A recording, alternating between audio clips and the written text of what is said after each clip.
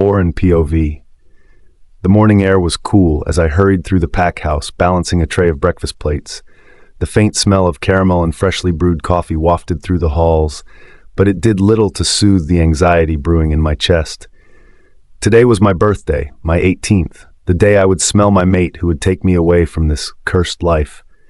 Life as an orphan omega in our pack was riddled with hardships and misery. "Do you plan on making me wait all morning, Auren?" Maris's sharp voice cut through my thoughts like a whip as I entered the dining room.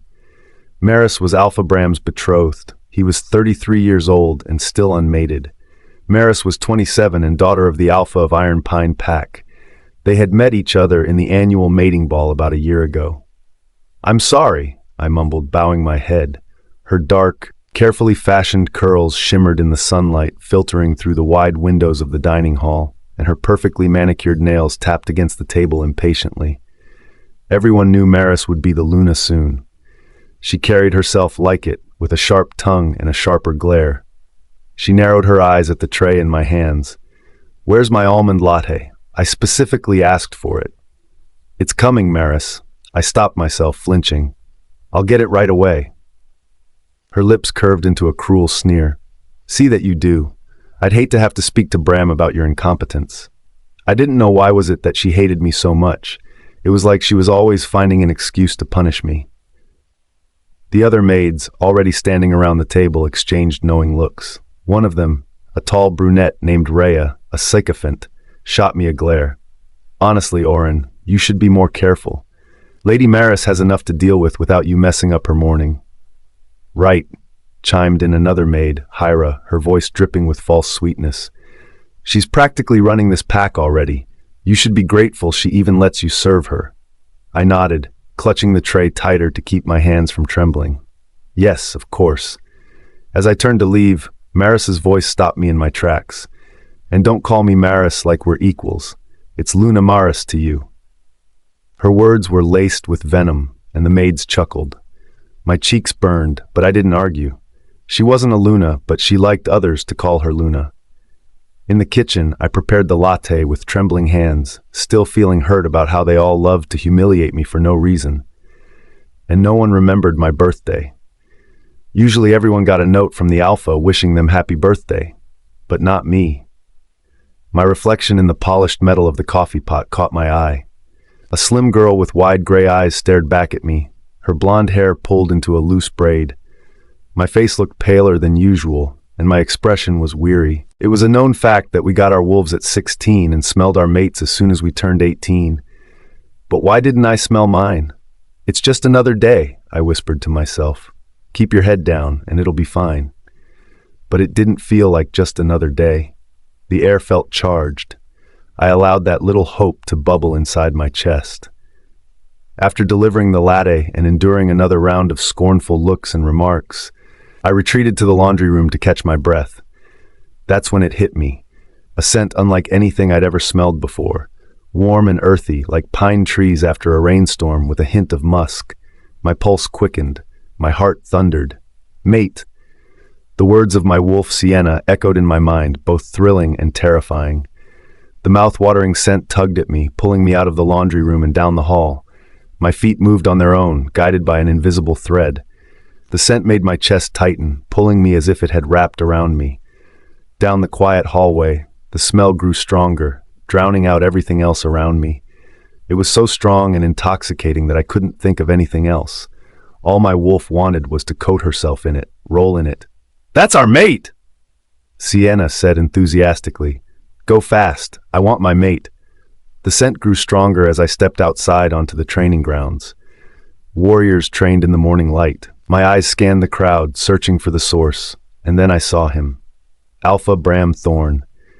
I couldn't believe that the moon goddess had made Alpha Bram my mate. Shock mingled with awe. The world around me faded as irresistible desire rippled through me. A deep sense of completion overcame me, as if I'd found a missing part of my soul. He stood at the center of the field, towering over the others with graceful confidence. His dark hair was slightly tousled, and his sharp features were set in a look of concentration as he demonstrated a fighting move. The sunlight caught the sweat on his brow, making him seem almost otherworldly. My breath hitched as our eyes met. Hope swelled in my chest when I saw recognition in his eyes. This was it. My mate, my alpha. He was going to pull me out of my wretched life. Before I could stop myself, my feet carried me towards him. I stared at him like he was my god. He was so beautiful and strong that every girl in the Crimson Howl pack had a crush on him. All I wanted was to reach him and fall into his arms as he wrapped them around me. "Mate," I whispered, my cheeks flushing. But why was he behaving so coldly? Didn't he recognize me? When I was only a few feet away, his expression shifted. His body stiffened, and his warm amber eyes turned cold. The flicker of recognition in his gaze was quickly replaced by a harsh disappointment and anger. It cut deep, and so I hesitated. "No, go to him," Sienna urged. When I took a few more steps toward him, Maris came into my peripheral vision, heading straight to Alpha Bram. "Alpha Bram!" she chirped excitedly, elbowing me roughly, nudging past me, making me stumble to the side. He looked at her and beamed as if I wasn't even there. He opened his arms for Maris, who rushed to him and hugged him tightly. She tipped her head up, and he pressed a kiss to her lips. My heart sank. I stood frozen, unable to move. The warmth I'd felt moments ago evaporated, leaving an intense ache in its place. The weight of his horrible rejection settled over me. His betrayal felt like a knife was plunged in my chest and then twisted. Sienna howled inside me out of rage and jealousy. No, he is our mate. She wanted to come out and tear Maris away from him, but I knew that she was a weak wolf. If she surfaced, Alpha Bram would kill her instantly. For years, I'd dreamed of this moment, the day I'd find my mate, the one person destined to see me for who I truly was, who would love me, cherish me. But now that dream lay shattered at my feet. Tears sprang in my eyes. Alpha Bram glared at me, daring to come close. Maris also turned to look at me with narrowed eyes. Dread plummeted in my stomach. I was afraid that if I went nearer and declared that I was his mate, they would throw me in the dungeons.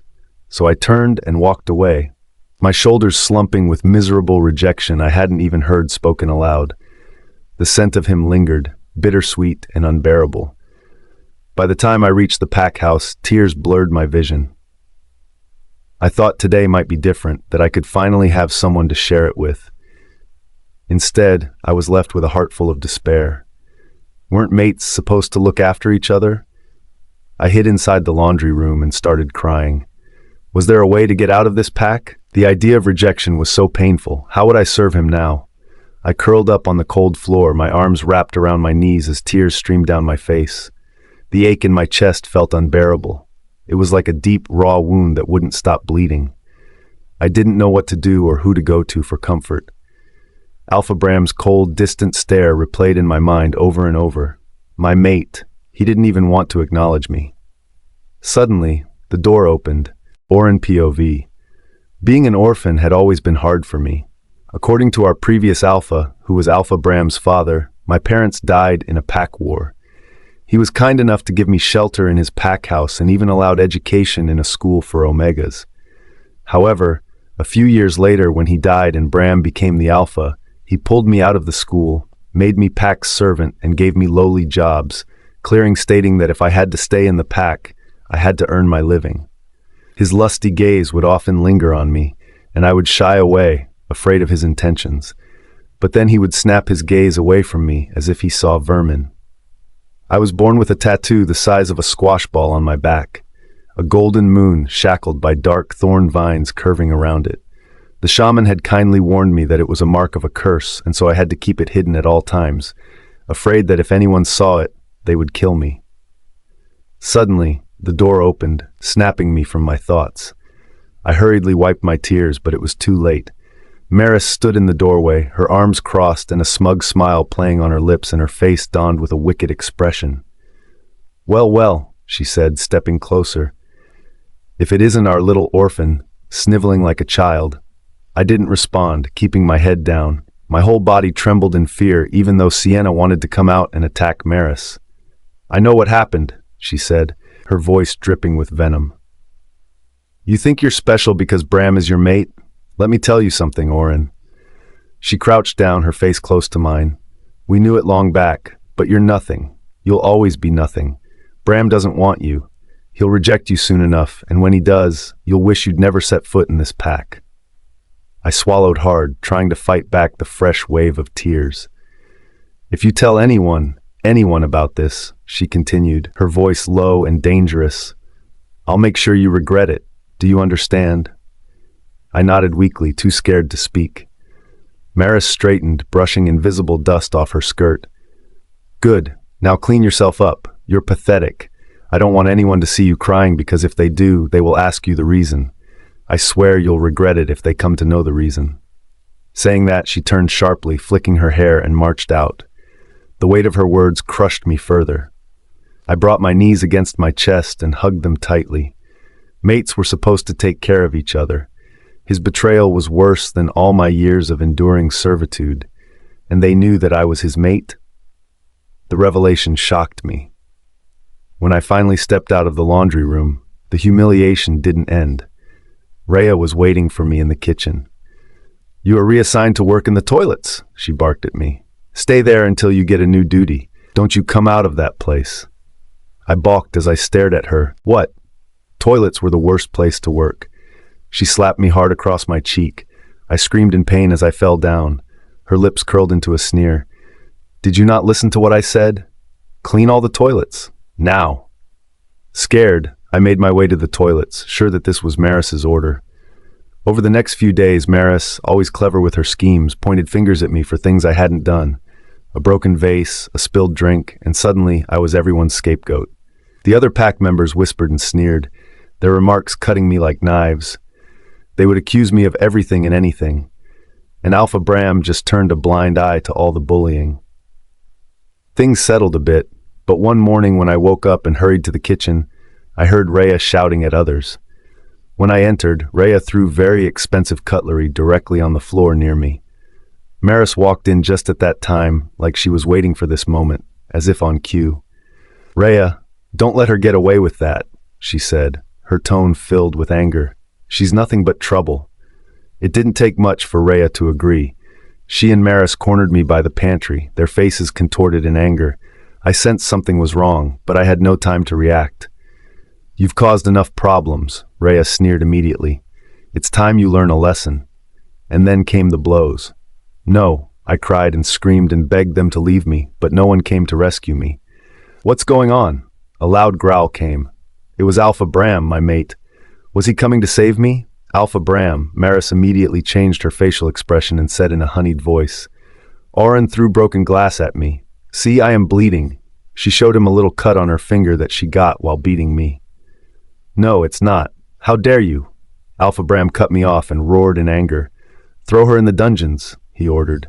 I was stunned. It was me, his mate, who was bleeding, and he didn't even have a heart to respond to that. How naive of me to think of his coming to save me. This was just a perfect plan for them to get rid of me. And just like that, Maris and Rhea dragged me to the dungeons, a dark, damp hole beneath the pack house where air was thick and musty, and the only light was coming from a single flickering torch. You'll stay here until we decide you've learned your place, Maris said, her voice laced with poison.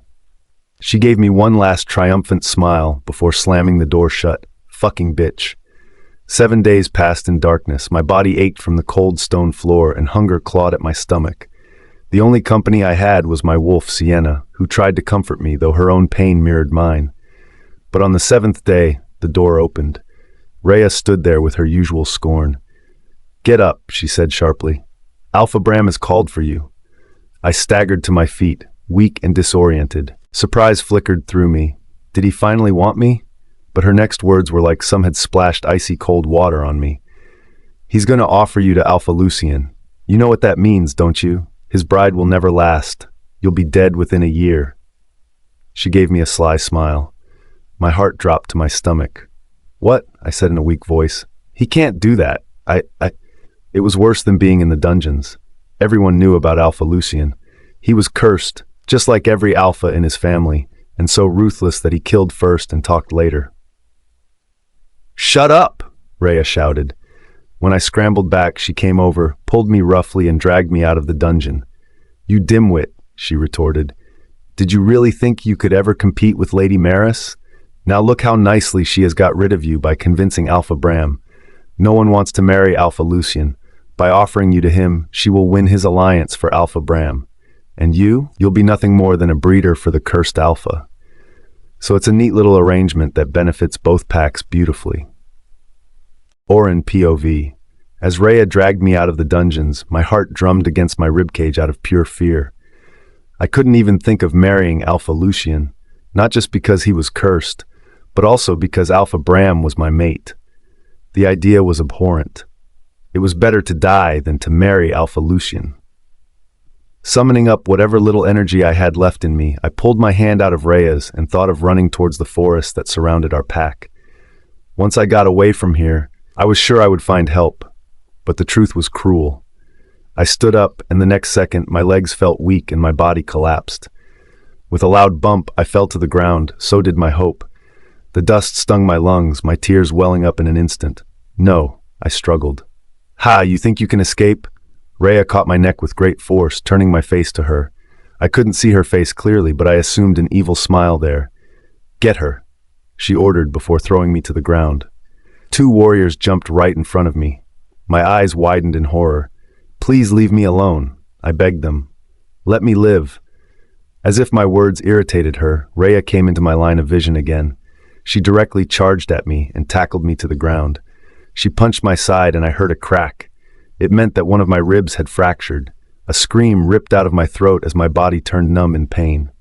Liv, you are so pathetic. Pick her up, she ordered the warriors. One of them hauled me over his shoulder with no mercy to my fractured rib. As I screamed and cried and begged them to leave me, they carried me all the way to a little room in the Omega's quarters and slammed the door shut behind them. I pounded on the door, shouting, coughing blood.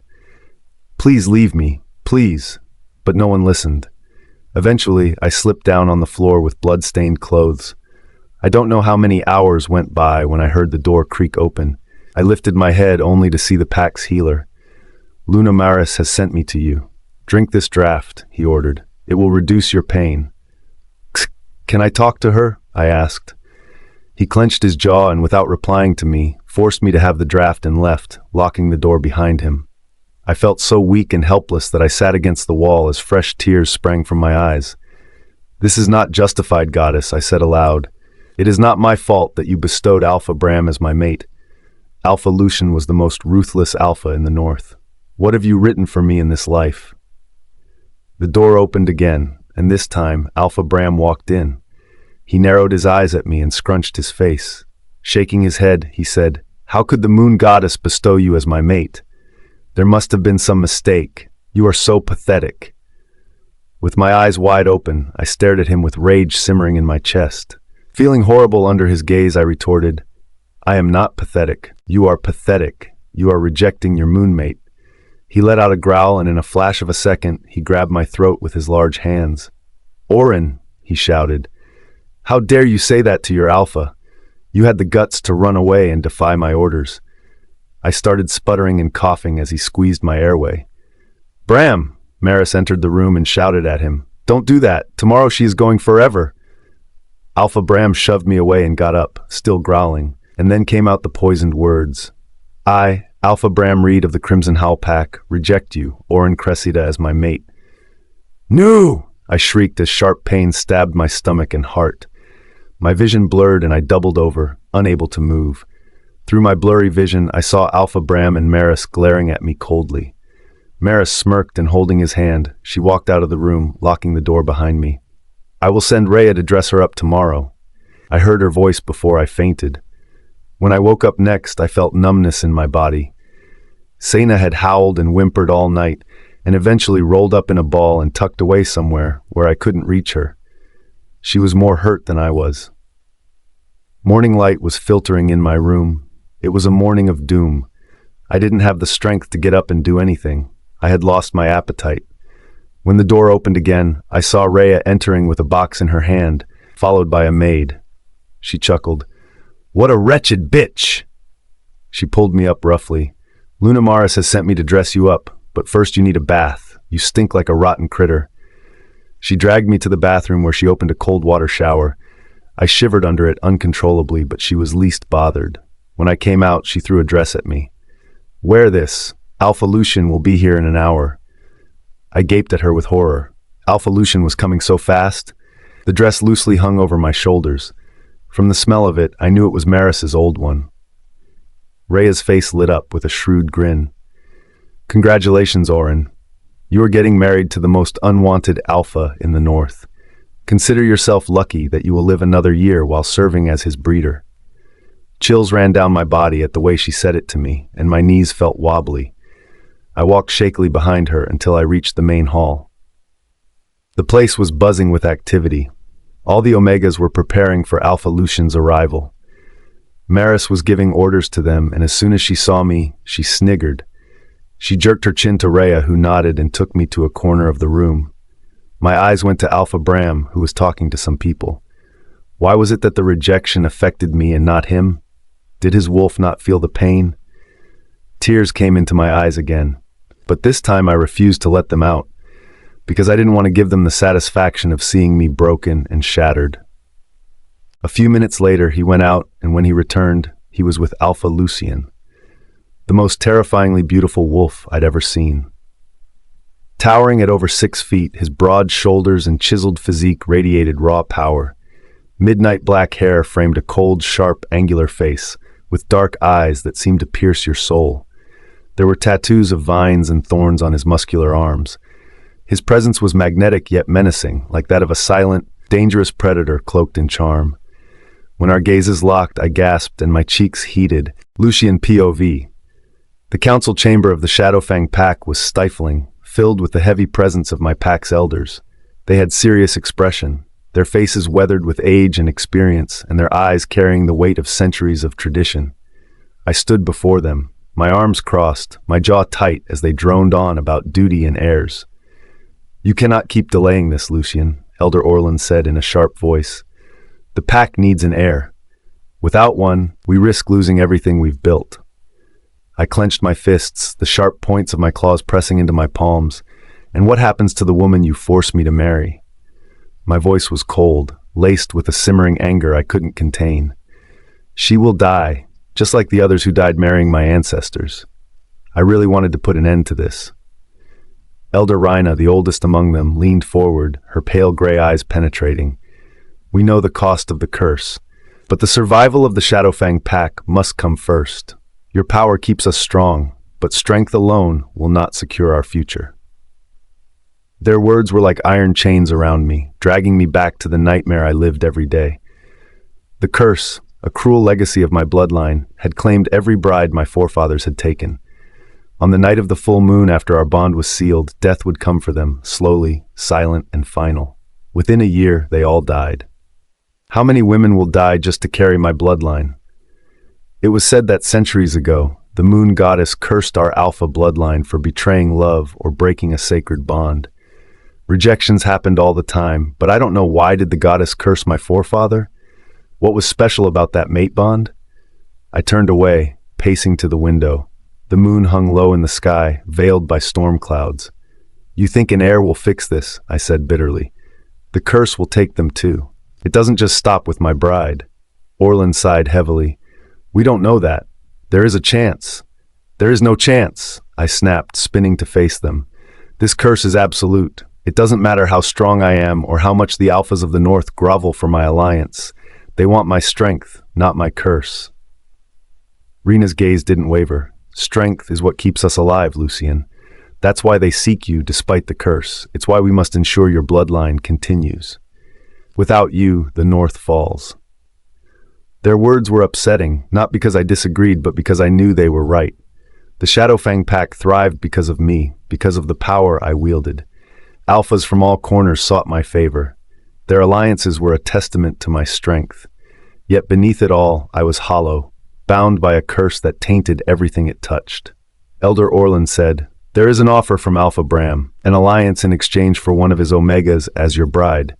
She's expendable to him, but this alliance will secure his loyalty. It is a solution that benefits us all. He has been seeking your alliance from a long time. An Omega." My stomach churned at the thought. I had no use for alliances built on the backs of weak and innocent. As such, I disliked Bram. He was a slimy bastard. I closed my eyes, the weight of their stares pressing on me. If I agree, this alliance must serve the pack above all else. Of course, Rena said, leaning back in her chair with satisfaction. The decision settled like a stone in my chest. I would take another bride, knowing her fate, because I had no other choice.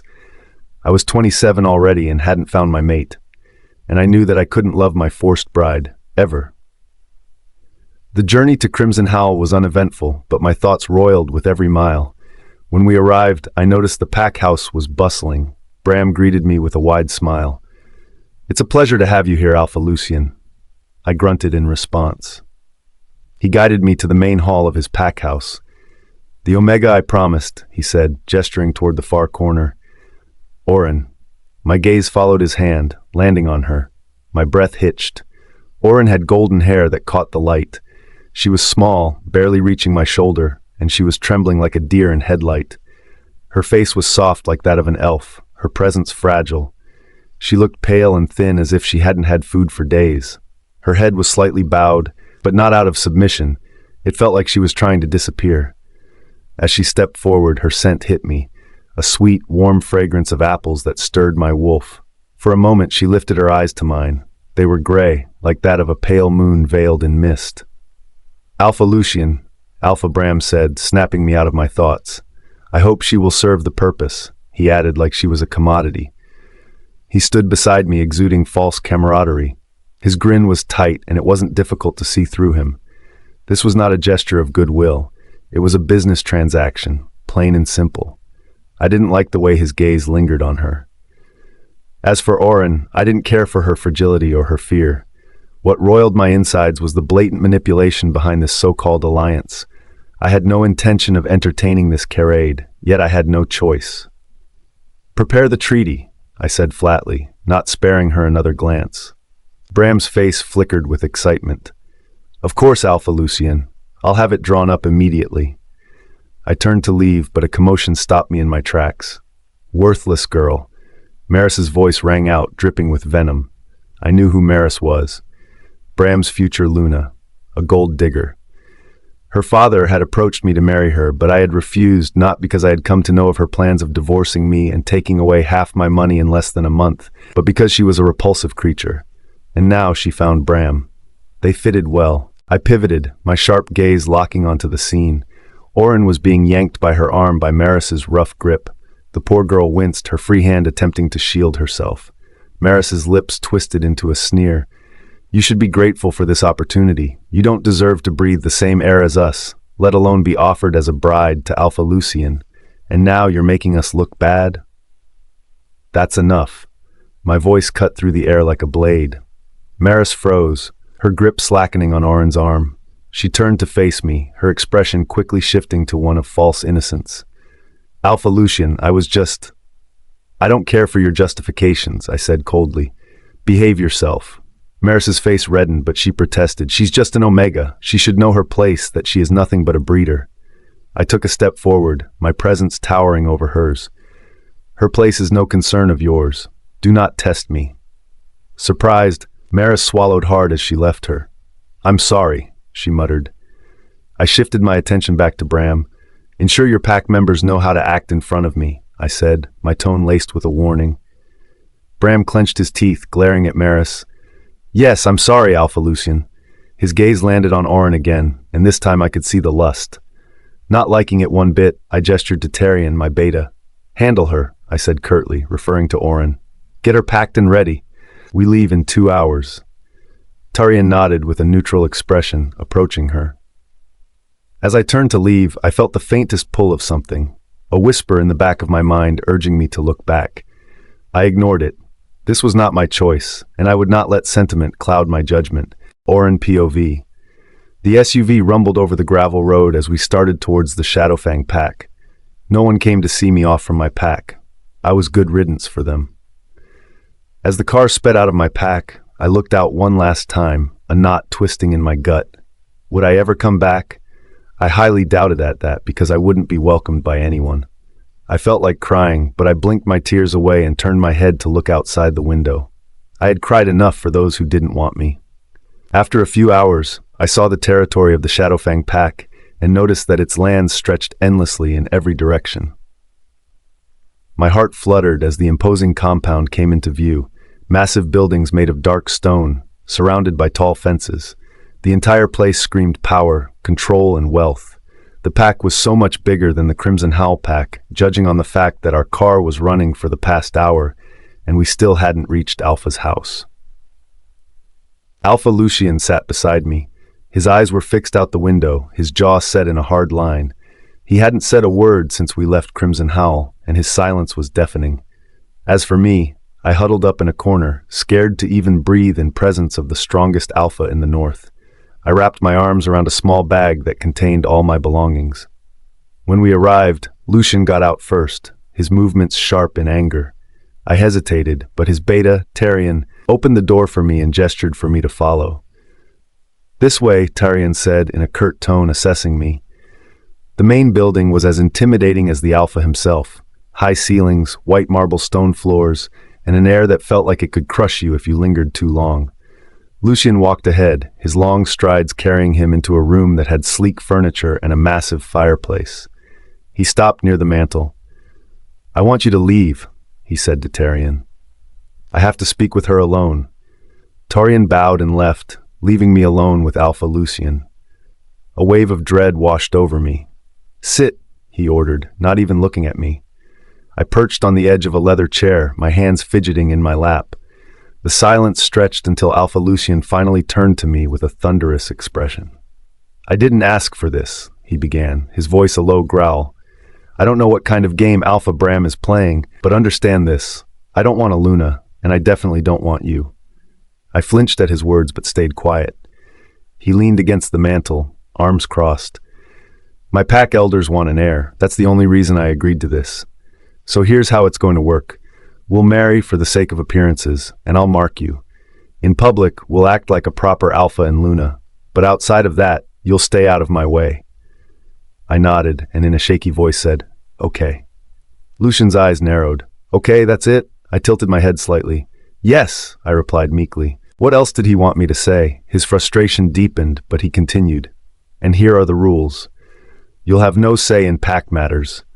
You'll live in the West Wing, far from my quarters. You won't sit with me, you won't eat with me, and more importantly, you won't demand anything from me. Do you understand?" I swallowed hard but nodded again.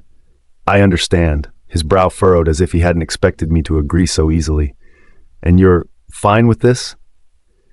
I blinked up at him, genuinely confused. He brought me here for that purpose. "Yes, I'm fine," I replied. "At least here, no one will throw me in a dungeon for burning a toast or forgetting to fluff a pillow just right." "Do you even understand the weight of this situation?" he asked. My brows drew together. "Yes, you said we're getting married tomorrow, and I'll stay out of your way unless you need an heir." My cheeks flushed at the last part, and I quickly dropped my gaze. Lucien exhaled sharply, pinching the bridge of his nose. "Great, fine," he muttered. "We leave it at that. Tarian will show you to your room. The wedding will happen tomorrow. Someone will be there to prepare you for it." I stood hesitantly, unsure if I should thank him or just leave. "Alpha Lucien?" "Thank you," I said softly anyway. His brows furrowed. "What?" he asked, unable to believe that I was thanking him for my situation. I hesitated. Then I asked a genuine question. "I have a question. What if I get hungry? Am I allowed in the kitchen? Or should I wait for someone to bring me food?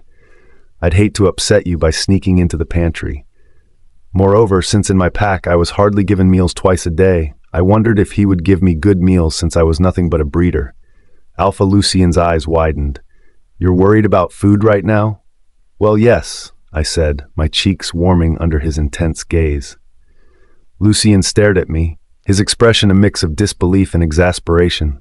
No sneaking. Eat whenever you want. Just stay out of my way." "Oh, that's easy," I said. "You're not hard to miss," I blurted without thinking. His eyes flashed with irritation. "What do you mean?" I bit my lip, realizing too late for what I had done. So in order to mitigate the situation, I added, "You're like a thundercloud?" Alpha Lucien narrowed his eyes. "A thundercloud?" I flushed again, wringing my hands. "It's a compliment. Thunderclouds are powerful and dramatic. Goddess, someone stop my verbal diarrhea." He clenched his jaw so tightly that I wondered if he cracked his molars. "You're unbelievable." His hands clenched into fists at his side. It doesn't matter. Just remember what I said. Don't expect anything more than what I've offered. I nodded, my wide eyes sincere. Understood. Good, he said and marched out. I watched him leaving, my heart thudding a little faster despite his anger. He might be scary and stern, but he hadn't thrown me into a dungeon. That was already better than what I was used to. As the door closed behind him, I slumped back into my seat, my cheeks burning. Somehow, I'd survived that conversation, but I had a feeling life here was going to be anything but easy. Suddenly, my stomach growled loudly. Auren POV. Tyrion reappeared and led me out with a kind but cautious expression. Don't take it personally, he said quietly as we walked down the long hallway. Was he listening to us? But with sharp hearing senses, what else could I expect from the beta of the most powerful alpha? I didn't, I lied. Even though Lucien was cold, distant, and angry, I felt safer here than I ever had back at Crimson Howl. Tyrion led me through the grand halls of the pack house, his boots echoing against the polished floors. I followed close behind, keeping my gaze low to avoid staring at the beautiful but intimidating surroundings. Everything about this place felt unwelcoming, much like its alpha. The sadness of Alpha Bram's rejection came back, and I took a deep breath in to stop myself from crying. He had smartly not only rejected me, an Omega, as his mate, but he had ensured that I would die in a year. At the same time, because of me, he formed an alliance with Alpha Lucien. When I was just leaving the pack, Bram had come to my room. He stood too close to me and traced my jawline with his fingers. I wanted to lean into him, but I stopped after what he did to me. You better serve your purpose nicely, Auren. If I come to know that you've escaped, I'll personally hunt you and kill you. And then he leaned down and brushed my cheeks with his lips. I felt sick, so I pushed him away, but he chuckled and sauntered away. This will be your room, Tyrion said, snapping me from my memories. We had reached a door at the far end of a hallway. He stopped and turned to me, opening the door. I peeked inside, half expecting something dreary, but it was surprisingly clean, comfortable, and better than anything I had ever lived in. The room had a bed with a plush blanket, a simple wooden table by the window, and a wardrobe. Sunlight poured through the window, making the space seem warmer than I'd imagined. You can explore the pack house if you want, Tyrion continued in a steady but kind voice. But stay away from the north wing. That's Alpha Lucien's quarters, and he doesn't want to be disturbed. Understood? I nodded quickly, not wanting to make a bad impression. Yes, I understand. Thank you. Tyrion studied me for a moment, as if trying to figure out why I was being so agreeable. Without another word, he turned and left, the door clicking shut behind him. I stood in the middle of the room, letting out a small sigh of relief. This room felt like a safe haven. It was beautiful, but it was mine, even if only for now. The thought of being left alone made me smile a little. I didn't have to see Alpha Lucien or deal with his anger. I didn't have to endure Rhea's sharp words or Maris's cruel smirks or Alpha Bram's rejection. Here, I could just be quiet and unnoticed. After placing my small bag in the wardrobe, I spotted a door on the side of the room. Curious, I opened it and found a bathroom. The bathtub looked clean and inviting, the shiny faucet glinting in the light. The idea of a warm bath was too tempting to resist. I filled the tub and stepped in, the heat instantly easing the tension in my sore muscles. I had never felt this kind of comfort. I closed my eyes for a moment, letting the water wash away not just the dirt, but the weight of the past few days. When I finally got out and wrapped myself in a soft towel, I felt lighter, like I'd shed a layer of my worries. I dried off quickly and came into my room. That's when I noticed it, the smell of food. On the small table by the window, there was a tray piled high with bread, steaming soup, fresh fruit, and even a small plate of a chocolate dessert. My stomach growled loudly, reminding me I hadn't eaten properly ever since I was thrown in the dungeons. I walked over, hesitant at first. Carefully, I picked up a piece of bread, wondering if I was dreaming, and took a bite. It was soft and warm, the kind of food I hadn't ever had. It was a luxury for me, and certainly not a dream. Before I knew it, I was eating everything, savoring each bite like it was a feast. The bean soup was rich and creamy, the fruits juicy and sweet. By the time I got to the dessert, my cheeks were puffed like a squirrel's. But I didn't care. I was hungry, and this food felt so good. However, as I reached for the last piece of bread, my stomach revolted, and before I knew, I was retching. I ran to the bathroom and puked it all out. Bewildered, I sat on the floor of the bathroom, heaving. I guess my stomach couldn't handle eating so much after a long time. I took a deep breath and rinsed my mouth. Suddenly, a faint sound caught my attention, a creak outside my door. I froze. Slowly, I went out to see. My door was slightly open, the crack wide enough for a shadow to flicker across the floor. My heart skipped a beat. Who was there? I opened it wide enough to peep out and heard retreating heavy footsteps. Out of fear, I closed the door quickly and locked it from inside. Feeling mentally and physically exhausted, I dragged myself to the bed and plopped on it. I sprawled on it and closed my eyes, drifting into a deep sleep almost immediately. My dreams were filled with that of a wolf with silky black fur and golden eyes, who was taller than me, walking beside me purring. And surprisingly, I felt so warm and comforted in his presence. He sat down beside me, and I curled into his thick furry coat like a ball. I don't know for how long I slept, but knocking on my door jerked me awake. I jumped out of the bed and dashed to the door to open it. To my utter surprise, I saw Alpha Lucien. His gaze dropped to the towel that was wrapped around me loosely. My head snapped down to my chest, and I flushed till my chest, seeing how the upper swells of my breasts were protruding out. Quickly, I covered myself, tightly wrapping the towel around me. Alpha Lucien, I rasped, meeting his eyes, feeling mortified. I was really surprised that he came to see me when he was the one who asked me to stay away from him. How can I help you? Through his clenched teeth, he said, Our marriage is deferred by a week. Auren POV. I stood at the door, staring at Alpha Lucien. His dark eyes held anger and frustration, and his hands were curled into tight fists. He wasn't happy to see me, that much was clear. I clutched the edge of my towel tighter, feeling exposed in more ways than one. Elder Reina has asked to meet you tomorrow morning, he said gruffly, snapping his gaze back to my face. I blinked, my mind catching up as surprise washed over me. Oh, okay. I darted my eyes behind him, wondering if there was anyone with him. Alpha Lucien, you didn't have to personally deliver this message to me, I said quietly. What do you mean? He growled. You wanted someone else to deliver this message? And who? Did you want someone to see my would-be Luna in this state? I gulped. No, I said, fear gripping me. It's just that you are an alpha and has more important duties than to come here personally and inform me. Goddess, he was a thundercloud, threatening to turn into a tornado and crush me all over. What did I even do? If you think that I will ask someone else to deliver this message to you, then you're mistaken, Auren, he lashed at me. Then he narrowed his eyes in suspicion. Did you mean you wanted Tyrion to come here? Especially when you're just wrapped in a towel? My jaw dropped, mortified as hell. What, not at all? I clutched the edge of my towel. But how did you know I was wrapped in a towel? At my words, he clenched his jaw and didn't speak for a long 2 seconds. Then, dismissing my question, he growled, Just be there to talk to Elder Reina in the morning at 10 a.m., okay? I nodded. Should I wear something special? Lucien's jaw ticked. It's a conversation, not a parade. Just don't embarrass yourself, or me. I nodded quickly, my stomach churning. I'll do my best, Alpha. He stared at me for a second longer, then muttered something under his breath and turned to leave. I didn't catch the words, but his irritation was apparent as he rushed down the stairs, taking 2 at a time. As soon as the door closed, I let out a breath I didn't know I was holding.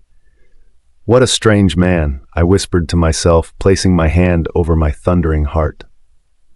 The next morning, I woke early and dressed in one of the plain dresses I had bought for myself. It was a simple shirt with an old frayed jeans, but it was neat, and I thought it would be good enough. However, as soon as I was about to go out for breakfast, a soft knock on the door startled me. I opened the door only to find 2 maids, holding half a dozen dresses. They stared at me, blinking their eyes. Then suddenly, they bowed to me. Alpha Lucien has sent these dresses for you. Surprise hit me and my breath caught in my throat. My eyes widened. For a moment, all I could do was stare, my mind scrambling to catch up with what she said. Alpha Lucien? I asked in a raspy voice. Why? They nodded eagerly with a smile. Can we come in? Said the older one. Sure, I blabbered, opening the door wider for them. As soon as they entered, I saw another maid coming in with chicken soup. She also bowed to me and entered inside the room. "This soup will be nice for you, Lady Auren," she said. "Alpha Lucien wants you to have light food for now." She placed a glass of juice next to it, and some natural sugar. My mind swirled with thoughts. Did he listen to how I vomited last night? I saw the maids hanging all the dresses in the wardrobe neatly, arranging them in a color-coordinated manner. It was all too much for me, so I sat on the bed with my hands folded in my lap. When they were done, they turned to me. The older one said, "It would be great if you could wear one of these to meet Elder Reina." "Sure," I replied in a low voice. They bowed again before leaving. The chicken soup was really light and tasty. I had it all and didn't feel like my stomach would revolt. Next, I checked on the dresses. All of them were so expensive that each one cost a fortune. I chose the least expensive one, a pewter silk dress with a round neckline and short sleeves. It hung like a hanger on my thin body, but covered my generous breasts and ass like a glove. How did Alpha Lucien know of my size? When I arrived at the main hall, I saw a regal woman with an air of authority standing by the door with Alpha Lucien, talking to him in hushed tones. Her silver hair fell past her shoulders. There were wrinkles on face that spoke of wisdom and age. Her head snapped toward me, and surprise flickered on her face. With a glint in her hazel eyes, Elder Reina greeted me with a kind smile. "Auren, come on, child," she said, gesturing to a chair. She looked at Alpha Lucien, who nodded and exited the room. I sat down, fidgeting with the hem of my dress. "Good morning, Elder Reina." Her eyes crinkled warmly. "Good morning, Auren. I've been wanting to speak with you about the marriage. I'm sure Lucien has already told you about it." I nodded, unsure of what to say. "You seem like a sweet girl," she began, "and I know that you must be overwhelmed about this marriage, but this marriage is not just about you and Lucien. It's about the future of this pack. I hope you understand that." "Yes, ma'am," I said softly. She studied me for a moment, then leaned forward slightly. "Do you know why the wedding was delayed?" I shook my head, my brows furrowing. "No." Elder Reina chuckled softly. "Actually, Lucien made the decision last night to delay the wedding." Then she narrowed her eyes slightly. "Did you influence his decision by asking him?" "No," I replied. "We didn't talk about it." Out of anxiety for being accused wrongly, I clutched the fabric of my dress in my lap as my heart thudded. Elder Reina leaned back in her chair and studied me for a while. Then in a soft but firm voice she said, "He's concerned that you might not be able to bear his mark in your current state." My heart sank. "His mark? Why won't I be able to bear it?" For some reason her words stung me. She nodded. "Lucien is a powerful alpha with very strong genes and very strong venom. His mark is not just a bite, it's magic, and Lucien fears that you're too fragile to endure it." Fragile, weak. I swallowed the lump in my throat and lowered my head. "So I'm asking again, did Lucien speak to you about this?" she asked, her voice gentle but probing. I thought about the previous night, his clenched teeth and snappy words. "No, he just told me the wedding was delayed. He didn't say why." Elder Reina's eyes softened. "I see." Taking a deep breath in, she asked, "And how do you feel about all this, child?" I tilted my head, unsure of how to answer, so I decided to be honest. "I know I'm not strong like other she-wolves, but—" Tears stung in my eyes. I didn't have a choice. I knew that she was hinting at my Omega status, and that I was traded for an alliance. There was no alliance if I didn't produce an heir for the Shadowfang pack. Auren POV. Elder Reina's lips curved into a small smile. "You have a good heart, Auren. That counts for more than you know." "Thank you, Elder Reina," I replied politely. She got up. "The marriage will take place a week later. Make sure that you eat well." I blushed at her words, but nodded and bowed to her as she left. After the meeting, I walked back to my room, my thoughts in turmoil. Alpha Lucien didn't think I could handle his mark. Did that mean he didn't want me as his mate, or he genuinely thought I was too fragile to handle his mark? When I reached my door, I found him waiting for me. His arms were crossed, and his expression was as cold as ever. "What did Elder Reina say?" he asked, his tone curt. "She said the wedding was delayed because you're worried I can't handle your mark," I said, blushing hard, looking up at him with wide eyes. Lucien's jaw tightened. "She told you that?" I nodded. "Yes. Is it true?" His eyes darkened. "What difference does it make? You're here, aren't you?" I blinked, feeling a little hurt.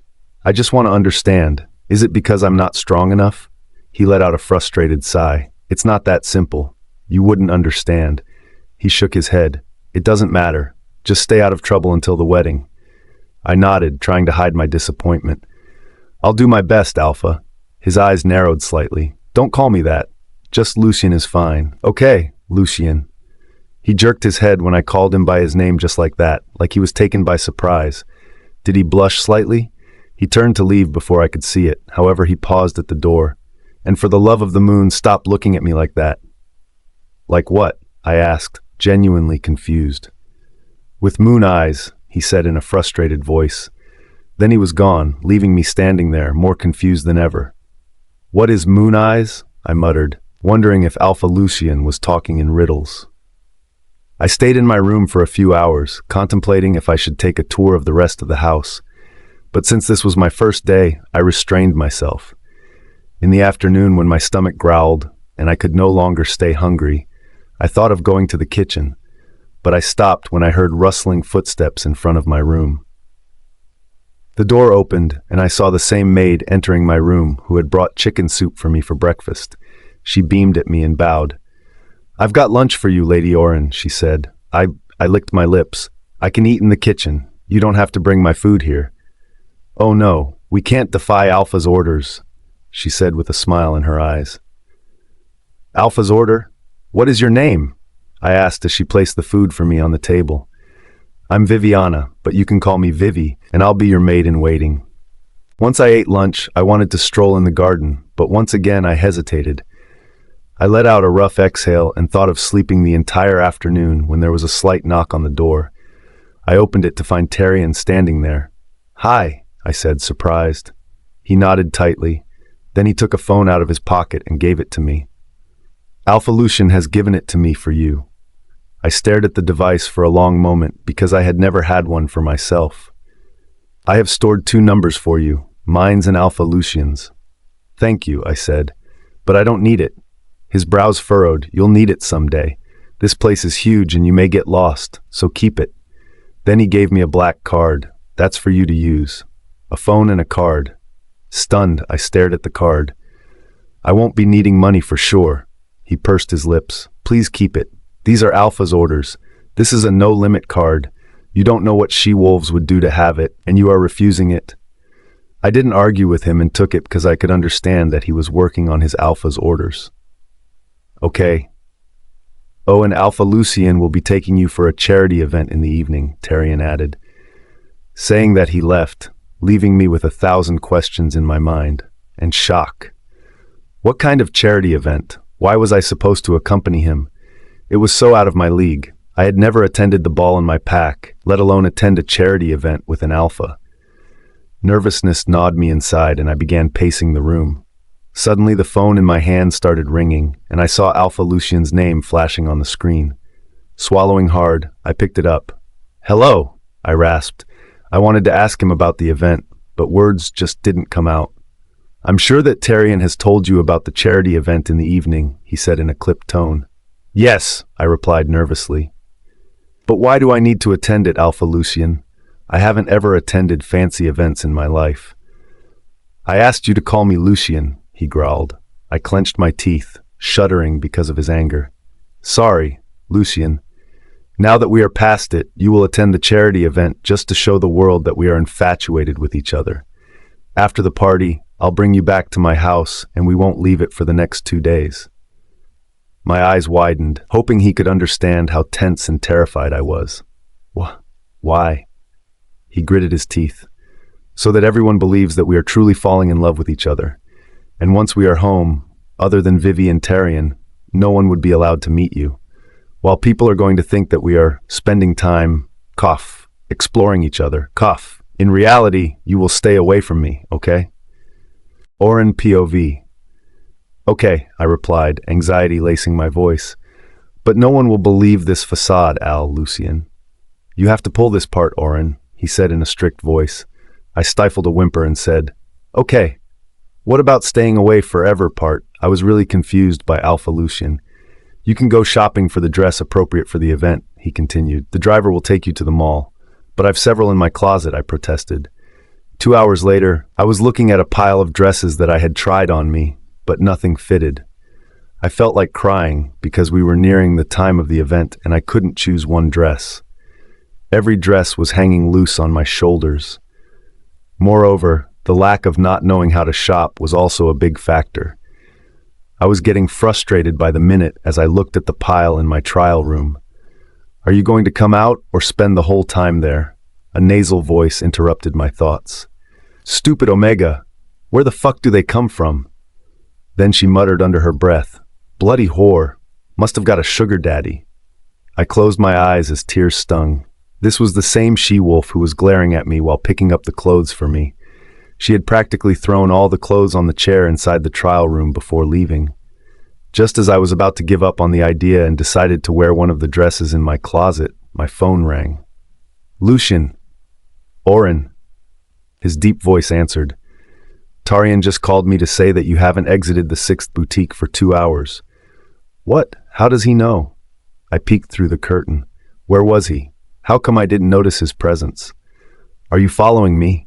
"I'm not following you, my people are." "Why? Why was he stalking me?" "I'm just finding a dress for the event." "The event is in 2 hours and you still don't have a dress. Tarian will take you to my personal stylist." Before I could protest, the phone disconnected.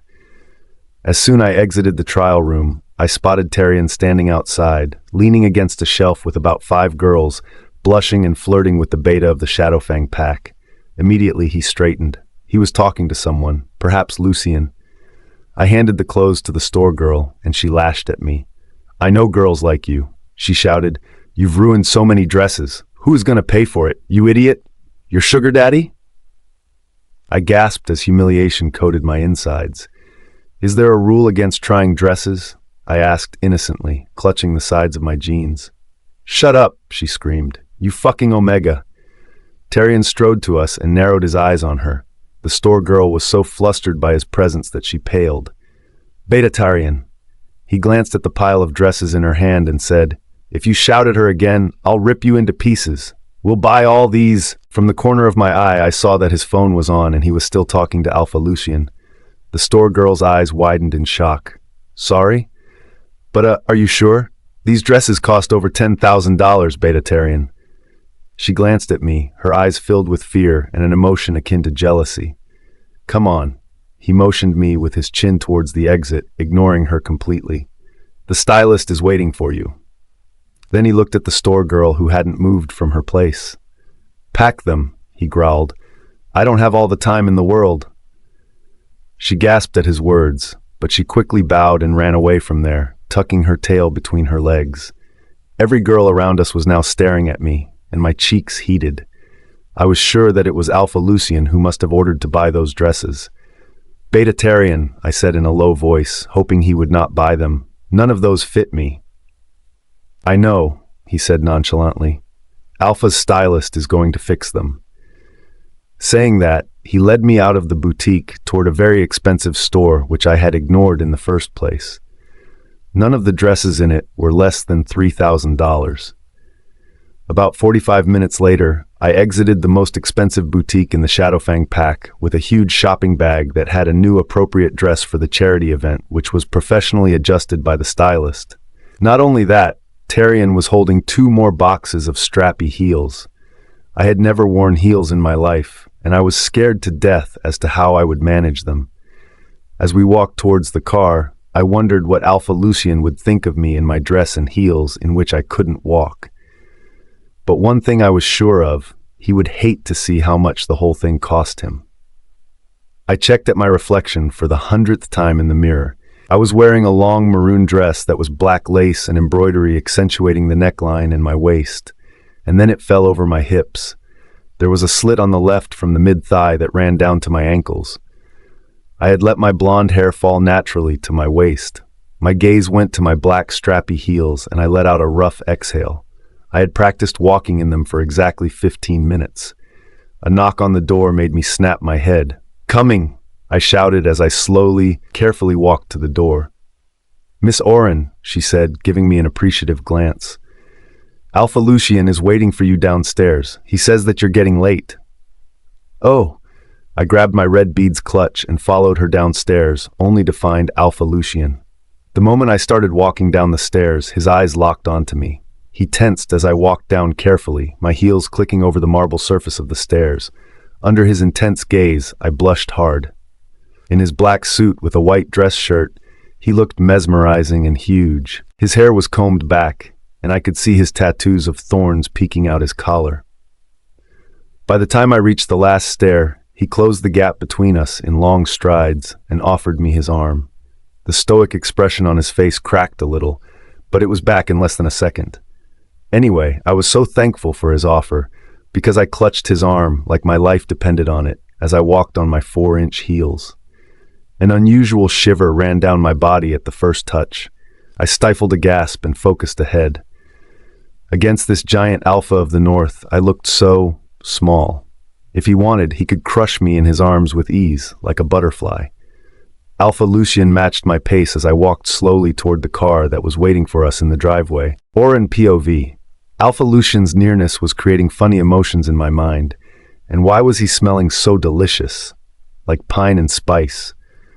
I had to rein in my thoughts because I knew that this was natural. He was an alpha, and the strongest one at that. Obviously, there were many she-wolves who were attracted to him, and I was just his breeder. I didn't know why taking me to the charity event was so important. I mean, he could have simply announced that we got married, used me to produce an heir, and discarded me. But his behavior was puzzling. "Are you ready?" he asked when we reached the event venue. We were standing at the bottom of the stairs. Ready? For what?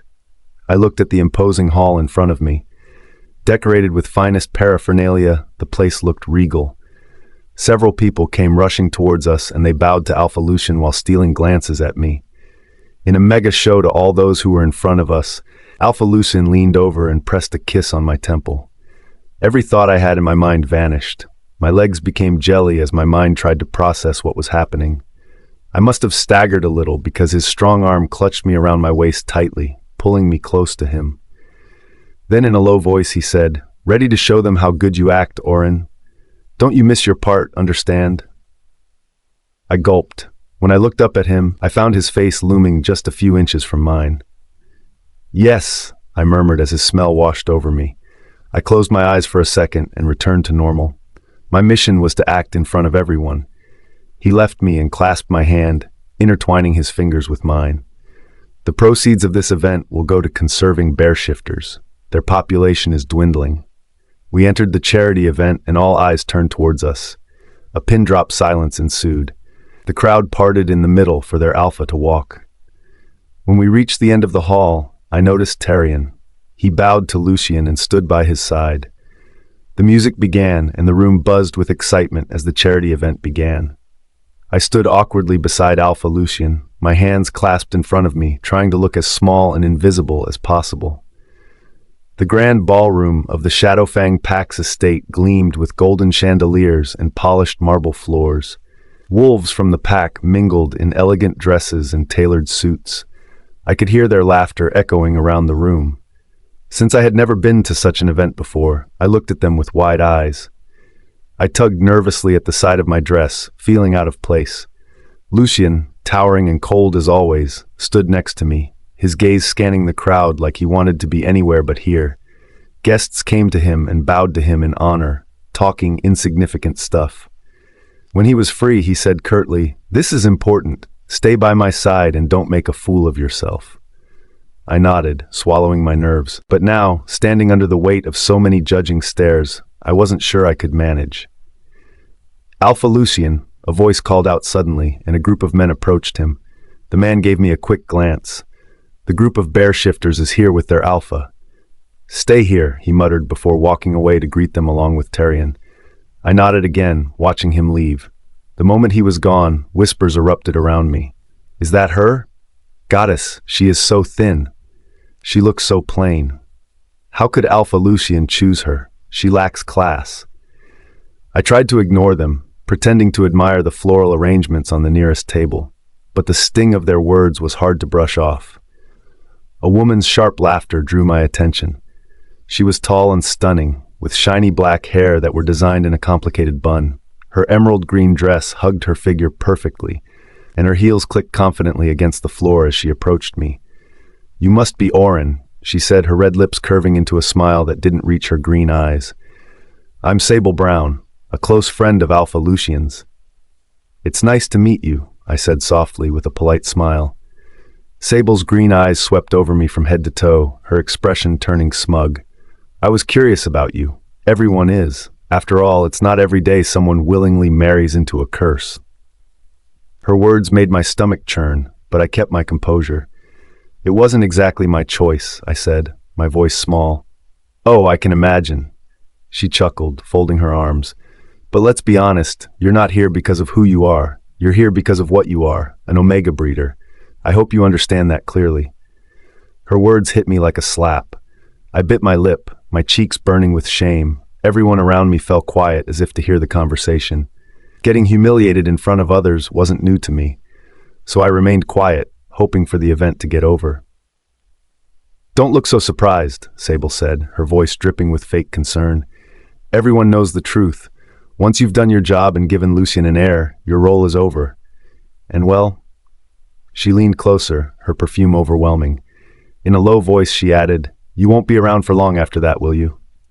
I stared at her, my heart pounding, tears threatening to spill as she talked of my doom. "Let me give you some advice, Auren," she continued, her smile turning icy. "Don't get too comfortable. You won't last, but I will. Once your purpose is served, I'll be the one by his side, taking care of his heir." She winked. "There's a reason why he isn't marking me." Her confidence left no room for doubt. My throat tightened, and I struggled to find my voice. "You mean you'll stay by his side as his mistress?" Sable's shock was apparent on her face, but tossing her hair over her shoulder, she said, "Sweetheart, it's not about what I decide. It's about what Lucien wants, and trust me, he wants me. That's why he is doing all this drama." The room felt smaller, the air thicker. I wanted to say something, anything, but my mind was blank. Sable's smug expression only grew as she watched me squirm. Before I could respond, I heard a familiar voice behind me. "Auren." Sable turned sharply to look at him. "Alpha Lucien," she rasped and bowed to him. "I was just saying how beautiful Auren is. If she needs my help with anything, I'm always there." I blinked at her in surprise as Lucien nodded at her. "Thanks, Sable." Sable threw a condescending look at me and sauntered away to her friends who were passing rude comments at me. Auren POV. I was stunned at how Sable changed her attitude in front of Alpha Lucien, but I stayed quiet because I knew that even if I complained about her to him, would he even believe me? I was nothing but an Omega. Alpha Lucien looked at me as if assessing me. When I turned my gaze to the ground, he gritted his teeth, but he came to stand next to me. I didn't know what was he expecting out of me to have this reaction. Tyrion came to us and they started talking to him about the pack's business. Alpha Lucien picked up a glass of rose champagne from a passing server and gave it to me. A pale blush crept on my cheeks. "I haven't had champagne ever in my life, Alpha Lucien," I said in a low voice, scared that if others heard, what would they incur? Alpha Lucien furrowed his brows so hard that they were in a straight line. "I asked you to call me Lucien," he said in a low voice. "Now, take it and keep it in your hand. You may sip it. If you don't like the taste, just keep it in your hand, okay?" he ordered. I took the wine from him and stared at the sparkling liquid with interest. As he started talking again with Tyrion, I sipped a little bit. Goddess, I didn't know that champagne could taste so good. Before I knew it, I had gulped it all. Alpha Lucien's gaze snapped at me, and for a moment he was surprised, but he took the glass from me and gave it to a server. Then he picked up another one and handed it to me, saying, "Don't drink it so fast." I nodded, feeling like my body had heated in all places, and before I could stop myself, I had finished half of it, and then giggled. "This is so good." Alpha Lucien stared at me with wide eyes. "Don't drink anymore," he said. I giggled again and nodded. "Okay." The MC of the event announced we need to be seated in our places so that the bidding for contribution to the cause may start. "What are we bidding for?" I asked. "The bear shifters," he said through gritted teeth. "Oh, I've heard they are pretty handsome." His facial expressions darkened and he resembled a dark thundercloud. So I straightened but hiccuped. "Goddess, what was wrong with him?" Why was he so moody? He grabbed my hand roughly and pulled me to the table where we were supposed to be seated. I noticed Sable was also there, sitting next to Tyrion, and 2 seats away from me. She looked at Alpha Lucien and smiled, blushing slightly. Though I didn't like it, I stayed quiet. Not my place to say anything, because she had made it abundantly clear that she was going to take my place after me. Feeling sad, I gulped the remaining wine. A server came near us, and I picked up the 3rd glass. Alpha Lucien leaned closer and warned, "You've had enough, Auren." I blinked at him and rounded my eyes. "Okay," and giggled. Why was he so grumpy about me having champagne? I placed my glass in front of me as the MC started talking about the bear shifters who started climbing the stage. And by goddess, weren't they gorgeous?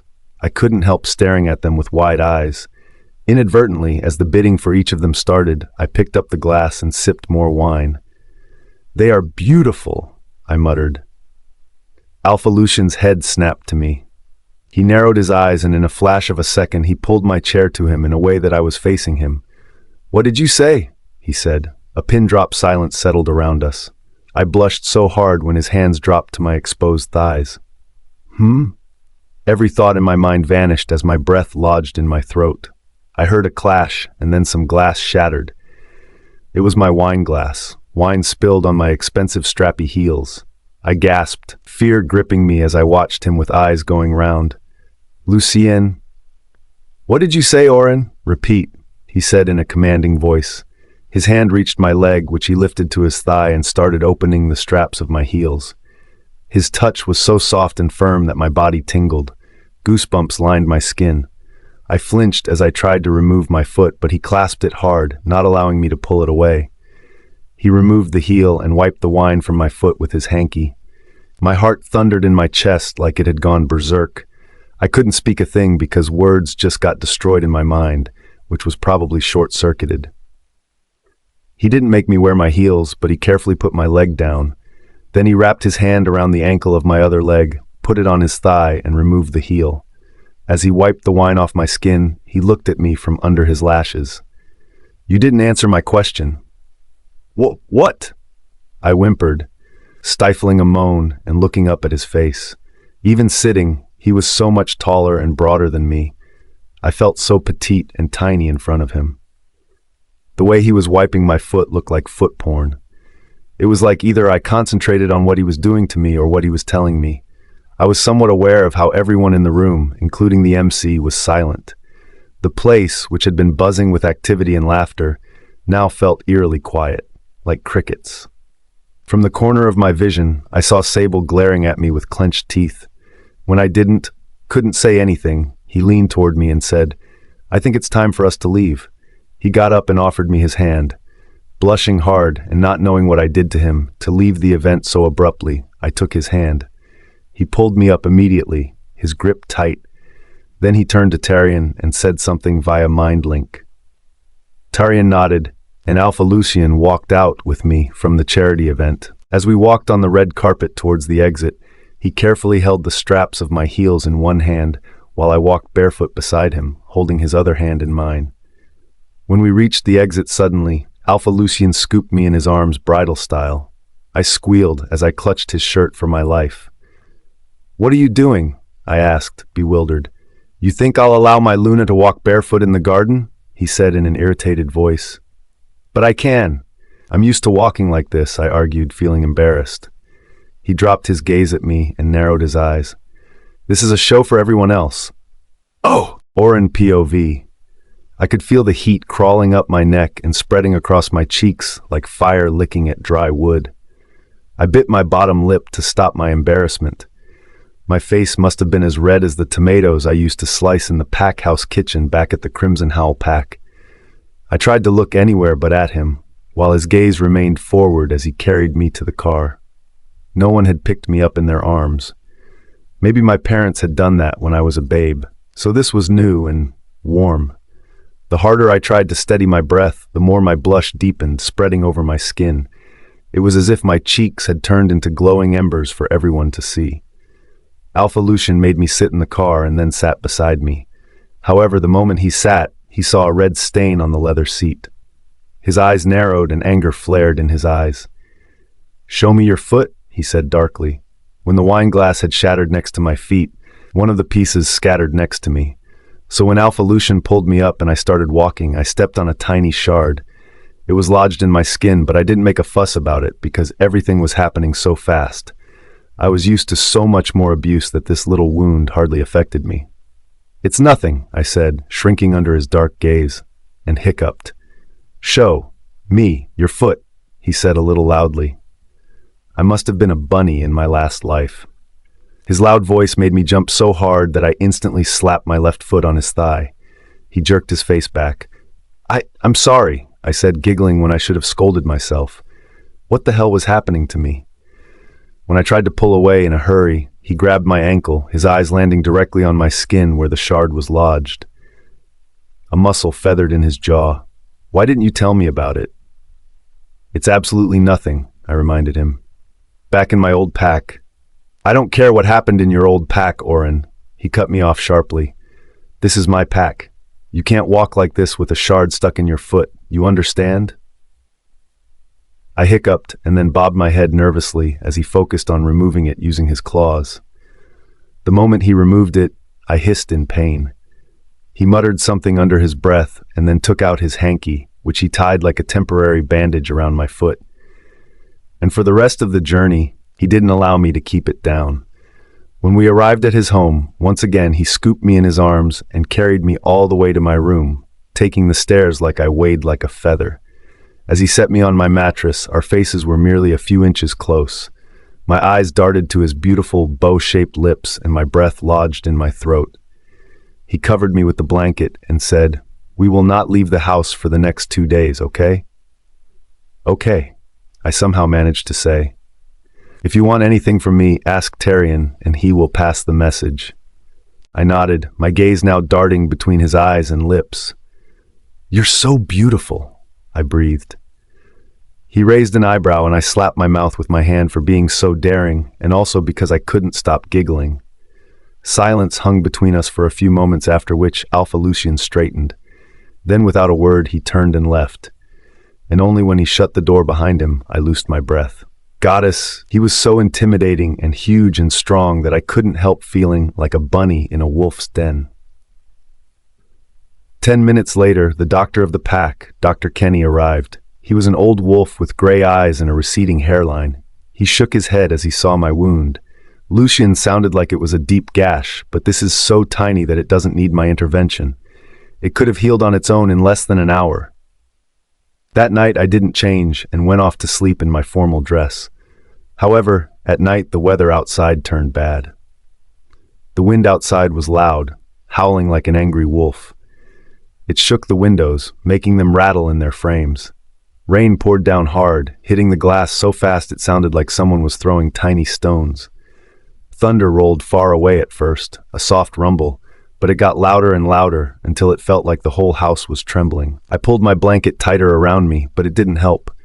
I felt scared, alone as my teeth chattered. The storm outside felt like it was trying to get inside my chest, making me uneasy and cold.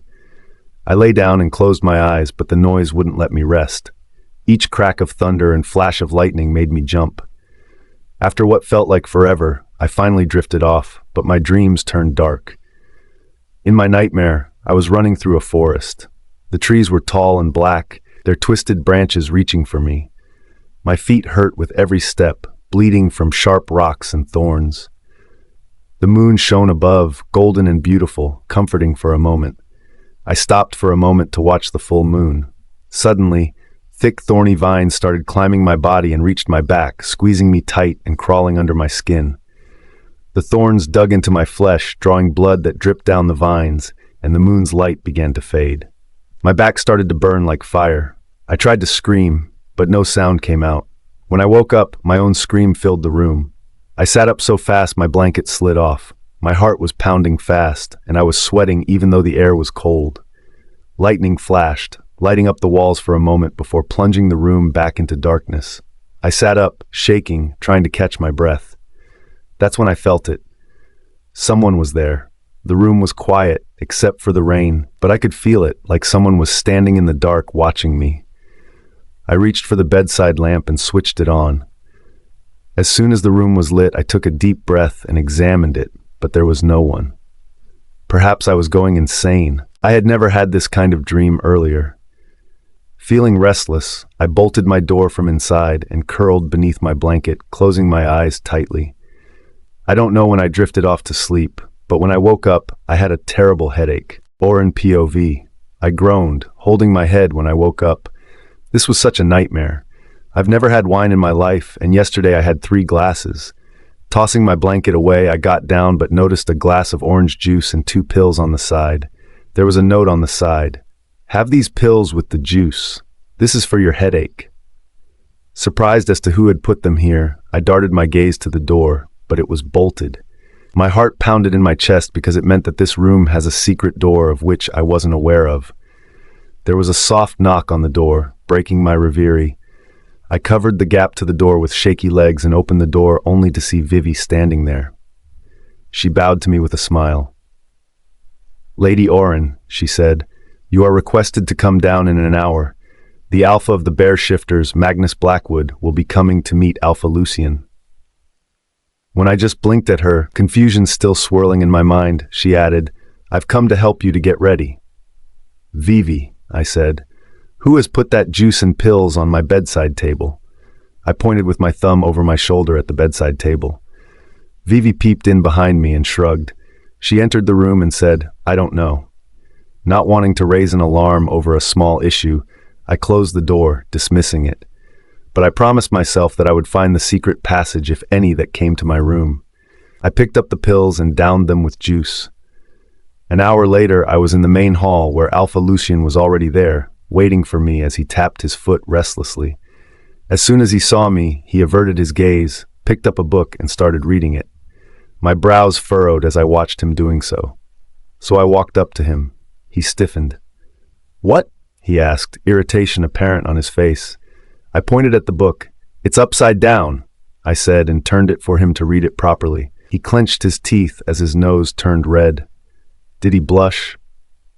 Just when I was about to sit, the front door swung open, and I saw Tarian entering, and behind him the largest man I had ever seen. He was taller than Lucien, with broad shoulders that filled the doorway. His dark hair fell neatly around his rugged face, and his hazel eyes sparkled with warmth as he stepped into the room. He was dressed in a crisp white shirt that hugged his muscular frame, paired with brown trousers that made him look both intimidating and approachable. Magnus Blackwood, the Alpha of the Bear Shifters. Though there were several bear shifters on the stage last night, but I didn't remember seeing him. I couldn't help but stare. He seemed like a bear in human form, strong, steady, and calm.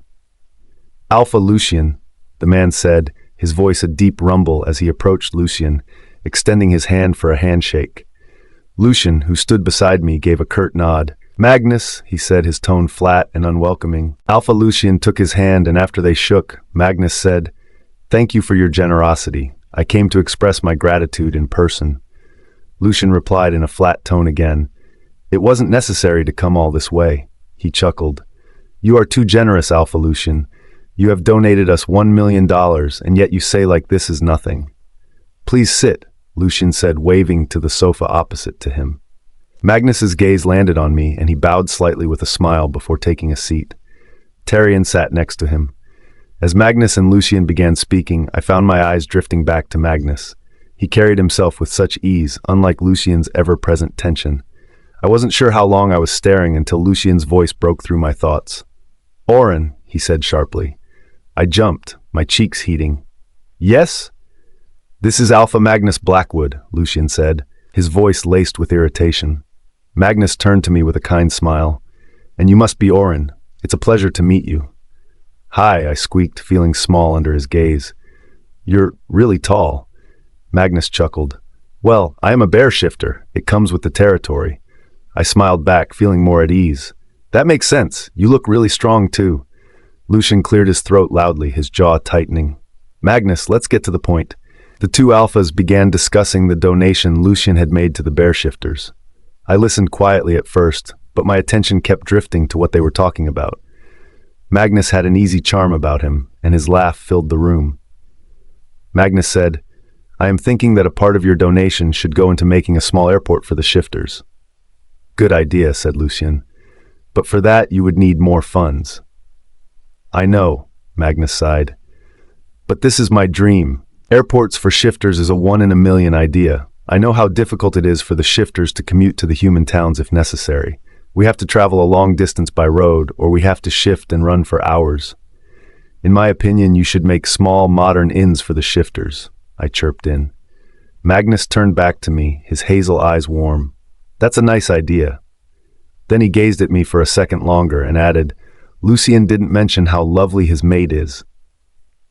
My cheeks burned. Oh, thank you, I stammered. Lucien shifted closer to me, his hand suddenly on my lower back. Auren, he said, his tone strict, why don't you let us finish our conversation? I blinked up at him, his touch branding my back. Tingles ran down my body. Am I interrupting? I asked him. But Magnus chuckled and answered, Not at all. It's refreshing to have someone so kind in the room with fresh, innovative ideas. Lucien's grip on my back tightened ever so slightly. I think we are done here. We'll talk later, he said to Magnus, his words clipped. Magnus's head jerked back in pure surprise as Tarian froze. Auren POV. I gaped at Alpha Lucien for being so curt. How could he be so impolite to Alpha Magnus as to stop the conversation so abruptly? The way his voice sounded made my stomach twist. He wasn't yelling, but the edge in his words was clear. It was like he was holding back his frustration, but I didn't understand why. At first, Magnus didn't seem bothered, so he kept smiling and speaking calmly, even when Lucien's responses grew more clipped. But I couldn't shake the feeling that Alpha Lucien was being protective. Or maybe he was just being possessive?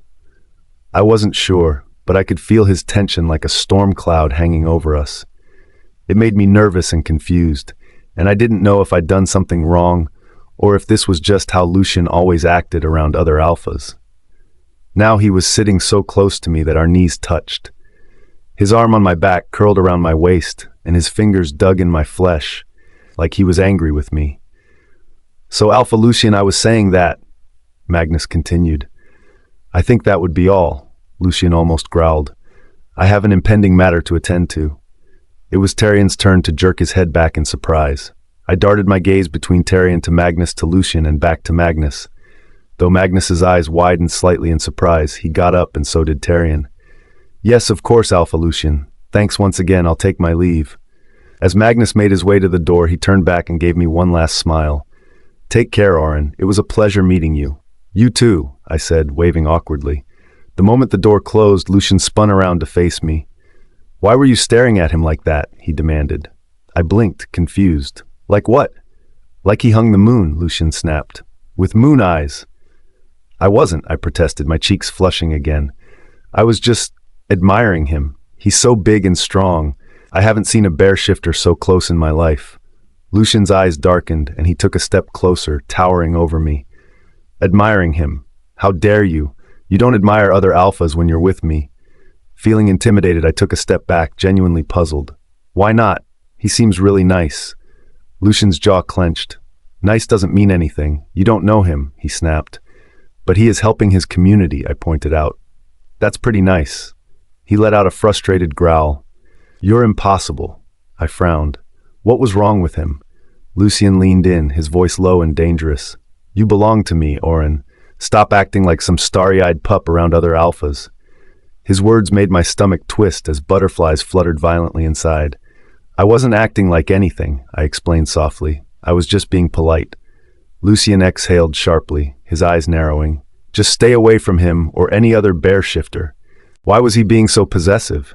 My cheeks warmed, sending my heart racing. I turned and started to walk back towards my room, feeling let down. Why does he care so much? I muttered to myself. What did you say? And where are you going? He growled. To my room, I said, flinching as I glanced at him over my shoulder. I really didn't want to stay next to a thundering thundercloud. When I reached the top of my stairs, I heard heavy footfalls behind me. I turned to see that Alpha Lucien was rushing up the stairs. I increased my pace to reach my room, but just as I opened my room, he was next to me, looking like he was about to burst. Alpha Lucien? I whimpered, shrinking under his fierce gaze and deadly demeanor. You don't leave me just like that, he said sharply. My mouth dropped open as I blinked my eyes at him. Okay, I murmured. his eyebrows furrowed until they resembled two slashes above his eyes. "What do you mean by okay?" "Goddess," I was getting so confused by his words. "Okay, I'll stay until you finish," I explained. For a moment, tense silence hung between us. He stared at me intensely. It was as if he forgot what he wanted to say. Then slowly he straightened and said, "And you will not, I repeat, you will not go near the bear shifters now." I gulped. "Okay." Alpha Lucien shot me a last glare before he turned and stormed down the stairs. I let out a sigh of relief, placing my hand on my chest. I entered my room, closed the door, and leaned against it. I shook my head as I tried to calm my heart. Wondering what to do next, I dragged myself to the bed and then flopped on it. Suddenly, the door opened again. I squealed and jumped out of the bed to see that Alpha Lucien was standing on the doorway. He was still fuming to the extent that if he was a pressure cooker, steam would come out of his ears with a whistle. "Lucien?" His one hand was on his hip while the other was in front of him. He took a ragged breath and said, "And from now on, you won't drink champagne. You get a headache." "Okay," I murmured. He nodded tightly and then stormed out of my room. I stood on my spot for a long moment, wondering if he would come again, but he didn't come. How did he know that I had a headache? Did he put the pills on my bedside? Impossible. He didn't worry so much for me. Shaking my head, I returned back to my bed and flopped. At lunch, Vivi didn't come with my food to my room, and I grew hungrier by the minute. Usually she came by this time. I peeped out my door and noticed that the house was absolutely quiet. Taking a deep breath in, I stepped out of the room and tiptoed my way to the kitchen. My stomach growling like a baby wolf now. It was way past lunch, but I was too hungry to wait until dinner. The light from the fridge spilled onto the floor as I opened it, my eyes lighting up at the sight of leftover pie. As I shut the fridge door, I nearly screamed. Lucien was standing there, arms crossed, standing over me with an air of menace. "What are you doing?" His deep voice made me jump. Looking for food?" I squeaked, clutching the pie. He narrowed his eyes as he took the pie from my hand. "This is not for you. It is too heavy," he growled. "Where is Vivi?" "I don't know," I replied, clutching my dress. What happened next was nothing short of cataclysmic shock. Such things happened only when two continents collided. Earthquakes occurred and apocalypse happened. Alpha Lucien took the kitchen apron and wore it. "Sit, I'll make soup for you." Auren POV. My mouth dropped open to the floor so hard that I was surprised it didn't roll away across the tiles. By the time I collected it, Alpha Lucien was already wearing a kitchen apron. With those strong arms that could rip several wolves in pieces, those thighs that looked like pillars, and those claws that could snap someone's neck in a second, he looked hilarious. The sight was so unexpected that I couldn't stop staring at Alpha Lucien, the terrifying, growling leader of this pack, as he stood there adjusting the strings of an apron with a cartoon teddy bear smack in the middle. His sharp features were as serious as ever, but the image of him wearing something so soft made my brain short-circuit. "Did you listen to what I just said?" he snapped. "Are you going to gawk all day?" he asked. His tone clipped, but his ears turned faintly red. I licked my lips. "What did you say?" He raised his eyebrow. Then, in an intimidating voice, said, "Go to your room and lie down. I'll get it for you." I didn't argue with him, so I just turned sharply and bolted to my room. But the clanging of pots and pans made me sit up from where I was curled on the bed. My stomach grumbled faintly, and I was trying not to think about how hungry I was. I wondered if I should have gone back to the kitchen. The sound increased to the level that I knew I had to do something, before the whole place turned into a disaster before the cooks returned. So I stood and walked back. Alpha Lucien was standing, his towering frame filling the space as he leaned over a pot, a spoon in one hand and a cookbook in the other. He was frowning, deeply. "Alpha Lucien?" I asked softly, stepping closer. He spun around, almost dropping the spoon. "Why are you out of bed?" he barked, his voice sharper than it needed to be. "Alpha, I know how to make soup," I said, stepping closer. "I could help." "No," he said firmly and turned. "You're too weak. You'll rest." I blinked at his back, then quietly sat down at the small table, my hands folded in my lap. The sounds that followed were chaotic, to say the least. There was a loud crash, followed by a muttered curse. Then came the sound of something sizzling, though I was certain soup didn't require frying. He opened the fridge, stared at its contents, and pulled out what looked like a jar of jam. Soon, the kitchen was a war zone. Chopped vegetables littered the counter, along with stray splashes of soup. A spoon had somehow landed on the floor, and there was a faint smell of something burning. Finally, after what felt like forever, he poured the soup into a single bowl. He wiped his hands on a towel, smudging them further, and turned to me with a look of pure triumph. "Here," he said, setting the bowl in front of me. "Soup." When he placed it in front of me, my eyeballs bulged. It looked like someone had murdered the vegetables. "It looks interesting," I said politely, cringing inside. He crossed his arms and watched me expectantly. So I picked up the spoon and took a cautious sip. From the moment the spoon touched my tongue, my eyes welled with tears. The soup tasted like someone had boiled gym socks in dishwater and added a handful of spices just to make it worse. My taste buds recoiled in horror, but Lucien was watching me with those piercing eyes, his arms crossed like he'd just conquered the culinary world. He was waiting for my reaction with smug anticipation. My lips twitched into what I hoped resembled a smile. "It's great," I managed, my voice a little too hoarse. He took a deep breath like he was holding it. "Go on, eat it all." The second bite was worse. My throat seemed to protest, but I forced it down, my face heating up. My eyes watered, and I had to fight the urge to cough.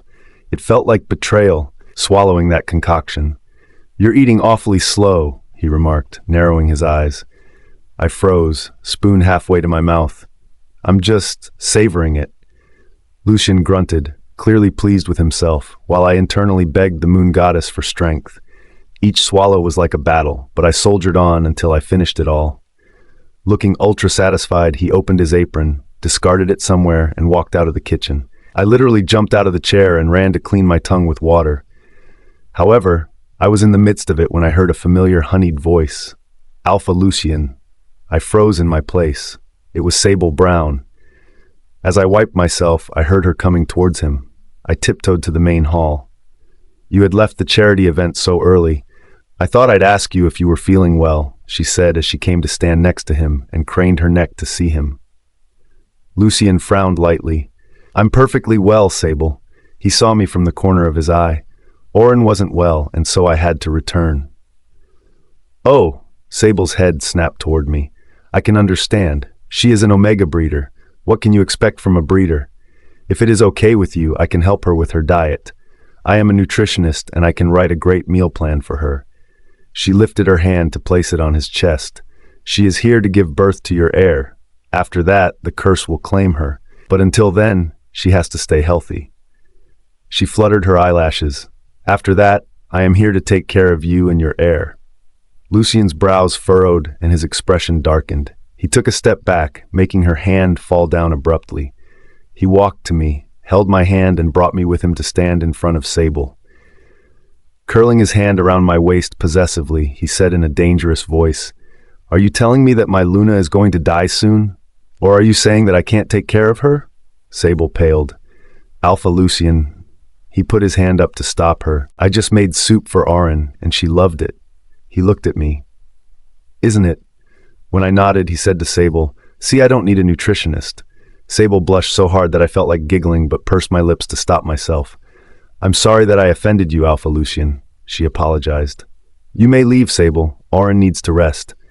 Saying that, Lucien grabbed my hand and walked me to the stairs towards my room.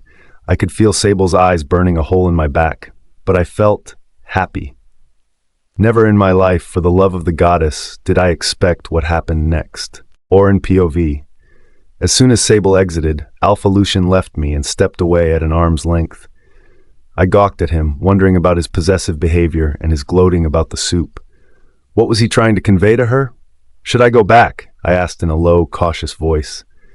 "Yes," he replied, his nose becoming pink again. He rubbed it and added, "I pulled you against me because we have to put up a show in front of everyone." I nodded, remembering how his touch sent goosebumps crawling on my skin. Before my mind formed words to say anything, I turned and practically jogged back to my room. But seriously, I needed to eat something better if I had to sleep. The concoction, soup, was soul-shattering. Thankfully, Vivi returned from wherever she had gone and brought great food for me, which included spinach and corn sandwich and tomato soup. Next day when I woke up, I got ready in my room and peeped out to see if Alpha Lucien was there or not. I really didn't want to confront him again after yesterday's debacle. I think he wasn't there, hearing how the servants talked loudly with each other. Vivi spotted me immediately as I walked to the kitchen. "Lady Auren," she chirped, "your breakfast is ready." "Thanks," I murmured with a smile. I sat down at the island table, watching all the servants speaking loudly, putting utensils with force on the counters and hurling abuses in their common language at each other. They all looked at me, bowed, and then went back to shouting at each other. The whole place was chaotic as hell. As she served it to me, she asked, "Did you try to cook yesterday?" "No." "Why?" I asked as I took a spoonful of hot soup, savoring the taste. She raised her eyebrow. "This place was a mess. Can you see how these fools are fighting?" I nodded meekly, my gaze scanning the 6 people in the kitchen, all of whom were looking like they could kill each other.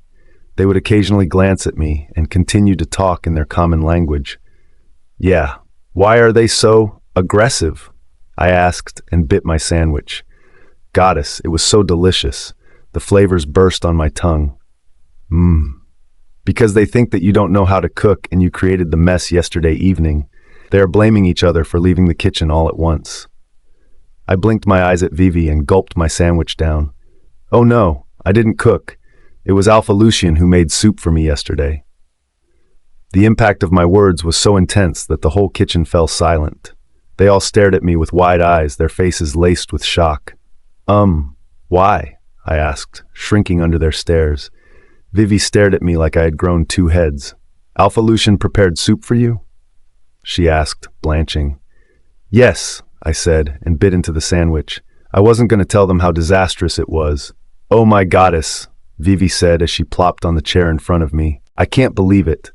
Alpha Lucien has never stepped in the kitchen before to make a toast, and he made soup for you?" Stunned, my eyebrows shot to my hairline. Now I understood the reason for the disastrous soup. All the servants came to circle me.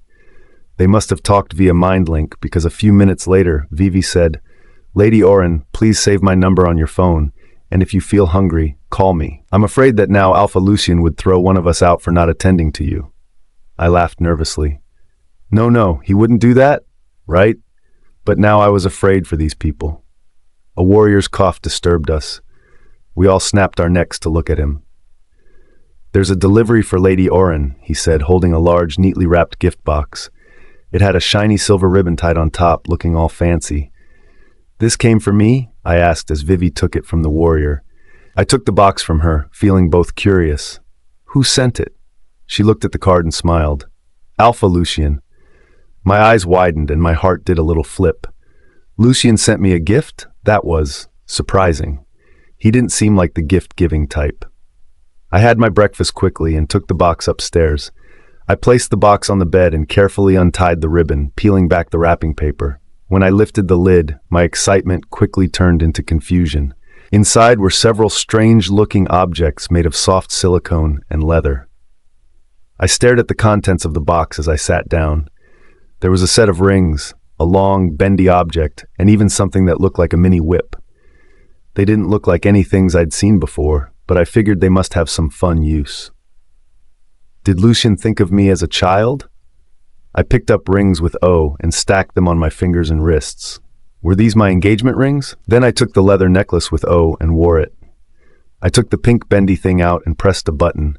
It started twisting and turning while vibrating. Squealing at first, I threw it on the bed, but then slowly, I picked it up while it was still vibrating and brought it to my eye level. Was it some kind of a palate cleanser? I put it in my mouth. Just then, the door opened with a bang. I turned sharply to see that Alpha Lu'd come in, followed by Vivi and the warrior. I pulled the bendy silicone thing out from my mouth. "Thank you for the gift," I said, standing to greet him. He froze, his eyes widening as he took in the sight. His gaze traveled from the rings stacked on my wrists to the necklace around my neck and finally to the whip I held like a fly swatter. "What?" His voice came out strangled. "What are you doing?" I lifted my fingers. Thank you for the engagement rings. I don't have one for you. Then I put the bendy thing in my mouth. Urgh! I removed it. Is this a palate cleanser? While Vivi's and the warrior's face turned beetroot red, Alpha Lucien had an unreadable expression on his face. Out! He growled. Vivi and the warrior fled from the room, closing the door behind them. Puzzled, I tilted my head to ask a question. He strode to me and plucked the cleanser from my hand. He started pulling out my rings one by one carefully. Take them off, he growled. But why? I whined. He turned me around and unclasped the leather necklace, and something poked me sharply at my back. It was hot and so long that I gasped. I pressed it back and Lucien groaned. Stay still, he commanded. He unclasped it and removed it from my neck. Fuck, he muttered, stepping away from me and taking the bendy thing from my hand. Once he had placed every object back in the box, he said, I did not send these. Stay away from such objects, okay? Why was he sweating? I don't know why, but I got angry. You ask me to stay away from everything I encounter. I snapped. With eyebrows raised, he stared at me, but his gaze dropped to my lips. His lips parted and his breath hitched. Clenching his fists, he growled, Stop pouting, and stormed out of the room with the box in his hand, shouting, Who delivered this gift to her? Auren POV. Feeling dejected and angry, I sat down on my bed as I stared at the open door from where Alpha Lucien exited. Why was it that he didn't like everything I did or everyone I met with? Not once did he explain me about the things in the gift box. But I was surprised that he didn't send them to me because that's what the guard said. Then who sent them? I wanted to go after him and ask about it, but then went against it. Instead, I stayed in my room for the whole day, sulking. Even though I was an Omega breeder, I hoped he showed more tolerance. It was in the evening that I went downstairs for dinner.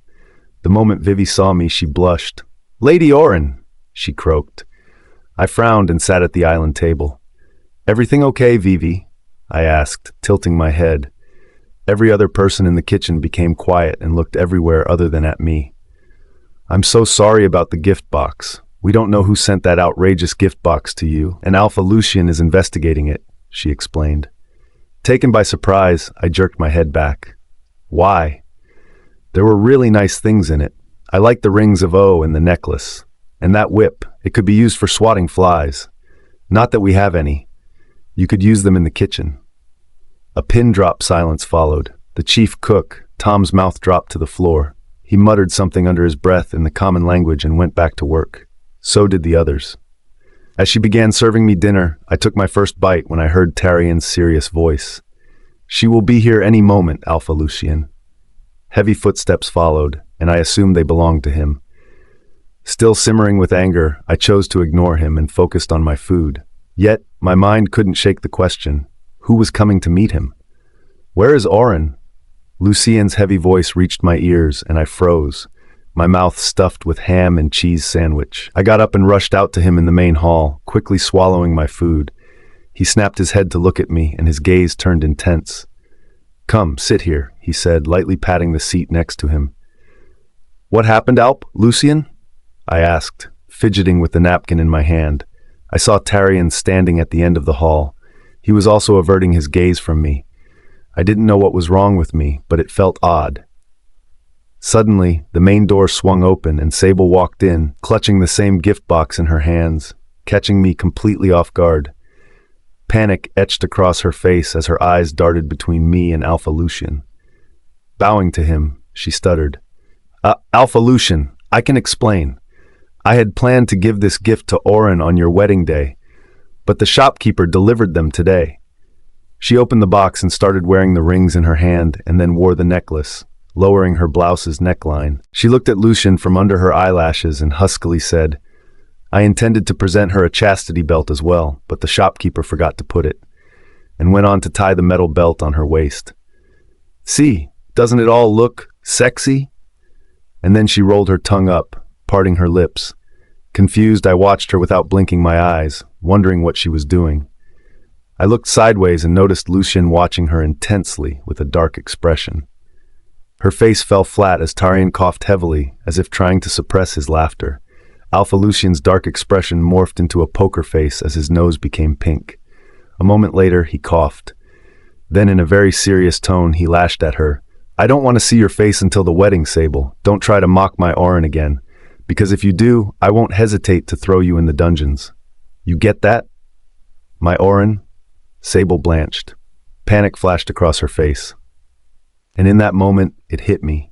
She was mocking me. My chest tightened as a wave of anger surged back, stronger than before. Sable, I hissed, my voice laced with restrained fury. You already know I won't be here a year from now, so why mock me? What exactly are you trying to prove? My eyes narrowing, I added, because whatever it is, it reeks of jealousy. I let my words hang for a moment before adding with a sharp edge, and trust me, that color doesn't suit an educated woman like you. While Sable's mouth fell open in shock, Alpha Lucien's hand came to rest on the small of my back. He brushed me lightly over there and my heart skipped a beat. You've heard her, he said to Sable with his chin up as if in pride.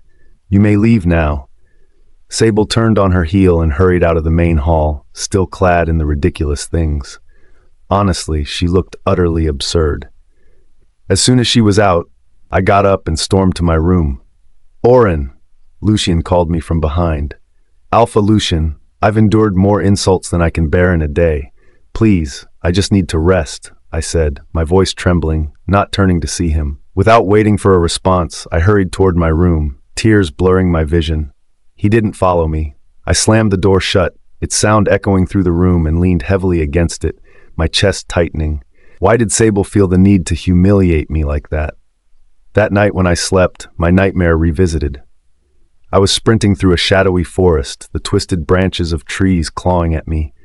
As I ran, the sharp rocks and hidden thorns dug into my flesh, leaving a trail of blood in my wake.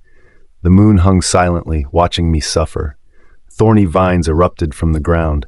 They wound around my legs and climbed up my body. They coiled tighter, making me bleed. A searing fire spread through me, and I screamed, thrashing to get free from my agony. All at once, strong furry arms enveloped me and hid me against a warm, furry chest. The nightmare melted instantly, and I nestled my face in the chest, clutching the fur. Soft fingers trailed down my back, calming me, just like last time. What happened the next day was absolutely unexpected. Auren POV. I got up groggily the next day, covered in sweat. It was like I was sleeping next to a furry furnace. I shoved the blankets off, trying to cool down, but the warmth still clung to me like an invisible hug. My heart started beating faster as pieces of the dream came back to me, a deep voice murmuring softly, though I couldn't remember the words, and strong furry arms holding me close. It felt so real, like it actually happened. Was someone here? I looked around the room. Everything seemed normal. The chair by the window, the half-open wardrobe, and the bedside lamp still glowing because I forgot to turn it off. Yet, I couldn't shake the feeling that I hadn't been alone. I got out of bed and walked to the window. The sunlight warmed my skin, but it didn't stop the chill that ran down my back. I rubbed my arms, trying to calm myself, but my mind kept racing. Why did my nightmares go away the moment I felt that warm thing in my dream? And why did it feel like more than a dream? Like it was real?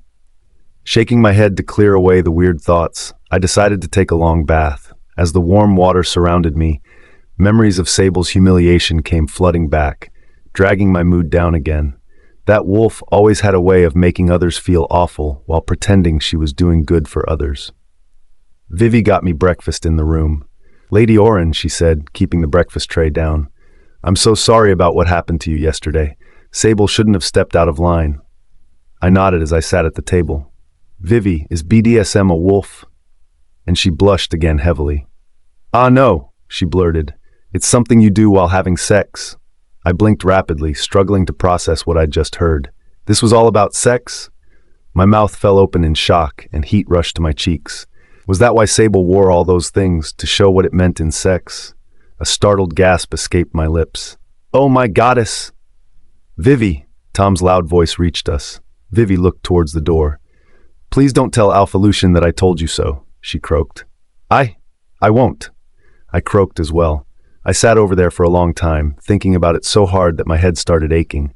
Even though I knew my outcome, Sable's actions made me feel unhappy. Tears welled in my eyes on how everyone around me treated me as nothing more than a breeder. I had feelings too.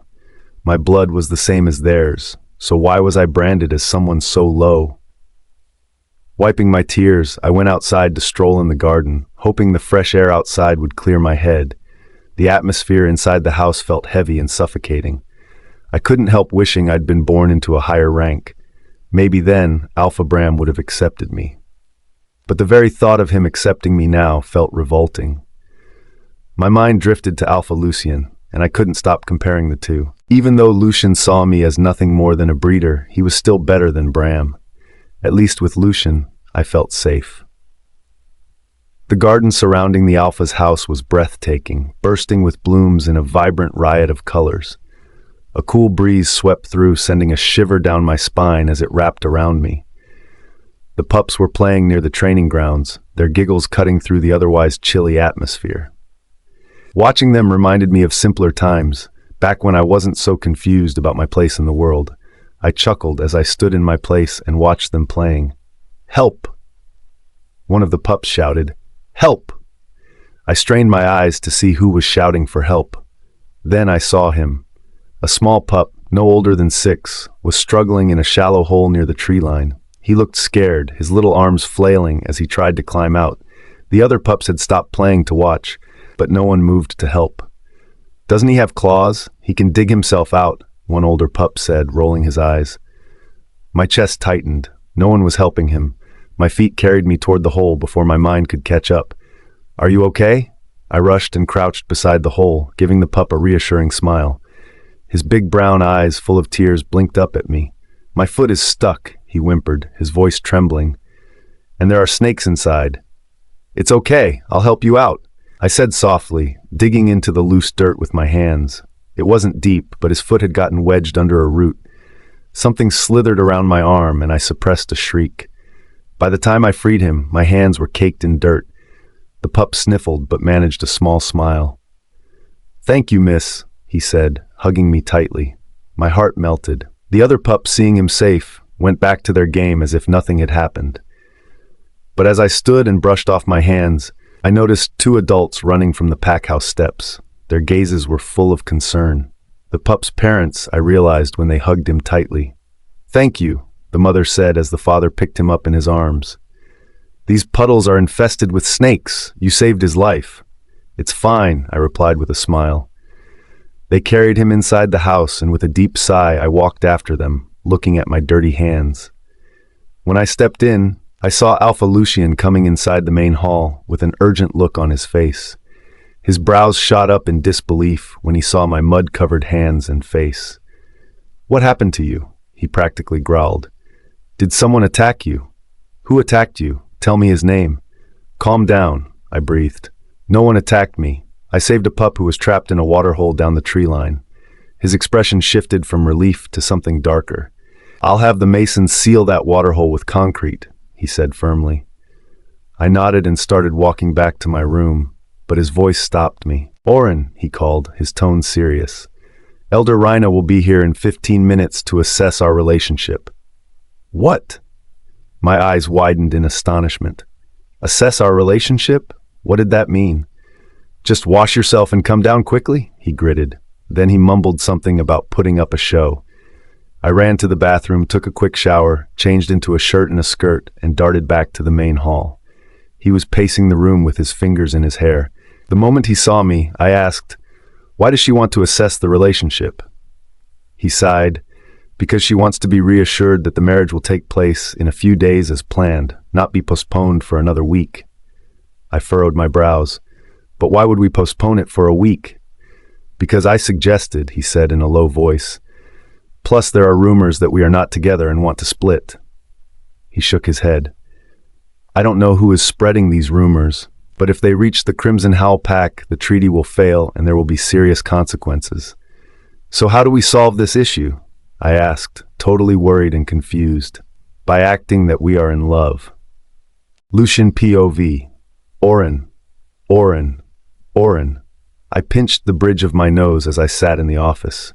Tarion had been going on and on about a pack problem on the east border, where some pack members had started protesting about my choices for selecting a Luna. I felt like crushing them right now for speaking against Auren. Ever since she had come into my life, my world had tilted on its axis and then spun so fast that I didn't know where it was heading. I surprised myself every day by seeking her one way or the other. When Alpha Magnus came to thank me, it was just a casual meeting, but my blood boiled when Auren looked at him with appreciation in her eyes. How dare she? She was supposed to marry me, and so I should be the only wolf she should look at or appreciate. Just thinking about it made me edgy all over again. My wolf, Remus, was constantly restless ever since she had arrived. He goaded me to go to her, and see whether she was fine and well protected, and whether she had eaten or not. He feared for her health like she was a baby. I had never in my life stepped in the kitchen to make a toast, and that night I made soup for her. I was really proud of myself and felt immensely better after she had it. It was like my wolf wanted to feed her well. I didn't like how Sable humiliated Auren, and so I had to put her in her place. I lifted my head and looked blankly at Tarian. He was sitting in front of my desk with his arms crossed across his chest, wondering what he was saying. Goddess, my focus was diminishing. Every damn thought went back to her. Only I knew how much I restrained myself to not go near her. She was like fire who would burn me with her touch before I got over her. She was so innocent and beautiful and scared, like a lamb in a wolf's den. Every night my wolf broke free from me and dashed to her. I hated it when she screamed, and so I did what I had to. It wasn't a choice. It was a need forcing beneath my skin to protect her even from her nightmares. Every fucking night, Remus ran to her and slept with her on the bed. She would curl into him and go off to sleep like a baby. Alpha Lucien, Tarian's sharp voice cut through my thoughts. No, I said. Why not? You have to mark her eventually. Because 1, she is too fragile, and 2, she hasn't gained enough weight and strength to bear my mark. I'm afraid that she will fall ill, and probably... The word died on the tongue for I just couldn't speak it. I can't. Tarian shook his head. Elder Rhina wants to meet you. She is not happy with you postponing the marriage. She feels that you are not liking Auren, and feeding her to make her strong enough to bear your mark is just a baseless excuse you're making. I clenched my teeth and slammed the desk with my fist. She is too nosy. My life is mine, not hers. Who is she to intervene? Auren is not ready for my mark. On the inside, I was really afraid for Auren. She was like a delicate flower, and I felt like a predator who would crush her. She didn't deserve what we were throwing her into. All the time I was finding ways to escape her impending doom. Should we return Auren? Tarian suggested. I understand she is really delicate. And send her back to the horrors that are worse than hell? I snapped. Tarian froze. Then what do we do, Alpha Lucien? This is getting more complicated than it should be. Elder Rhina feels that your relationship with Auren hasn't improved. She might suggest the Elder Council to send Auren back to her pack. If that happens, the treaty fails and Alpha Bram will attack us or drag us to the High Council. What the fuck? I shouted. Tarian nodded.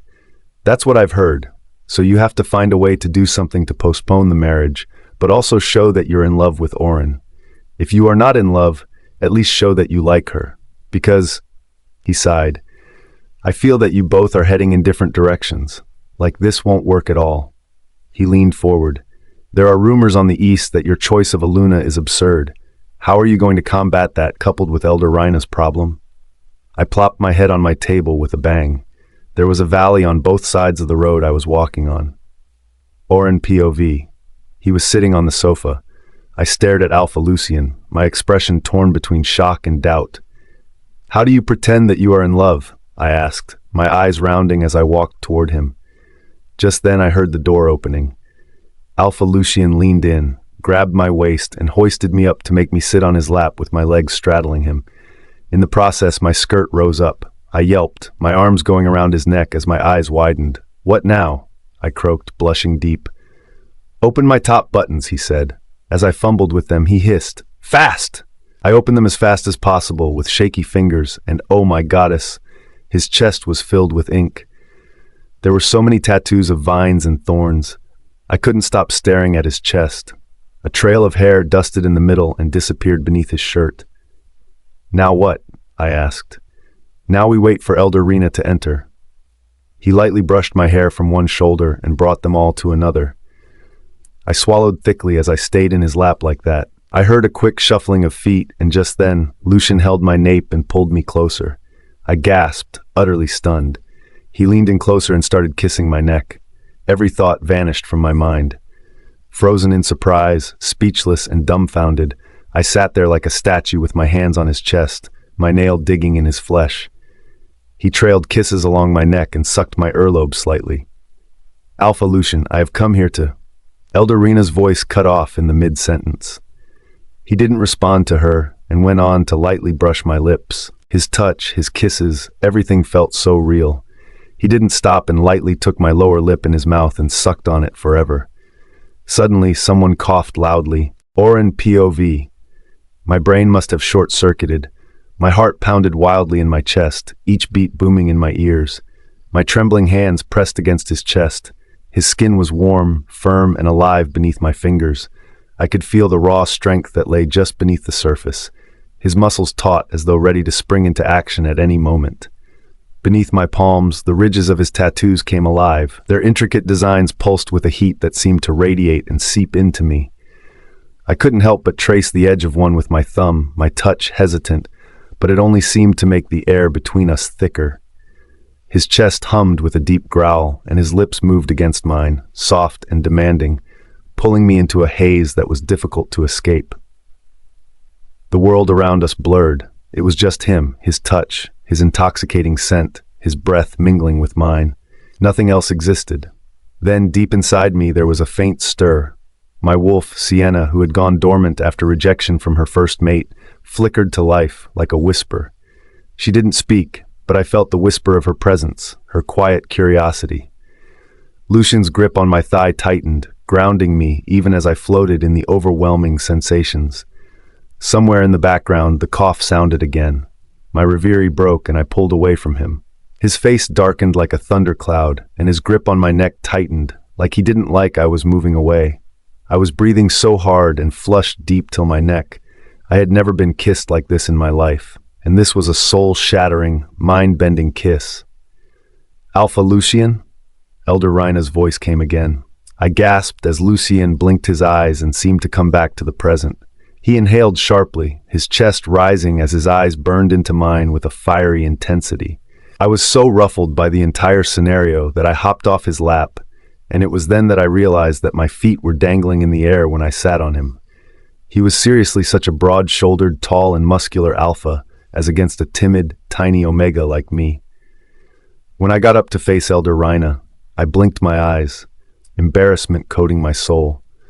I lowered my head and clasped my hands in front, feeling like she caught me stealing a cookie from the jar. From the corner of my eye, I saw Lucien leaning back with a smug look, with one hand thrown over the back of the sofa and the other on my thigh, his fingers lightly stroking the back of it. My hair was tousled and his lips were wet. With his top buttons open, he looked least flustered. He tilted his head to look at Elder Reina. "Sorry, I didn't hear you," he said without a trace of sorry in his voice. "I was busy with Auren. What brings you here today, Elder Reina?" He asked innocently. This sly wolf. Then he tugged at my skirt, pulling me to sit right next to him. I stifled a squeal. He brought his hand to my back, where he began drawing lazy circles. To anyone it seemed like we were two lovers who were rudely interrupted, but only I knew on the inside what I was going through. Elder Reina sat down on the sofa opposite to us. "I can see that," she replied, excitement in her eyes. She directed her attention to me. "How are you feeling, Auren?" "Better," I mumbled. Her lips curled up. "So are you ready for the wedding in a few days?" This was a test. Elder Reina was hell-bent on getting us married, but Alpha Lucien wanted to give me more time to heal. I didn't know which side I should take. I took a deep breath and thought about Elder Reina and Alpha Lucien. She wanted to rush things, but he was different. He cared about me and wanted me to be ready. I felt safer with him. I thought about how he made me feel, how he wanted to feed all the time and buy things for me, even with that colder-than-ice attitude. I wanted to wait a little longer before getting married. It felt right to give myself time to heal, so I decided to tell Reina that I wanted to wait one more week for the wedding. I hoped she would understand. Glancing at Lucien, I said, "Elder Reina, though I'm feeling much better, is it okay to wait for a week more?" In my older pack, I pursed my lips tightly, not wanting to go there.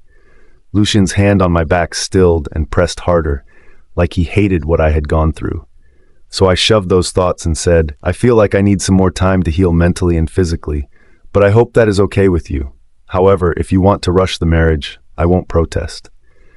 Elder Rena didn't say a word as she simply gazed at me for a long time, and at that time I felt like I overstepped my boundary.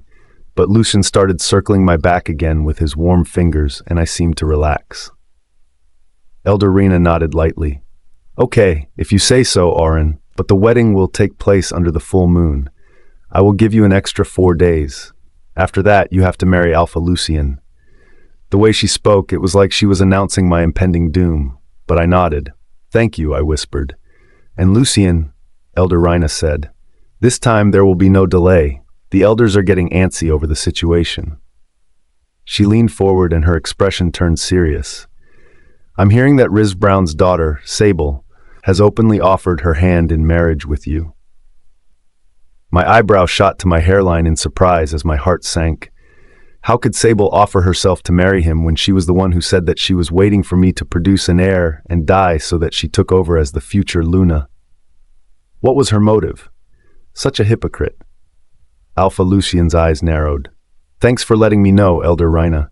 As soon as Elder Rena went, I got up, feeling a little blue. I hurried toward my old room, eager to gather my things and get back to my routine. Suddenly, I felt a warm grip on my wrist. I turned to see Alpha Lucien standing there, his expression serious. My heart raced as he pulled me gently away from there. I was surprised and confused. What are you doing? I stammered, glancing back at the stairs which led to my old room. He didn't answer, just kept walking, his hand still holding mine. The warmth of his touch sent a shiver down my spine. I wanted to ask more questions, but the way he held my hand made me feel like there was something so serious on his mind that there was no room for discussion. Auren POV. Lucien's hand was firm as he guided me down the hallway all the way to the north wing. My heart thudded in my chest, confusion and curiosity swirling together.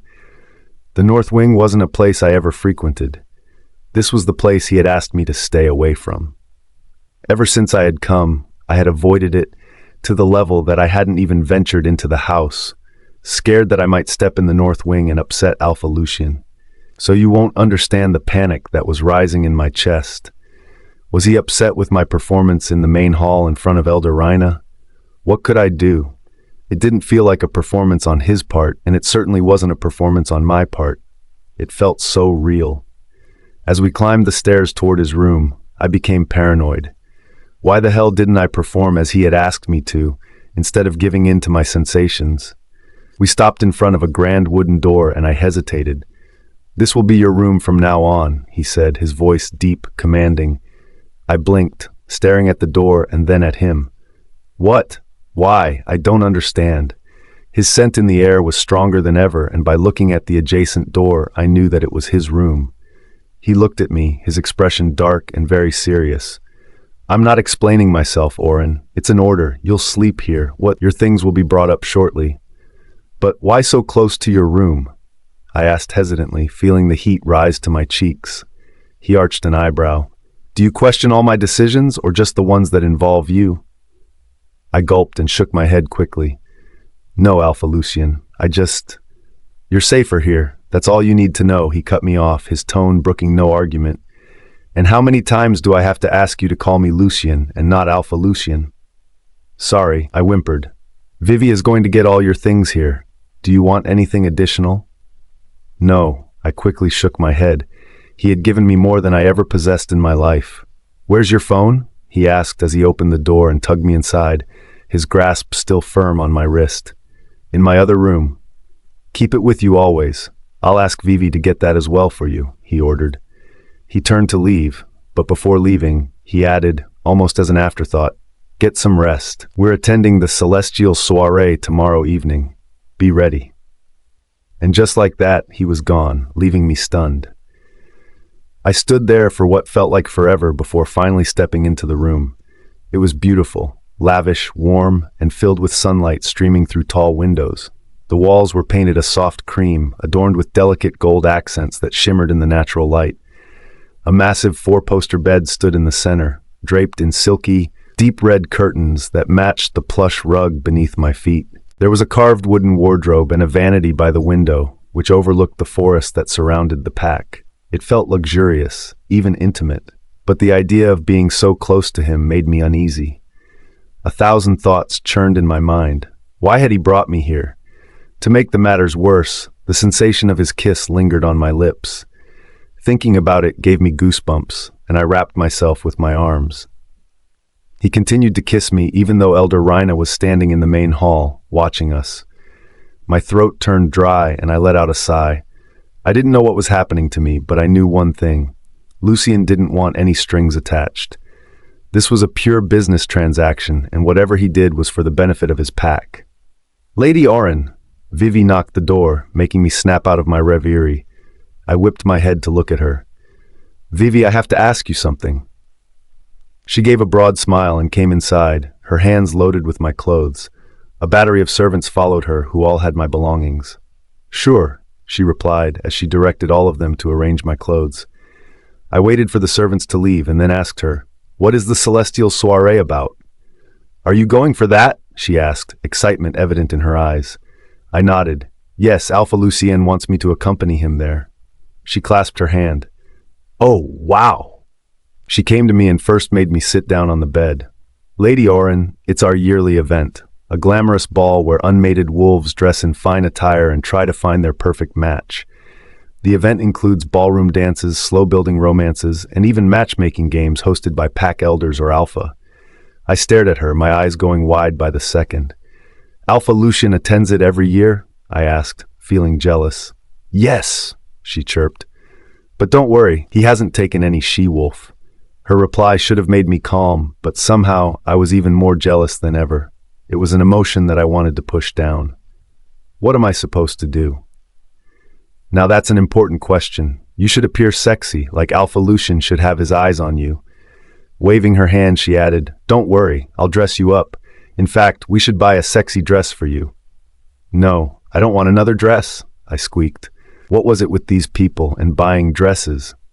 "Oh, hush!" She chided me like I was a child. "All the she-wolves are going to be sexily dressed up. Why not you? You are the future Luna." Saying that, Vivi left in a rush without listening to another word from me. And I wondered, how will I look sexy in a dress? Suddenly I remembered what Sable was doing in front of Alpha Lucien the other day. Sexy it would be, Auren POV. As the night deepened, silence filled the room, broken only by the faint rustle of leaves outside the window and an occasional howl from patrolling wolves. I didn't want to sleep. What if the nightmares came again? The thorns, the blood, the echoes of laughter that turned into screams, the feeling of being trapped, and worse, what if I screamed in my sleep? Lucien would hear me. He'd think I was weak, just another broken girl who couldn't handle her own fears. I didn't want him to see me like that. So instead of sitting on the warm and comforting bed, I decided to sit on the floor, away from the rug. I hugged my knees tighter, leaning my back against the wall. As the night settled in, I sat on the cold floor, hugging my knees. The cold from the floor seeped into my skin, making me shiver, but I didn't care. The fear of closing my eyes weighed heavier than the chill in the air, so the chill was welcome. It would keep me awake. But I didn't realize when exhaustion claimed me. I rested my head on my knees, promising myself I'd stay awake. Just for tonight. My eyelids grew heavier, and I fought against them, pinching my arm to stay alert. But no matter how hard I tried, exhaustion overcame me. My breathing slowed, and my head lolled to the side. And nightmares revisited. They faded again as soft hands stroked my hair, my back, my hands. I wanted to wake up and see who was there, or whether I was dreaming it, but my eyes remained shut. When I woke up, afternoon sunlight streamed through the windows, and I felt warm. I blinked in confusion. I was on the bed, covered in a thick, soft blanket that smelled faintly of pine and something earthy. "What?" I whispered, sitting up quickly. Had I crawled into the bed in my sleep? Or did someone put me here? My heart raced as I stared at the neatly tucked blanket, trying to make sense of it all. And how could I sleep soundlessly till noon? I glanced toward the door, my cheeks burning at the thought. Lucien? Could he have? The idea left me both flustered and uneasy. But that wasn't possible because the door was locked. I had locked it myself before going to sleep. Goddess. I placed the back of my hand on my forehead. It was stupid to think that Alpha Lucien would enter my room somehow and bring me to bed. My eyes darted to the window where the curtains were fluttering in the soft breeze. Shaking my head to push those ideas out, I tossed my blanket aside and walked to the bathroom. I went down to the main hall at noon. There were loud voices coming from the kitchen. I walked into the kitchen only to see that the place was utter chaos, with so many people talking to each other in loud voices. As soon as they saw me, they fell silent and bowed. "Lady Auren!" Vivi came rushing to me with a food tray. Alpha Lucien hasn't eaten his breakfast, blasting Tom for not preparing it nicely. He left in rage. I'm so scared. "Oh, I'm so sorry. Can I help?" "Oh, no, no," she replied and went back to her work and began shouting at Tom in their common language. Once I had my lunch, she said, "Now let's get you that dress I mentioned for the celestial soiree." "No, Vivi, I have plenty of dresses. I'll pick from them." "But Alpha Lucien has sent the stylist for you," she argued. "What? Why?" I jerked my head in surprise. "Did you ask Alpha Lucien about this?" She shrugged and guided me out of the kitchen. "I don't know, and no." In the main hall, a woman in her late 40s was standing with a bunch of dresses. She looked at me and scrunched her nose. "You need a complete makeover, Lady Auren," she scoffed. Then she muttered, "This is the worst nightmare of my life, turning an Omega into a princess, or rather Cinderella." My cheeks turned red. "I can manage," I replied. "I didn't know that." "Oh, sweetheart," she said with an exasperated breath. "Manage won't do. You need to look outstanding in the celestial soiree because you are the queen bee." She held my hand and took me to my room. She entered the room like a whirlwind, her team trailing behind her with racks of clothes, boxes of shoes, and a dizzying array of accessories. She clapped her hands and beamed at me. "All right, darling, let's turn you into a vision." I blinked, overwhelmed by the sudden chaos. Fabrics in every shade imaginable were held up against me, rejected or approved in seconds by Dahlia like an expert. "Something sexy but elegant," she muttered, tapping her chin as her staff worked around her. Finally, Dahlia pulled out the dress. It was a deep emerald green that shimmered subtly under the light, clinging to the body like a second skin. The neckline plunged, revealing just enough to be alluring, and the back dipped low, exposing the curve of my spine. If someone put their hand at the back of my back, they could easily reach my hips. The fabric hugged my waist before flaring slightly at the hips, allowing easy movement.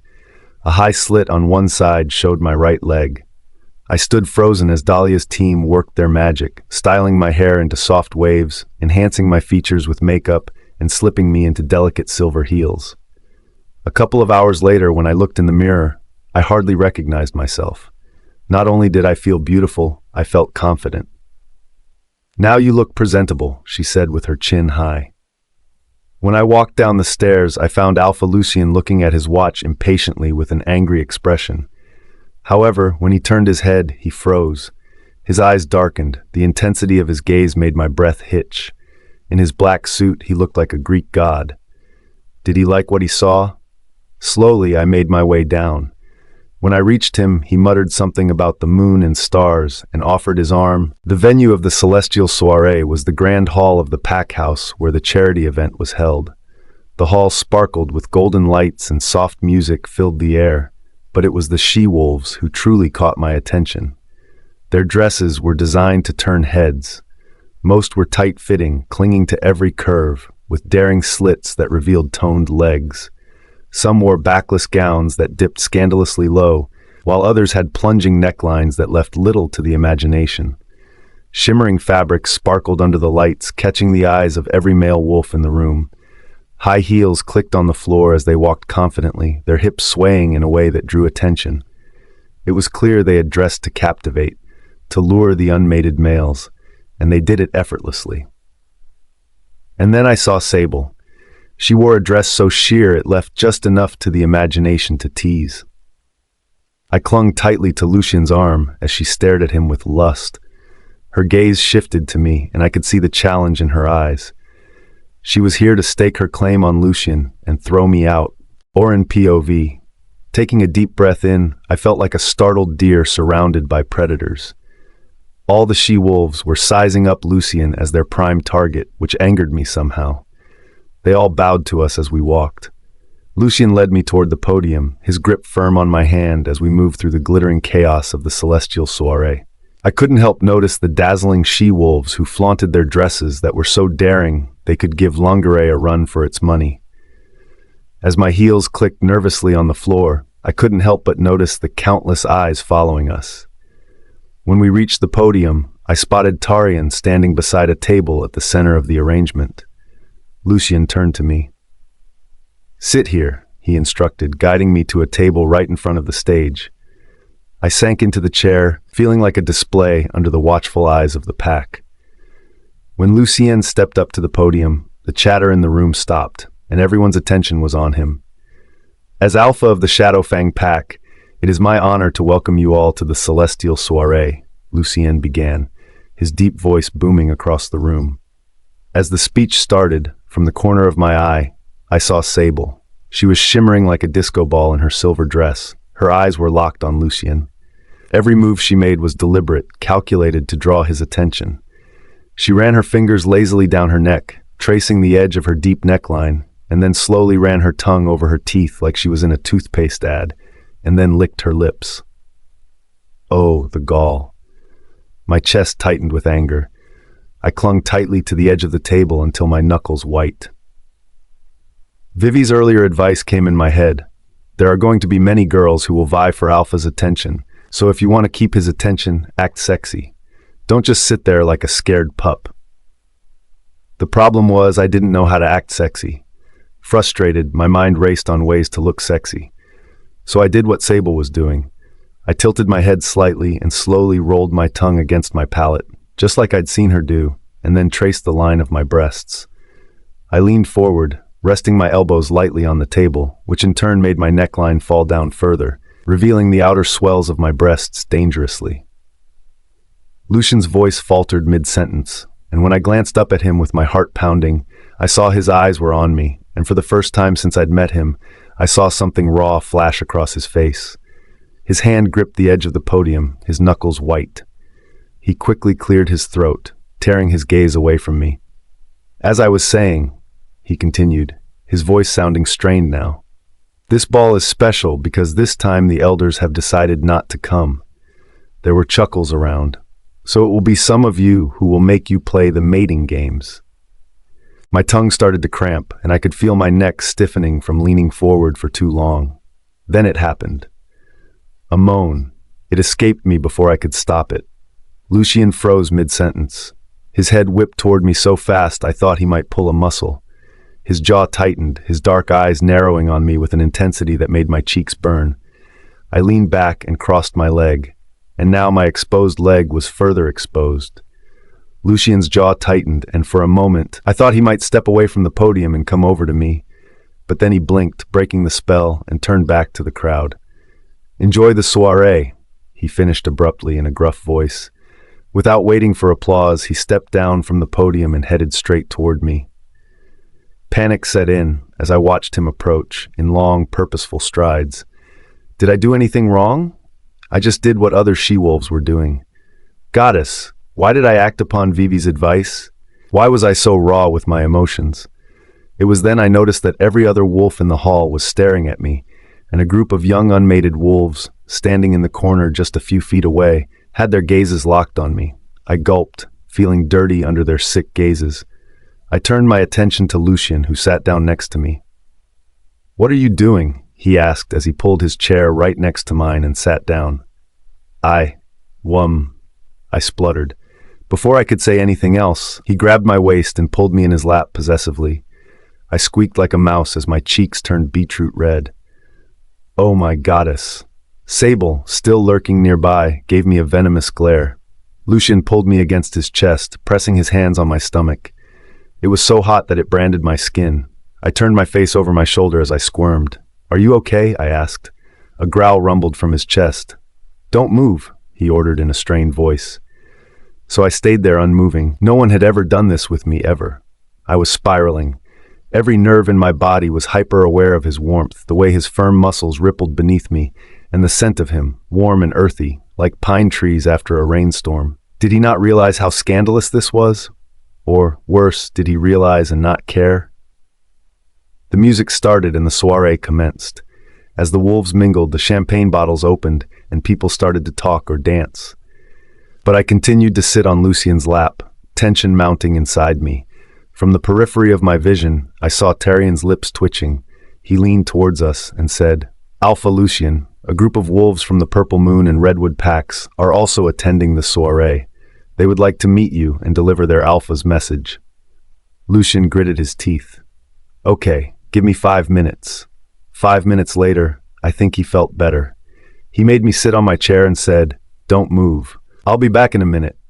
"Yes," I croaked. When he left with Tyrion, my gaze darted around the room, catching a few jealous stares, especially from Sable. Oh, she was glaring daggers. My heart swelled with equal parts embarrassment and satisfaction. Despite how mortified I was, a tiny, rebellious part of me couldn't deny how thrilling it felt to be claimed by him so openly. "So you're Auren," a deep voice came from the side. I turned my head to see the same group of young wolves who were standing in the corner. "We're here." "You're beautiful," said the tallest one in a flirty voice as his eyes roamed over my body. "I'm Finn, and these are my friends, Cody, Blake, and Jace." Lucien POV. Standing at the podium, I surveyed the crowd gathered for the celestial soiree, my heart pounding with irritation. The energy in the pack house was electric. Everyone was so excited that the air hummed with it, but all I could focus on was Auren. She sat at a table in front of me, looking nervous but breathtakingly beautiful in that dress. It stirred something primal inside me.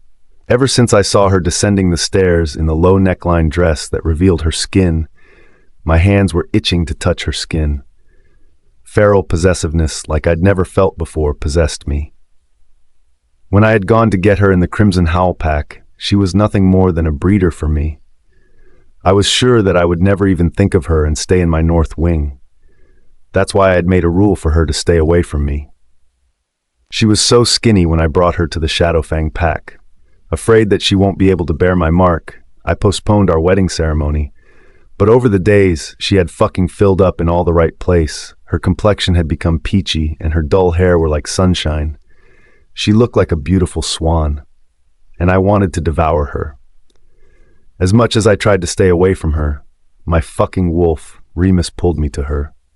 Every time I was away from her, all I thought of was whether she was fine or if anyone was bullying her, whether she had eaten well or she was going hungry, too afraid to ask for food. I hated to see her hunting for food, and so I had instructed Vivi to keep the fridge stocked up. Why did she have to look so innocent, so fucking perfect? It was infuriating as hell. The way her soft curves caught the light and made her glow, I could hardly stand it. I felt a surge of protectiveness, anger swirling in my gut for my unreasonable reaction to her. Auren was everything delicate and beautiful, and it made my wolf Remus growl with a fucking untamed need to claim her. This wasn't just about attraction, it was about dominance, and I hated how she turned my world upside down. Up until now, my world was filled with discipline, and I was pretty organized. But ever since she had arrived, my fucking life was spinning faster than I could grasp. 1 minute, I was the cold and controlled, focused on my duties alpha, and the other, I was drowning in the overwhelming, illogical pull of this timid little wolf. Jealousy simmered beneath my skin every time I caught sight of other unmated wolves leering at her. They had no idea what they were dealing with, then had no idea that I was barely able to control my rage, to rip them into fucking pieces for even seeing her. It pissed me off that they were even looking at her. Auren was mine to protect, mine to cherish, yet I felt like a goddamn fool just standing there, helpless, too afraid that this beautiful flower would wither the moment I touched her, marked her. As I began my speech, I glanced at her again. I could hardly concentrate, my eyes drawn to her as if she were the sun. I felt like I was losing my mind, standing up here and trying to act like everything was normal. My blood boiled when I spotted a group of wolves stealing glances at Auren. The anger surged hotter in my chest. My fingers twitched, itching for a fight, itching to release some steam. I wanted to punch something or kill someone to release my fucking pent-up energy. I wanted to tear them away from her, to make it clear she was off limits. While I was barely able to speak, the moment Auren trailed her fingers down her breasts, my breath hitched. What was she doing? The innocent look in her eyes sent a jolt of desire so fucking hard through me, and mixed with the fury of wanting to protect her from the attention she didn't even seem to realize she was attracting. I couldn't take my eyes off her. My heart raced, and Remus was practically howling inside me. He wanted to come out, to dominate, to claim. Lucien, focus. I snapped at myself, my jaw tightening. But every glance at Auren pulled me deeper into a vortex of desire which warred with fury. Suddenly she crossed her legs, and now she looked like a fucking siren, and yet she looked innocent with those rounded hazel eyes. When that sexy moan slipped from her lips, I froze. A fire ignited within me, hot and furious. It was enough to make me lose my mind. The room blurred around me. I could see the other wolves staring at her, their gazes full of hunger, and it made me want to roar. Damn it! I growled under my breath, my hands clenching into fists at my sides. The primal urge to stake my claim surged through me. How dare they look at her like that? Every part of me screamed to keep her safe, to make it clear she was mine. Then I caught myself staring again, my heart pounding. I was furious with myself for being so weak, for letting her have this effect on me. I was the alpha, not some lovesick fool, but every time I pushed those feelings away, they came back stronger. Auren was a force of nature, and my wolf craved her in a way I couldn't comprehend. The tension in the air was unbearable. My hands were itching to pull her closer. I wanted to growl, to warn off any wolf that dared approach her. Frustration was boiling over. I was angry with myself for allowing her to slip under my skin, for feeling this intense attraction I couldn't shake. It was maddening. Eventually, when I couldn't take it anymore, I finished the speech abruptly, walked to her, and pulled her in my lap. It was only then that Remus and I felt better. Goddess. I needed to stop this nonsense as soon as possible. She squirmed in my lap. Damn it. I pulled her harder against my chest to stop it. Lucien POV. Alpha Lucien. Tyrion's voice snapped me out of my thoughts. It was then I saw how everyone was staring at me for holding Auren in my lap. Not that I cared, but I felt better for showing them all that she belonged to me. If I claimed her, I wouldn't be able to stop myself from marking her, and that would... Damn it. I didn't want to go in those inky waters. Stay here, I ordered her as I went with Tyrion. The Celestial Soiree was a popular mating event held in my pack. Many wolves from the neighboring packs came to attend it. I encouraged this because I knew that mates could be found anywhere. Over the years, the event had become more debauched than ever. From the corner of my eye, I saw Sable approaching us when I was talking to the werewolves. Her sheer silver dress was daring. Alpha Lucien, she said with a smile that dripped with honey. I gave her a curt nod, remembering that her father was speaking against Auren. Then I focused back on the wolves I was talking with. She interrupted in a soft voice, "Can I have a dance with you?" I raised my eyebrow, silently questioning her boldness and crossing her boundaries. And this wasn't the first time. She flinched at my reaction, but she pushed forward, her voice trembling slightly. I know it's too much to ask you, but it would mean everything to me. Sable's eyes searched mine, glinting with something I recognized too well, ambition. Why did I feel that she wasn't just asking for a dance, and this was a calculated move? For Sable, dancing with me at the Celestial Soiree wasn't simply about romance or attraction. It was about power. She wanted to be seen by the pack as someone important, someone with influence. Dancing with the alpha would give her the attention she was seeking. Or was she trying to show everyone that she was being considered by me? Her gaze flickered briefly toward Auren. That's when I realized this wasn't just about her ambition. Auren was a rival, and Sable's request was a thinly veiled attempt to undermine her presence. She wanted to show that my little lamb was nothing in front of her, that her status was beneath her. "No thanks," I said gruffly and watched her shrink. "However, if you like, these wolves would love to dance with you," I added, waving at the crowd I was standing with. Sable blushed at my comment, but I ignored her and glanced at Auren. However, blood drained from my face when I saw that she wasn't in her place. I turned abruptly and walked to where she was sitting, flitting my gaze everywhere to see where she was. Tyrion followed me. "Where is she?" I barked. Tarion was also confused, but he looked menacing as he scanned the crowd. At that moment, 1,000 ominous thoughts came to my mind. It was like I could murder the world just to find her. Tarion rushed to the entrance to search for her as I strode outside the pack house. She could be anywhere. Her smell was strong near the table, but so was the smell of other wolves. Did anyone take her away? Was she kidnapped? Fuck. My stomach plummeted at the thought. I didn't realize that my claws had slipped out until I raked a tree with them as I ran around the pack house to search her. Remus was going mad in my head. "Find her!" he commanded, urging me to not stop. His restlessness was washing over me. He wanted to break out of me and go to find her. Never in my life had such a strong urge, need, and desperation to find someone. Why was it with Auren? She wasn't my mate. She was just a breeder who was slowly crawling beneath my skin. Panting, I leaned with my arm against a tree, trying to focus on the world around me to get a hind where she was. Suddenly, I heard a sharp scream. "Auren!" I shouted and ran towards the source of the scream. I was sure it was Auren, because with every step forward, her smell was getting stronger. She was in danger. That rattled me from inside like nothing. All I wanted was to reach her and wrap her in my arms and fucking kill whosoever had put her in danger. I opened my mind link with Tarion and gave him my location. "Get more warriors with you. Now." I jumped over the bushes and ran through a fucking fountain to reach her. Her smell was stronger near the glass house.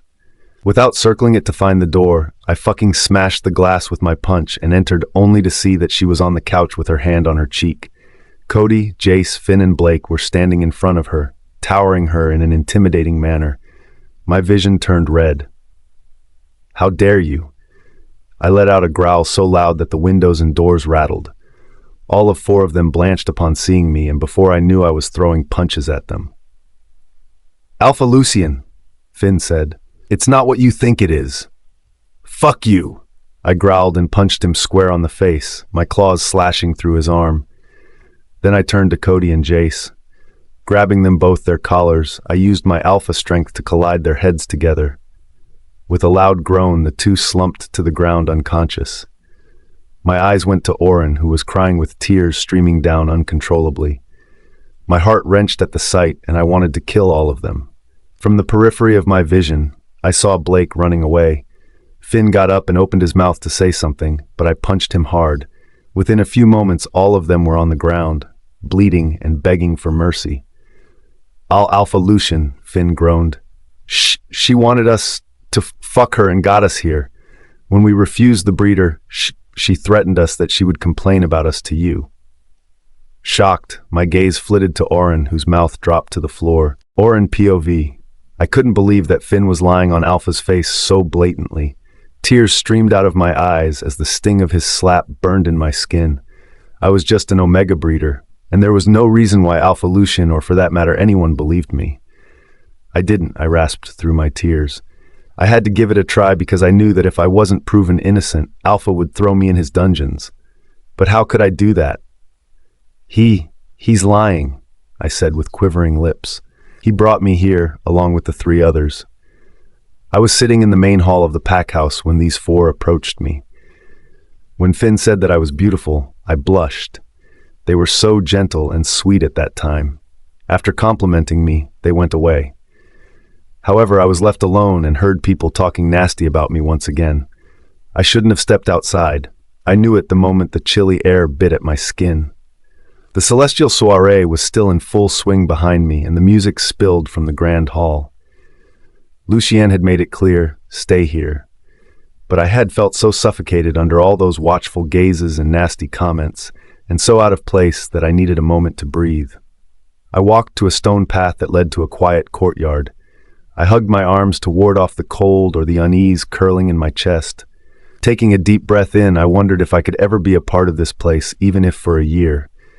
Maybe the moon goddess was right in making me the bride of the cursed Alpha. It was better that I died. "Look who we have here finally," a low voice drawled, snapping me out of my thoughts. I froze, my heart stuttering. When 4 wolves stepped out from the shadows, I recognized them instantly. "Alpha Lucien's little lamb," said Finn, his tone mocking. "Wandering all alone. Were you missing us?" I just needed some fresh air, I stammered, taking a step back. Oh, we can keep you company, Jace smirked, his gaze raking over me in a way that made my skin crawl. My wolf Sienna stirred uneasily within me, but she was still too weak, too distant to help. I clenched my hands into fists, forcing myself to stand taller even as my legs trembled. I made my way out of the courtyard, but Blake blocked it. What do you want? I hissed. Lucien won't be happy if he finds out you're bothering me, I said, trying to sound firm, though my voice wavered. They laughed. Alpha Lucien isn't here right now, Finn sneered, stepping closer. But we are, and you're a breeder. Don't you want to fuck all of us? I'm sure Alpha Lucien wouldn't mind it. Then he winked at his friends. Are you insane? I squeaked as I took another step back, but my heel caught on the edge of the path, and I stumbled. Careful, little lamb, Finn taunted, his grin widening. We wouldn't want you to get hurt. The group closed in, their towering forms blocking out the light. Panic clawed at my chest as I realized I was trapped. Don't, I warned, my voice barely above a whisper. Oh, come on. We just want to talk while we bang you, one of them said, though his smirk told a different story. You're new here, after all. It's only polite to introduce ourselves. And maybe teach you a lesson, another added, his eyes gleaming. You don't belong here, parading around like you're special. You're just an Omega, and an Omega should know her place. Tears pricked at the corners of my eyes. I'm here for Alpha Lucien, I seethed through my tears. Not for anyone else. So what if I was a breeder? I was Lucien's breeder, not theirs. So get lost. Suddenly Blake grabbed my arms as Jace wrapped his hand around my mouth. Not a word Omega, he whispered dangerously, and they dragged me to a glass house. I struggled, kicking and clawing them, but they were 4 warrior wolves. How could I be a match to them? Sienna whimpered inside me restlessly. When we reached the glass house, they pushed me away. I stumbled and fell, but I got up and shouted, How dare you? I am warning you. Alpha Lucien will. In a flash of a moment, Finn stepped forward and slapped me hard on my cheek. I shrieked and tumbled on the couch behind me with sharp pain stinging my skin. Listen, bitch, he hissed. You are a fucking Omega, who is a breeder. So do your job. Suddenly, a low growl cut through the air, deep and menacing. The wolves froze, their smug expressions faltering. I turned my head, just the glass smashed, and someone entered. Lucien. His golden eyes glowed like molten fire, his face a mask of fury. His presence was a storm, crackling with power and rage, and blood flowing down his forehead and arms. I thought I made myself clear, he said to me, his voice a dangerous rumble. The wolves immediately stepped back, their cocky demeanor replaced by fear. Alpha, one of them started, but Lucien cut him off with a snarl that made my heart leap. In a blur of a movement, all of them were struggling to be on their feet, bloodied and gasping for air. Blake had run away, but I knew that Lucien would hunt him. And then Finn lied.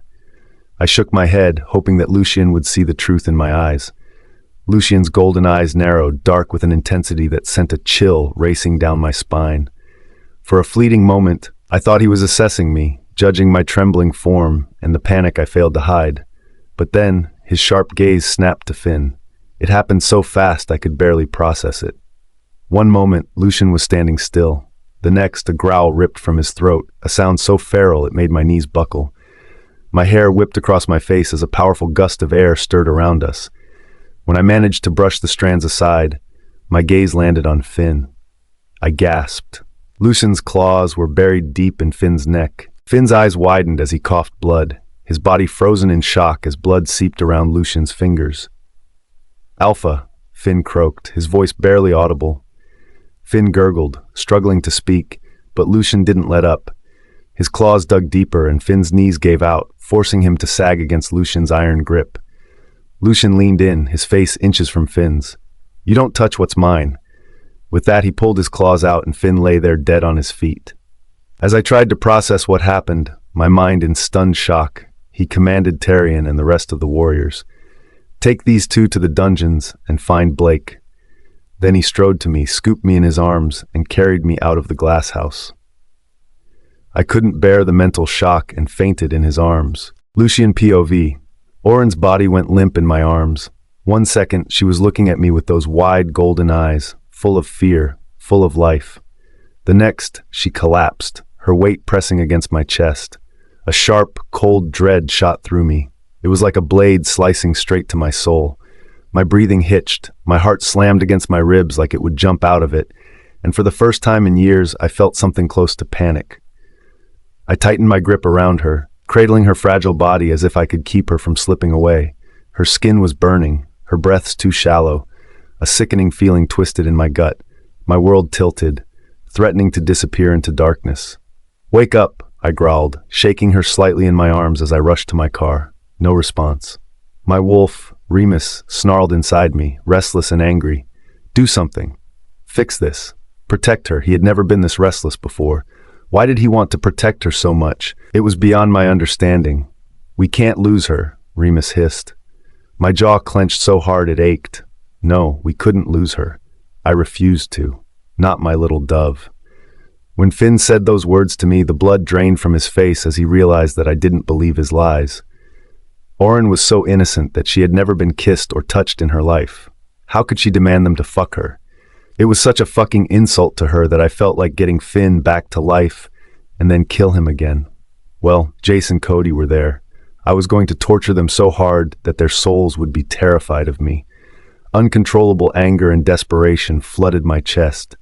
Her scream when he had hit her still echoed in my mind, and it was the most haunting thing I had heard. I lowered Auren in my lap as I sat in the back seat of my car. "Go!" I ordered Tyrion, who was already at the wheels. I opened my mind link with the doctor and ordered him to come home urgently. When I looked at her face, I found that it was so pale. "Auren," I called her with my breath lodged in my throat. I don't know why, but the trauma she suffered had me burning with so much rage that it wasn't going down. Unable to elicit any reaction from her, I just shifted her to a more comfortable position. In this position, she looked so vulnerable, so beautiful and delicate that I couldn't stop staring at her. How was she going to bear my mark if this trauma was enough to make her unconscious? I raked my finger in my hair, tension getting the better of me. If I postponed the wedding, elders would make her leave, and she would go back to her hellhole.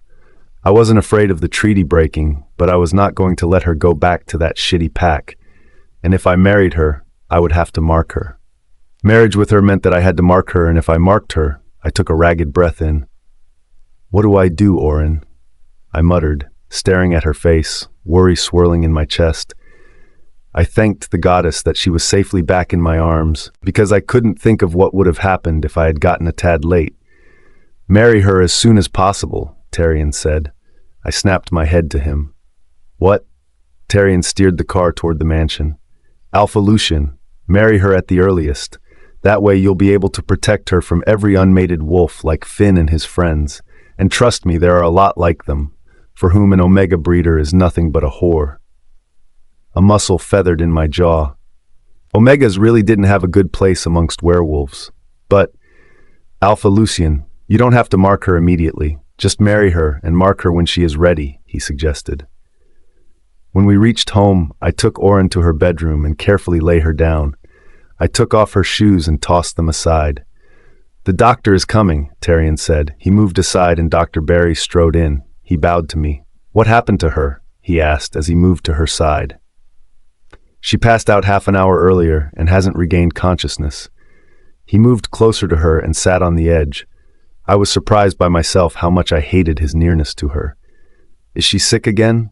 Did she not eat food?" he asked. His eyes went to her cheek. "Someone hit her very hard," he said in a low voice, trying his best not to look at me. "Yes, a few wolves caught her at the celestial soiree and misbehaved," I growled. "But you aren't saying a word about it to anyone." "Not at all, Alpha," he said, relaxing a bit. Then he examined her pulse and checked her temperature.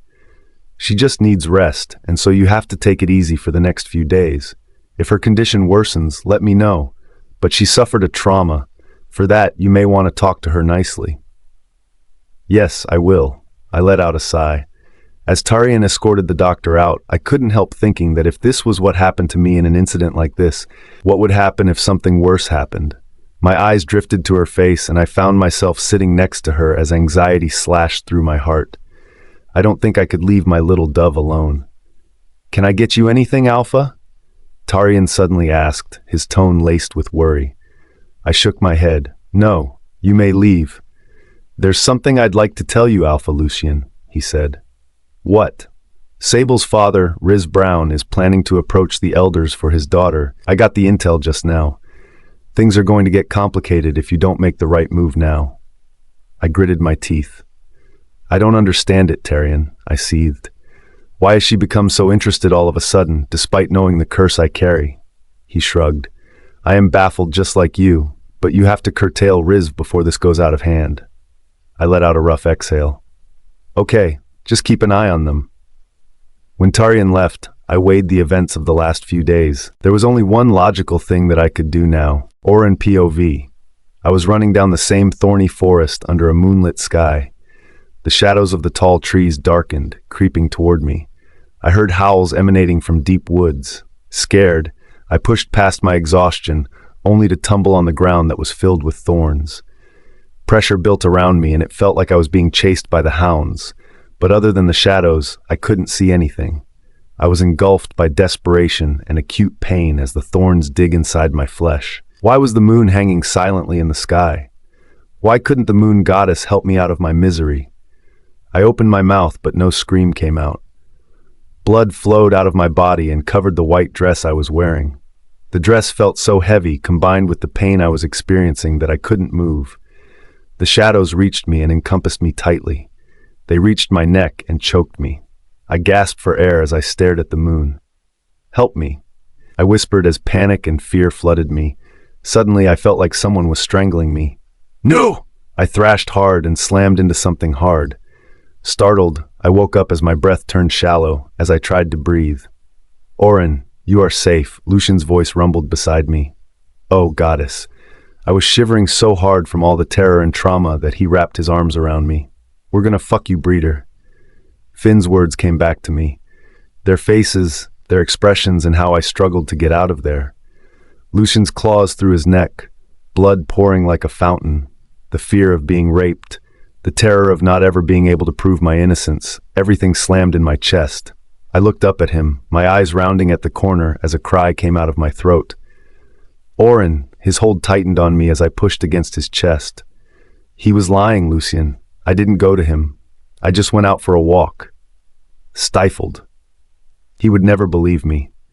The thought was so devastating that Sienna whimpered inside me. Lucien kept his arms locked around me, and it was then I realized I was in his lap. He curled his fingers beneath my chin and lifted my face. Look at me. I opened my eyes and tried to fix my gaze, still trembling. He let out a frustrated growl and hugged me. I'm so fucking sorry that this happened with you. I've got you, Auren. This won't happen again. I think it was the effect of the whole thing that I started crying uncontrollably. But when his words made an effect on me, I slumped in his embrace, relief washing over. Lucien, I sobbed as my shoulders shuddered. I'm sorry. I should have listened to you and stayed in. Goddess, he groaned and pulled my face into his neck. There's nothing to be sorry about. You can go anywhere you feel like. I know it wasn't your fault. It's okay, and I am not angry with you. And then he pressed a kiss to my forehead, and it felt genuine. Was I dreaming, or was he doing it out of courtesy? But who picked up an Omega like me in their lap? Only a kind Alpha like him. Alpha Lucien, I heard Vivi. Should I get lemonade for her? Yes, he snapped. A few minutes later, a glass is pushed against my lips. I sipped the lemonade, and when the glass disappeared, Lucien hugged me and rocked me to comfort me. I'm here, he murmured. The last of the sobs and shivers eased out, and it was only then I realized that I was in my room. The trauma must have had a lot of effect on me, because I just slumped my head on his chest and closed my eyes. I didn't know when I drifted off to sleep, but when I slept in his embrace, I didn't get nightmares. When I woke up the next morning, I realized that it was afternoon. I was in my bed covered with soft comforters. Memories of the previous night flooded my mind. A shiver ran down my spine when I remembered what Finn and his friends wanted to do. I got out of the bed, took a long bath, and thought of going to say thanks to Alpha Lucien personally. That was the least I could do. So I got dressed in jeans and white shirt and trudged out of my room. Vivi was happy to see me and offered me lunch, but I wanted to see Lucien first. Where can I meet him? I asked eagerly. Vivi was hesitant to speak, but when I pushed her, she said, "He is in his office with Beta-Tarian. I don't think you should go there." "Why?" I asked with a frown on my forehead even as I started to walk toward his office. Vivi ran after me. "Lady Auren, you have to eat. Please eat something. I'll let Beta-Tarian know that you want to meet Alpha Lucien." Why was she stopping me? Feeling rebellious, I increased my pace and said, "Where's his office?" "In the West Wing," she replied, almost jogging with me to catch my pace. I walked to the West Wing where it wasn't difficult for me to locate his office. The door of his office was slightly ajar. I peeped in to see that covered in blood, Jace was kneeling on the floor, his head yanked up by Tarian who had grabbed his hair. Lucien was standing in front of him with a dangerous beastly expression, his eyes flashing golden. And then he plunged his claws right through Jace's neck. "Goddess," I squeaked, making Tarian's eyes snapping at me. My heart hammered in my chest. I quickly darted to the left and leaned against the wall. Moments later, the door opened and Lucien walked out. "Were you looking for me, Auren?" he asked, his voice lethally calm. I nodded, my body lined up with goosebumps. "Please don't kill anyone else because of me." He wiped his hands with his hanky, his lips twitching up slightly. "I can't promise, but right now I'm famished and it looks like you haven't had food, little dove. Would you like to eat with me?" His eyes went to Vivi, who was standing so stunned that she was pale. She fled the moment he saw her, leaving me alone with the cruelest alpha of the North. He took a step closer. He leaned toward me and said, "Breathe, Auren. This is just the beginning." Lucien POV. Auren froze when I stepped closer to her. Her breath hitched in her throat, and I couldn't help but pull her in my arms. She trembled in my arms, her wide eyes filled with fear. "Promise me," she whispered, her voice shaking. "Promise you won't kill anyone because of me." Killing wolves in the werewolf world who defied their alphas was common. We killed them in cold blood or in fights, and we killed them if they tried to mess with us. This was a message I wanted to send to every one of my pack members. If they messed with Auren, that was challenging my authority. I don't know why, but for some reason, Auren was beginning to break the walls I had carefully crafted around my heart. It was like she was peeling them one by one, and I wasn't even aware of it. "Auren," I muttered as I tucked a strand of her hair behind her ear tenderly. "No one can mess with you. It's a direct challenge to their alpha, and that has consequences." "Please, Lucien," she said in a low voice, her chin quivering as she tried to blink away her tears, trying to show that she was brave. But I knew it better. Her heart hammered so violently that fear gripped my heart, twisting it painfully. I stayed silent, taking in her trembling form. I wanted to reassure her, to tell her that I wouldn't harm anyone. Finally, I nodded and said, "Okay." But deep inside, I knew the truth. If anyone dared to come close to her or hurt her, I would kill them without hesitation. My protective instincts roared to life, fierce and dangerous as hell. "Come, let's have lunch." As I led her back to the dining room for lunch, I could see she was still shaken. Her hands trembled as she sat at the table, and I knew she wouldn't be able to eat. "What would you like to eat?" I asked softly. Vivi, Tom, and everyone else were standing silently watching us. Auren looked up at me. "I'll make us something to eat," she said softly. My lips parted to protest it, but then I stopped, sensing something deeper. I watched as she stood up, and I knew that she needed some time alone. "Everyone out," I commanded, and my pack members quickly obeyed, leaving Auren and me alone in the kitchen. As she moved around the kitchen, her bare feet quietly patting on the floor, I felt a strange sense of calm wash over me. She started to gather ingredients, her focus shifting to the task at hand. I stood back, silently observing as she poured her heart into cooking, and I realized this was her comfort zone. She loved cooking, and it helped her calm her nerves.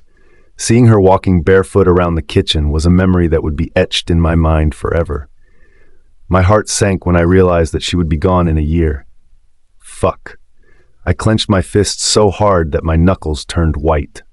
Doubts on how to deal with my unique situation crept in my mind. Darkness started bleeding in my chest, and I felt this need to shift and run in the jungles until my wolf was tired and out.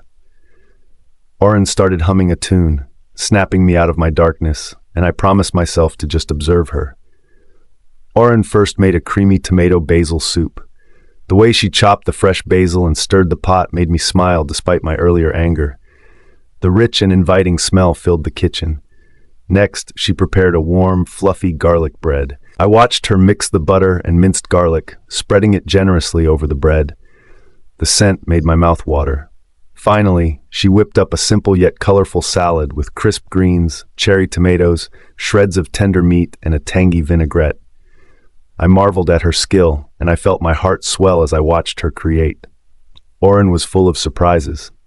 When she finished, she placed the dishes on the table, her cheeks flushed with satisfaction. She looked at me and said, "Would you like to try these?" I sat at the table and nodded. I filled my plate with all that she had made, and I delved right into eating all of it. Fuck. Everything she made was heavenly. I could actually fire my chef Tom and employ her forever. With my cheeks stuffed with the salad, I said, "Why aren't you eating?" She licked her dry lips, and I knew what was going on in her mind. So I made her sit with me, unable to ignore the nagging worry that she might not eat after all that had happened. I scooped some soup into a bowl and brought it to her lips, wanting to feed her, wanting to take care of her. As she ate, her eyes sparkled with a mixture of appreciation and bashfulness, and I promised myself right then that I would never kill anyone coldly in front of her again. Not at the risk of her losing her appetite. Just as we finished our meal, my phone buzzed. I glanced at the screen and saw Riz Brown's name flashing. My jaw tightened, irritation rising within me. I ignored the call, focusing instead on Auren's soft smile as she finished her food. Once she was done, I helped her to her room, ensuring she was comfortable. "Sleep for the afternoon, Auren," I said as I tucked her in the bed. "I'll be back in the evening, and then we'll talk." I knew that she needed to sleep after what she saw in the office earlier. The need to be with her to comfort her was so intense that I couldn't move from the edge of her bed. What was happening to me? She looked at me with so much hope in her eyes that my breath lodged in my throat. Once she drifted off to sleep, I felt a strange mix of protectiveness and frustration. I knew I had to meet Tyrion. When I stepped out, the tension in my chest eased slightly, but it was soon replaced by a sense of urgency. Tyrion was waiting for me in the main hall, and he looked serious. "Riz wants to meet you," he said, his expression grave. I frowned, the name alone stirring anger within me. "What does he want?" I growled as I walked back to the office. "He's trouble, Alpha Lucien," Tyrion grumbled. In the office, I noticed that Tyrion had already taken care of Jace's body. There was not a single drop of blood on the floor or anywhere else. And Riz was sitting there. I narrowed my eyes at him as I sat on my chair. He bowed to me and said, "You took the breeder to Celestial Soiree. For someone of your stature, you can't do that." "I'll take her wherever I want to. How does that concern you?" "Breeders are like sluts. You don't bring sluts to events like that," he said, and my body went rigid. "Sable would have accompanied you." I leaned forward, my wolf growling. "If I hear you calling her that again, I will snap your neck. Is that clear?" Lucien POV. Riz paled when he heard my animalistic growl. He lowered his voice and said, "Alpha Lucien, what has gotten into you? Have I made myself clear, Riz?" He stared at me without saying anything. A few moments of silence later, he answered, "Yes." "Good," I replied and leaned back. "Is there anything you want to talk about?" He clenched his teeth as if tense. Then he relaxed a bit and said, "If it's okay with you, Sable can accompany you to the events from now on. You know that Auren's purpose is to have your heir. What are you going to do after that? You would need someone to look after the pup, your heir, and you need a constant presence beside you, not someone who is doomed." I wanted to put a silver bullet in his head right now. I was going to enjoy killing him. With the way he was going, I knew that things would escalate soon. I narrowed my eyes and tilted my head. Sickening pimp. "You know very well that I can't marry Sable, so what I understand is that you're willing to offer your daughter as my mistress?" Taken aback by my crude words, he jerked his head back. "No," he denied. "Sable is offering herself to take care of your little pup. She is sacrificing her life for the sake of the pack's future." "I see," I replied, unable to fathom his shallowness. He cleverly underestimated the sacrifice of Auren over here because she would be truly giving up her life for me and my pack. Instead, he highlighted his daughter's grand future as her sacrifice. Did he think that I was a fool not to understand that Sable was interested in being the most powerful woman in the werewolf community? I highly doubted that she was interested in taking care of my pup. Well, I added, thanks, Riz. I'll let you know when the time comes. He nodded, his eyes showing hope. He got up and bowed to me. Thank you, Alpha Lucien. I'm glad that you see the reason why Sable is interested. Then he turned and walked out of the room with his chin high. Just before he exited, he turned and said, I heard about Finn and Jace. It could have been avoided. I mean, because of the breeder you killed 2 of our warriors. Are you challenging my authority? I roared, my alpha wolf trying to break free. No, Alpha Lucien. Riz froze, inclining his neck into submission because my alpha aura spilled out. I was just... Tarion came behind him and grabbed his upper arm. Don't challenge our alpha, he growled, else I will be compelled to shred you in pieces. Riz looked like he could shit in his pants. No, he spluttered and quickly left. Goddess above, I had to control Remus to stay put because he wanted to murder Riz like right now. He had never been this feral in my entire life, but with Auren, he had become so fucking protective that his feelings surprised me sometimes. Besides, killing 2 people in a day was going to raise some eyebrows. That bastard is growing balls, Tarion snapped. Keep an eye on him, I growled. Riz Brown was one of the prominent pack members, close to the elders of the Shadowfang pack and also close to the pack representative to the High Council, which was our law body. The High Council consisted of the Lunar Alpha, who was the highest-ranking alpha chosen by all the packs, and the pack representative other than the elders who were old werewolves with deep wisdom and experience. I wasn't afraid of Riz, but I knew that he was a fucking calculative, manipulative ass. I had to deal with him carefully, yet assertively because the sneaky bastard could harm my Auren. I would have killed him by now, but that would mean that I acted unreasonably, so I needed a reason to eliminate him. And right now, I didn't have any. I had to keep my eye on him until then. Auren POV. When I woke up in my room, it was already evening.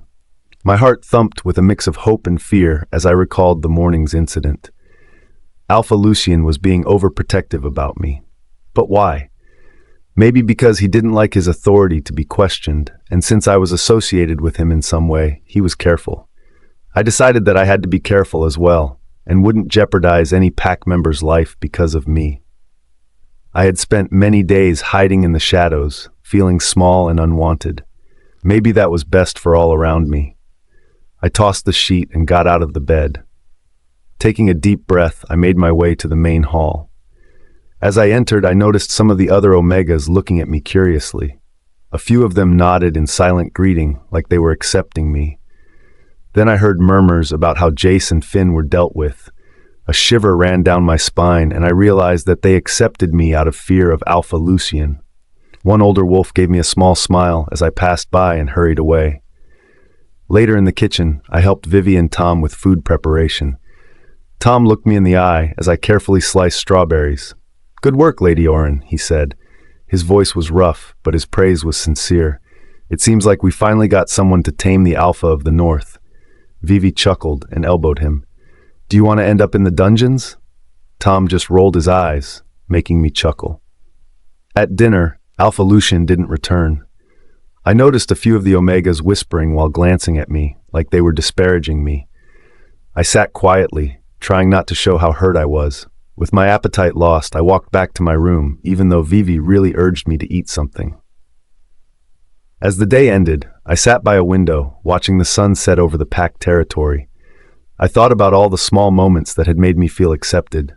Tom's praise and Vivi's jokes. I realized that even though the pack could be harsh, there were gentle souls among them too.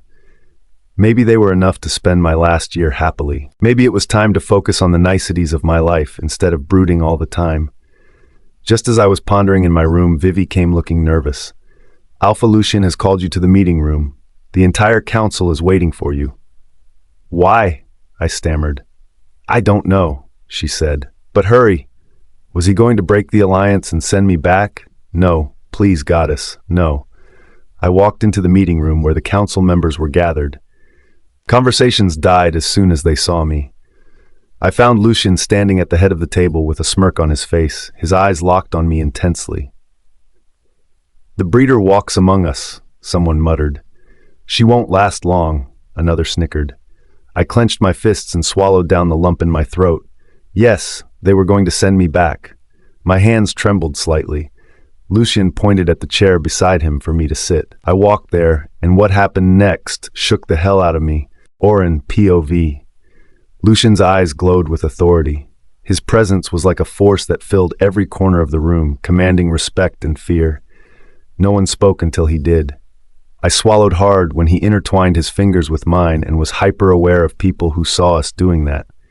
The weight of so many eyes on me made my skin prickle. But more than that, it was his touch that was sending tingles in my body. Why was it that it happened whenever he touched me? He wasn't my mate. My mind went to Alpha Bram, who rejected me so coldly, and here Lucien was, who held my hand firmly, showing to the world that I belonged to him. In that moment, Lucien's deep voice shattered the silence. 4 days, his voice sliced through the room, dangerously low, almost feral, possessive, and filled with threat. The council members froze. He continued, "In 4 days, I will wed Auren in a grand ceremony. There will be feasts, celebrations, and every pack allied with us will witness it." There were sharp intakes of breaths that rippled through the council members. My own breath caught in my throat. 4 days?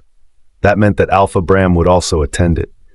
One of the older councilmen coughed. "Alpha, this is not a wise decision."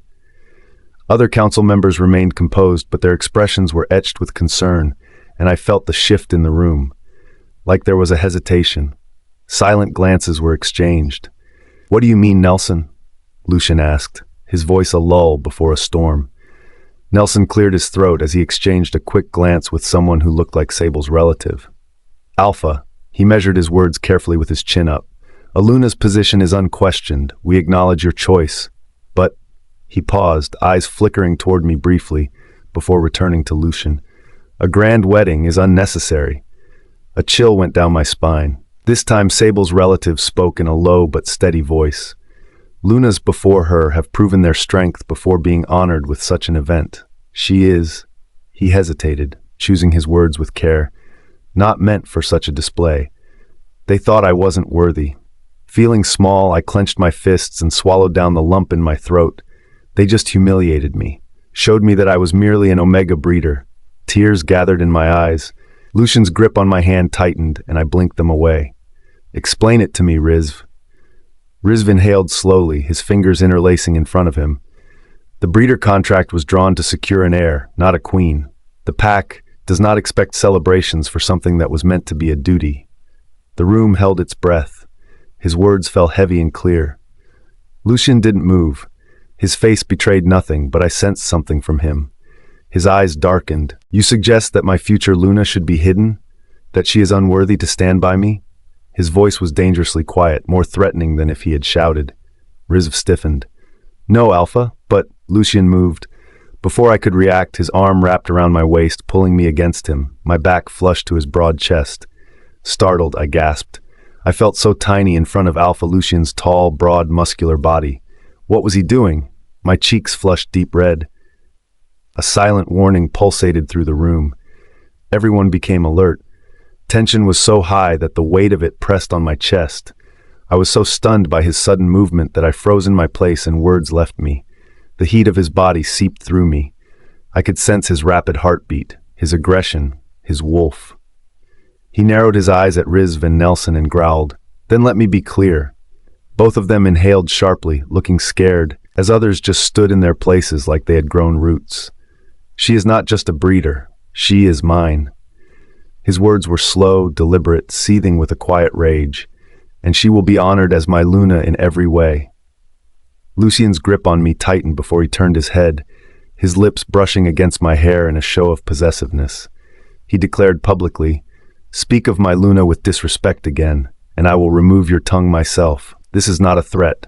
Test it if you dare to." The entire room fell into stunned stillness. Rizv's face paled, his lips parting as if he couldn't believe he had just said that. Neither could I. A shudder ran down my spine. I had never felt so exposed, never felt so claimed. The council remained silent for a while as the room's energy turned thick with unspoken surrender. They wouldn't protest now because their alpha had spoken, and in this pack, his word was law. "This meeting is over." Lucien growled. The council members left silently without another word. As the last one exited, Tyrion shut the large double doors with a quiet thud. "Phew!" He shook his head, wiping the sweat from his forehead. "That was quite a show, Alpha Lucien," he chuckled nervously. Lucien ignored him. He turned me in his embrace so that now I was facing him. My heart was still racing from the tension of the meeting, but his expression was as composed as ever. His eyes settled on me. "Would you be interested in shopping?" he asked casually, as if the meeting had never happened. "I have everything I need," I replied in a low voice. He took a strand of my hair in his fingers and rolled it. Then he brought it to his nose and smelled it. "Wedding shopping," he said in a soft voice. "Our personal stylist isn't here for a few days, but you can accompany Vivi and buy whatever you like." He tucked the strand of my hair behind my ear and took my hand in his. As he tugged me to the exit, he added, "I don't know much about this part, so you have to manage it alone." I don't know as well. Don't worry, Vivi knows and she will guide you." Saying that, he walked me to my room in silence, still holding my hand. Before he closed the door, his eyes lingered on me for a few seconds. As soon as I was alone, I went straight to my closet. I dug my old bag from there, taking out a bundle of my old clothes. Digging further inside it, my fingers brushed against something cold and metallic. My heart skipped a beat. I pulled out a delicate gold chain with a ring hanging from it. It was worn smooth with age. The ring had 2 wolves protecting the moon with thorns spreading on each side, carved intricately on its surface. It had always been with me since I was a pup. I held it tightly in my palm. The shaman of the Crimson Howl pack had said that it was my father's ring and that I should never part with it. I intended to give it to Alpha Lucien at our wedding, Auren POV. Only 4 days to go for my wedding? It seemed surreal. I still couldn't believe that he had made such an announcement, and that too so boldly in the public. Remembering how he held me in front of him with his hands wrapped around my waist, I couldn't help blushing. It was a bold declaration that I belonged to him, and somehow that made me feel safer than ever. Even if I lived for a year, I was going to die happily. I placed the ring back in the bag and decided to buy a small velvet box for it. It wouldn't look nice if I just handed it over to him. The day went by with Vivi and other Omegas running around the house, preparing for the wedding. Elder Rhaina came to meet me, her happiness evident in the fact that she gave me a delicate necklace of red, green, and white beads. "This is a sacred necklace that the Luna has to wear during every ceremony," she said as she handed it to me. I couldn't understand why she had it when it belonged to the Lunas of the Shadowfang pack. But I didn't ask her and took the necklace. "Thank you." As if understanding my question, she said, "The alphas of this pack rarely took Lunas." She sighed. The reason was simple. None of the breeders stayed alive for more than a year after they were mated, so the alphas never gave them the status of Luna. However, Alpha Lucien has gone against the norms and is not only marrying you, he is giving you the status of a Luna. It is but natural that this necklace should stay in the right hands. She took my hands in hers and squeezed that lightly. "These are the right hands. Wear it in every ceremony, Auren, and show them that you are their Luna." Her words encouraged me, and I felt a lump rising in my throat. Blinking away my tears, I nodded. "Yes," I whispered. I think I was falling in love with Lucien. That night, I couldn't sleep well. I tossed and turned in my bed, thinking about the day's events as the sheets twisted around me. Excitement was brimming inside me, and I was thinking of ways to be a good wife to Alpha Lucien. He had put his reputation at stake for me to make me his Luna, which was such a great honor. How could I return this favor to him? I couldn't sleep and glared at the ceiling, willing it to crack open and letting me sleep. But no, the universe had other plans for me. Counting sheep no longer worked, who, let's be honest, weren't that interesting. With a huff, I threw off the covers, swung my legs over the side of the bed, thinking of taking a walk outside. As I closed my door softly, I noticed Alpha Lucien's door ajar. Soft, buttery light spilled out, and curiously I crept closer, peeking inside because I knew that Lucien hadn't returned. His room was massive, like a royal chamber. I had been to Alpha Bram's room and used to find it great, but even that looked so tiny in front of this one. The walls were white and gray with intermittent deep charcoal lines, giving the space a dark and powerful feel. A huge canopy bed sat in the center with net curtains tied on all sides. There were white and green silky sheets with fluffy pillows in the center. As I walked inside, my feet dug in the plush green rug that felt soft under my feet. On one side of the room were tall windows with heavy curtains, and on the side was a fireplace in which the embers were glowing faintly. There was a wooden desk in the corner, which had some documents. Everything screamed of power, but only one thing was askew. His shoes, socks, and what looked like gaming consoles were strewn around. His bed was littered with colored magazines, clothes, and some strange purple object that looked like a tentacle. And near it was its new box. Unable to stop myself, I walked there and picked it up. I pressed its button. Just then Lucien walked in. He stopped dead in his tracks, with his eyes widening as he took the sight in. I looked up at him. "Alpha Lucien," I said excitedly. "Is this a food massager?" His gaze dropped to my feet. His eyes darkened and a flush spread across his face. In a low and husky voice he said, "If you're done playing with it, give it to me." "No," I whined. "Can I take it? I love this thing. I think I'm developing a foot fetish." No, a dildo fetish." Lucien's mouth dropped open as he stared at him in shock. "What? Had I grown 2 horns?" "How did you enter my room?" he asked, his eyes still on the tentacle. "Through your door. It was open," I replied innocently. Lucien groaned as he closed his eyes and clenched his teeth. When he opened them, his eyes darkened. He stepped closer until I had to crane my neck up to look into his eyes. "Give it to me," he said in a strained voice, extending his hand toward me. My amusement got replaced with tension.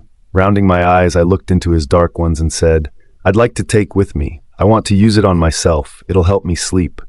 He stood frozen as his dark eyes locked onto me like I had just said something unspeakable, which apparently I hadn't. I realized Lucien wasn't breathing. I swallowed. "What?" I asked. "It's soft and squishy, and it vibrates. I think it'll help me sleep." I removed it from my feet and placed it on my lap. The thing started wiggling, trying to make home in between my thighs. "Look, it likes me," I giggled. Lucien let out a deep, guttural growl.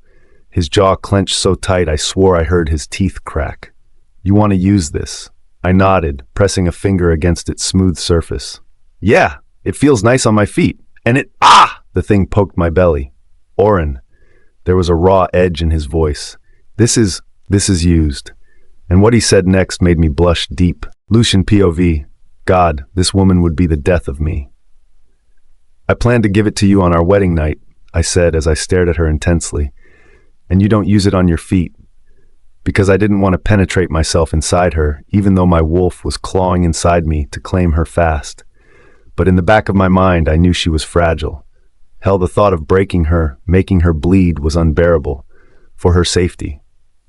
Honestly, I didn't know why I felt like this about her. She wasn't even my mate. Auren blushed and then blinked at me innocently. "You don't use it on your feet."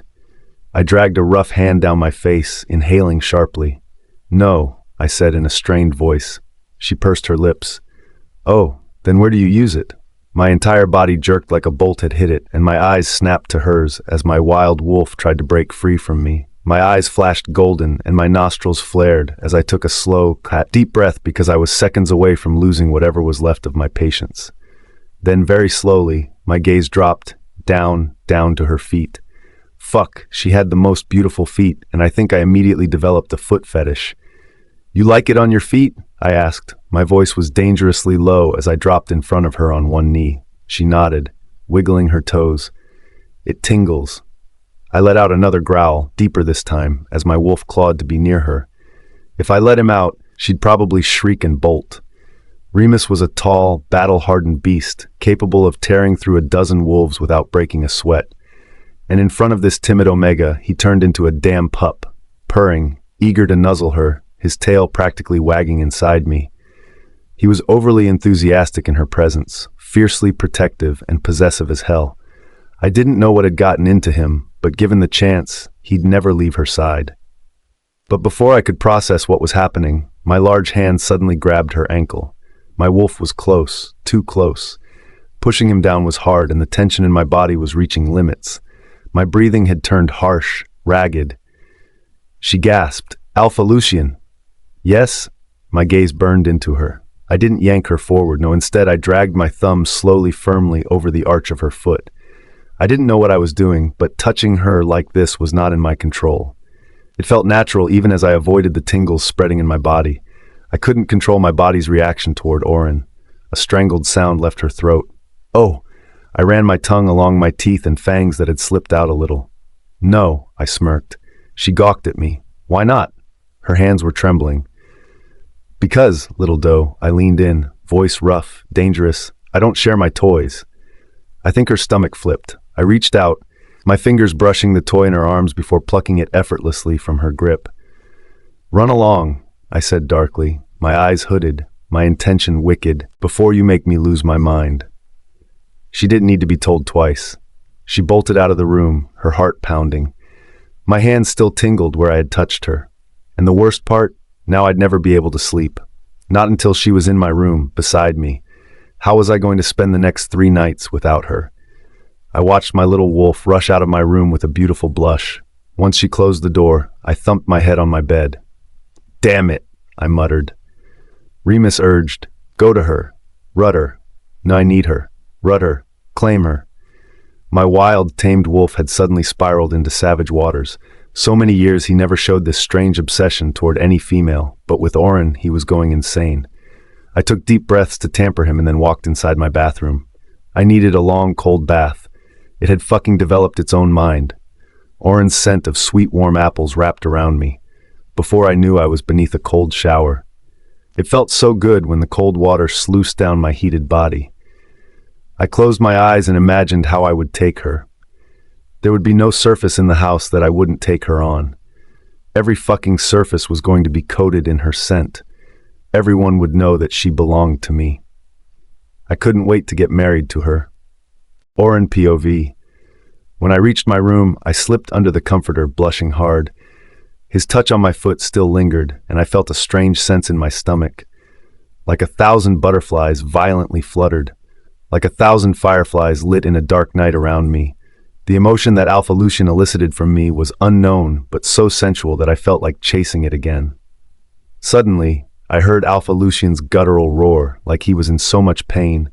My heart hammered in my chest, and I thought of going to his room again and checking him out. A few minutes later, when I couldn't stop myself tossing my comforter away, I tiptoed to his room. The door was ajar. I peeked through the slightly open door of Alpha Lucien's bedroom, my curiosity getting the best of me. The room was well lit, and my eyes widened as they landed on him. He was completely naked. My breath hitched and I froze. Where there were butterflies in my belly, now the heat coiled. His back was turned to me, broad and powerful, muscles shifting under his golden skin as he ran a towel through his damp hair. Water still clung to his body, trickling down his sculpted shoulders. It dipped into the deep ridges of his back before disappearing beneath the curve of his... Oh! I swallowed hard, my face burning. His waist narrowed into strong hips, his thighs thick with power. He was perfect. Too perfect. And I was staring, gawking, intensely. Sienna's tongue was practically lolling out as she drooled on the finest specimen of mankind on earth. A small sound escaped me, a sharp inhale, maybe a squeak, and my heart stopped when he suddenly stilled. "Run!" I turned and bolted down the corridor to my room, my bare feet making a thup-thup sound. My face was on fire. My pulse was frantically drumming. What was I thinking? Shutting my door behind me, I pressed my back against it, trying to breathe, pressing my hands over my burning face. My heart pounded so hard I could hear it in my ears. Oh, moon above, I had just seen Lucien naked, completely, gloriously, breathtakingly naked. I had seen Lucien naked. And now, every time I closed my eyes, I saw him again. This was bad, so bad. The sleep that was eluding me earlier was totally gone, replaced by an emotion I couldn't quite place. For the rest of the night, I couldn't get the image out of my head. Every time I closed my eyes, I saw broad shoulders, rippling muscles, and that tight, sculpted backside, and those round hips with dimples. My cheeks burned hotter than a fire pit. Why did he have to be built like that? It wasn't fair. To be precise, it was illegal. I buried my face into my pillow, groaning in frustration. How was I supposed to face him now? Somehow, I managed to sleep several hours later, and then when morning came, I avoided the main halls in order to avoid Lucien. I just couldn't think of facing him or talking to him. Goddess, my life was ruined forever. I was practically sprinting through the corridors like a fugitive, but luck wasn't on my side. It was almost 11 a.m., and my stomach growled heavily out of hunger. Just as I was about to sneak into the dining hall, I almost crashed into a firm chest. Alpha Lucien, I jolted back, nearly tripping over my own feet. His hands shot out, catching my wrists to steady me. In one swift motion, he guided me against the wall and came to stand in front of me so close that our breaths mingled. He planted his hands on either side of my head, caging me in. His sharp, dark eyes swept over me, hooded and unreadable. "I've been looking for you since morning," he said, his voice low and intense. "Why do you look guilty?" I choked. "I don't." A muscle in his jaw ticked. "You do." I waved my hands in panic. "I slept badly," I sputtered. His eyes narrowed slightly. Then his gaze dropped to my throat, where my pulse was surely going wild. I held my breath. He brought his finger to my pulse and lightly stroked it. "Liar," he murmured. My heart nearly exploded. His scent, pine, dark and intoxicating, wrapped around me. When his gaze dropped to my lips, muscles shifted beneath his tight black shirt. "You ran," he stated. I pressed my lips together, my fingers twisting in the hem of my dress. "No, Don't lie." His voice was smooth, but he watched me with predatory intensity. "Tell me," he murmured, taking a strand of my hair in his fingers. "What exactly did you see?" I turned my face away, my cheeks on fire. "Nothing." A slow smirk tugged at his lips. "Nothing?" He leaned down, his breath fanning over my ear. "Then why is your heart racing?" I opened my mouth, but no sound came out. Oh, goddess, he knew. He knew it. I wished the earth would break and swallow me. Lucien's fingers tilted my chin up, forcing me to meet his eyes. They gleamed with amusement, darkness, and desire. "Poor little wolf," he murmured, his thumb grazing my lower lip. "So flustered. Did you like what you saw?" My knees felt weak. I gasped, mortified. "No," he chuckled, low and wicked. "Liar," he whispered. "No."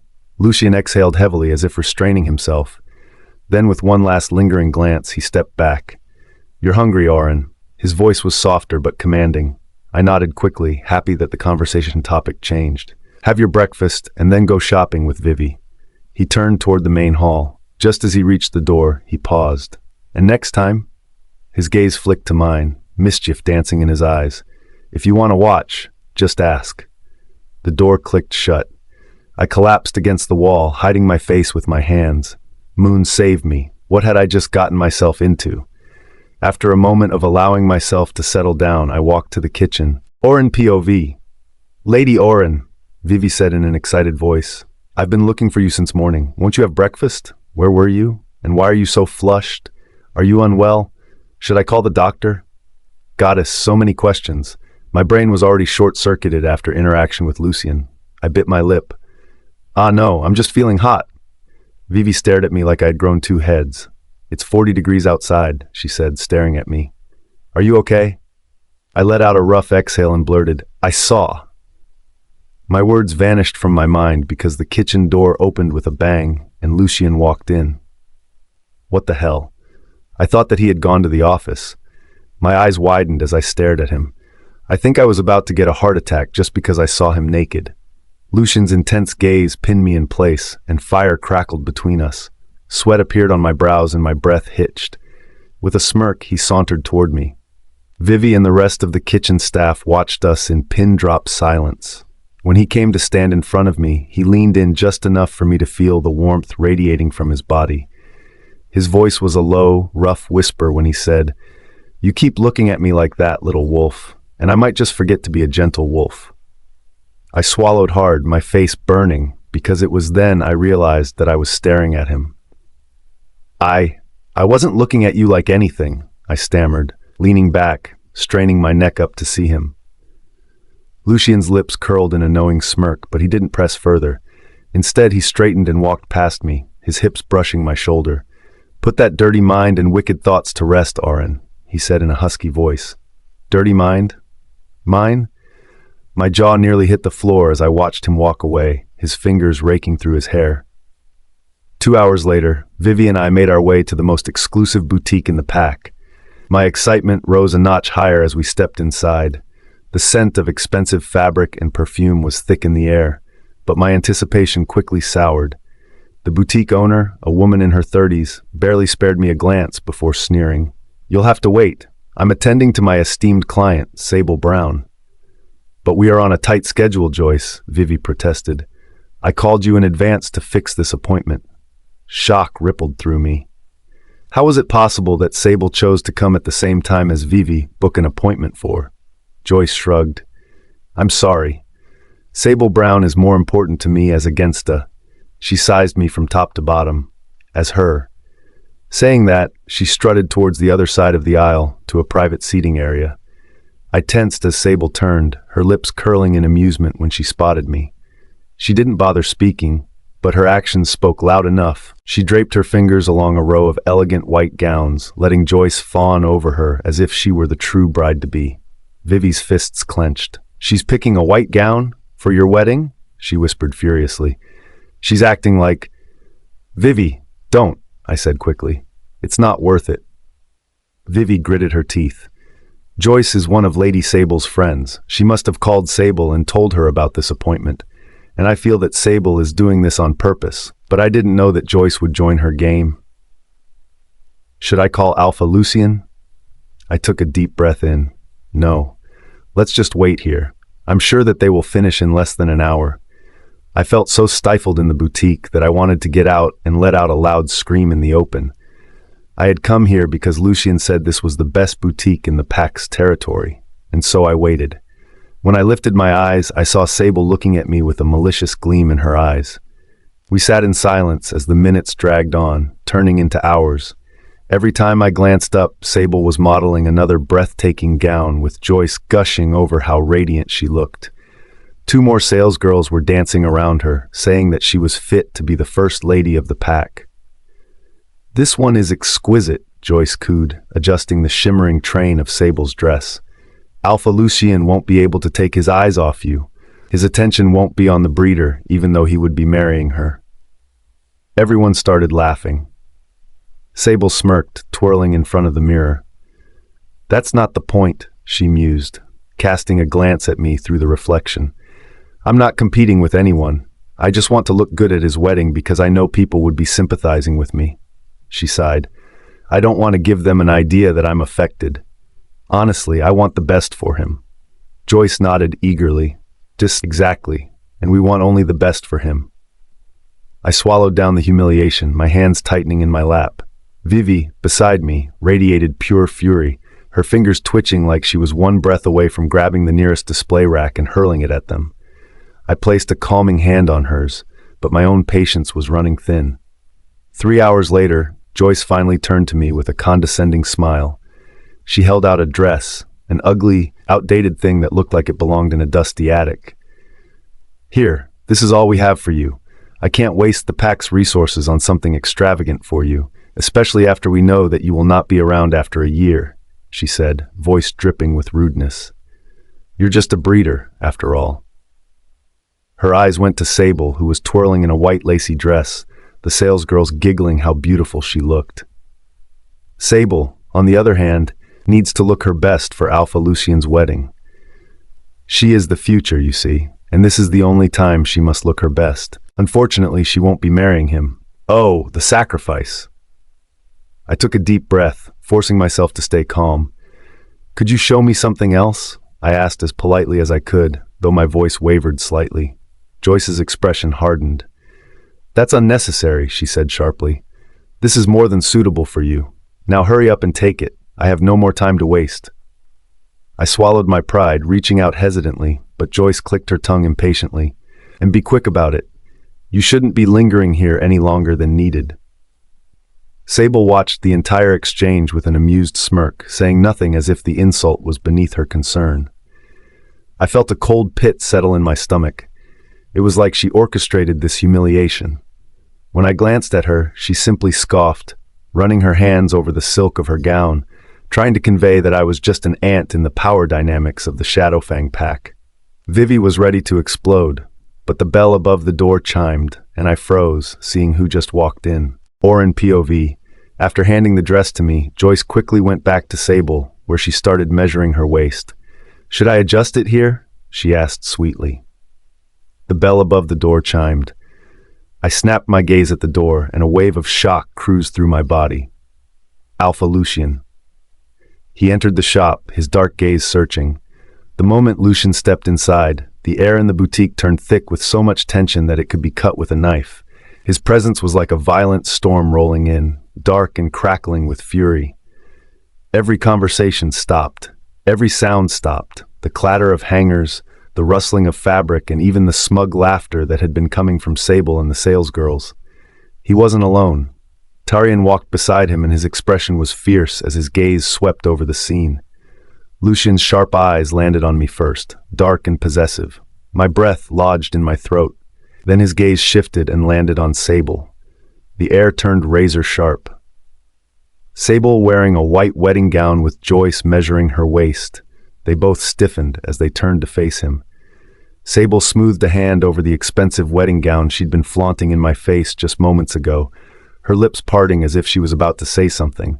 She fluttered her eyelashes and bowed to him. "Alpha Lucien, I'm buying a dress for your wedding." She looked down at the silk of her gown. "How do I look?" She smirked with her chin up, glancing at me.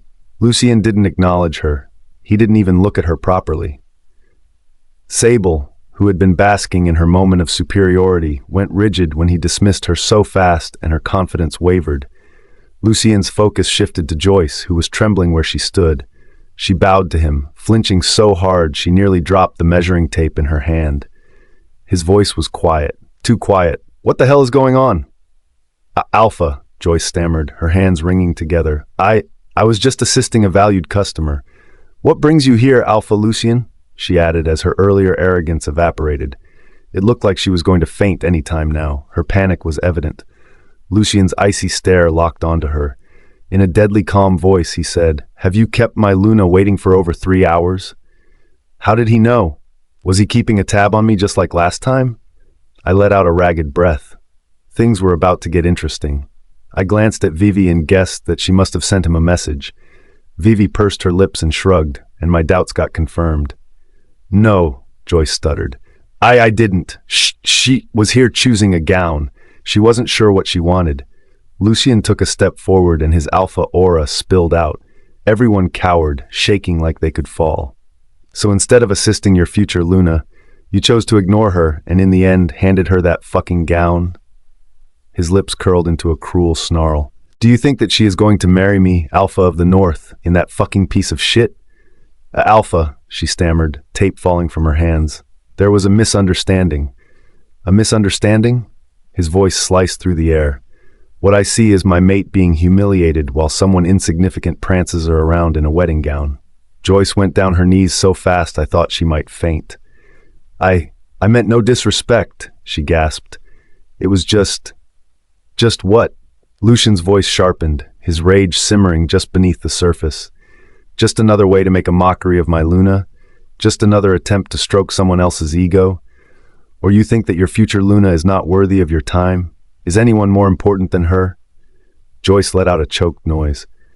No, Alpha. I can fix this. I'll give her the best dress. Before she could finish, Sable suddenly stepped forward, her expression desperate. "Alpha Lucien," she said quickly, pasting on an innocent smile. "I had no idea Joyce mistreating Auren. It's unfair." I couldn't believe it. She had thrown Joyce in fire to save herself. I peeked at Joyce and found her staring at Sable with disbelief in her eyes. "What?" Joyce squeaked. "You were the one who—" Sable cut her off immediately. I would never support something like that, and I repeatedly asked her to cater to Auren instead of me. In fact, she turned to me, her voice coated in fake generosity. "Auren can have the dress I'm wearing. I was only trying it on, but if she wants it, I don't mind." Lucien turned to her slowly. His fury was barely restrained. The weight of his stare was crushing. "If Joyce was mistreating my mate," he said, voice dangerously calm, "then what were you doing?" Sable's mouth opened, closed. She blinked rapidly like she hadn't expected to be questioned. "I didn't realize."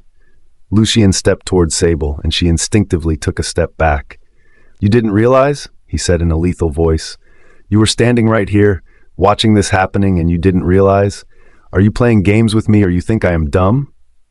Sable flinched. And no, Alpha, Joyce was handling the dresses, I wasn't involved. She quickly tried to get out of the situation. Lucien let out a low, mocking chuckle. Not involved? His eyes darkened. You stood by and watched my mate be insulted, and now you want to play the hero? Sable's lips trembled, but she didn't dare argue. She looked like she could cry any time. Lucien turned back to Beta-Tarian. Cancel this boutique's license now. She will never sell another dress in this pack again. Joyce let out a strangled wail. No, Alpha, please, I beg you. This is my life's work. Lucien remained unmoved.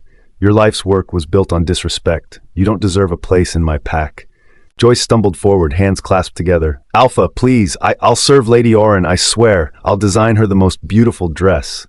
Lucien's gaze was pure ice. You think I'd let my mate wear anything made by you? Joyce whimpered, visibly shaking. No, please, Alpha, no. Tarian, Lucien growled. Tarian stepped forward immediately. Alpha, burn every dress in this store.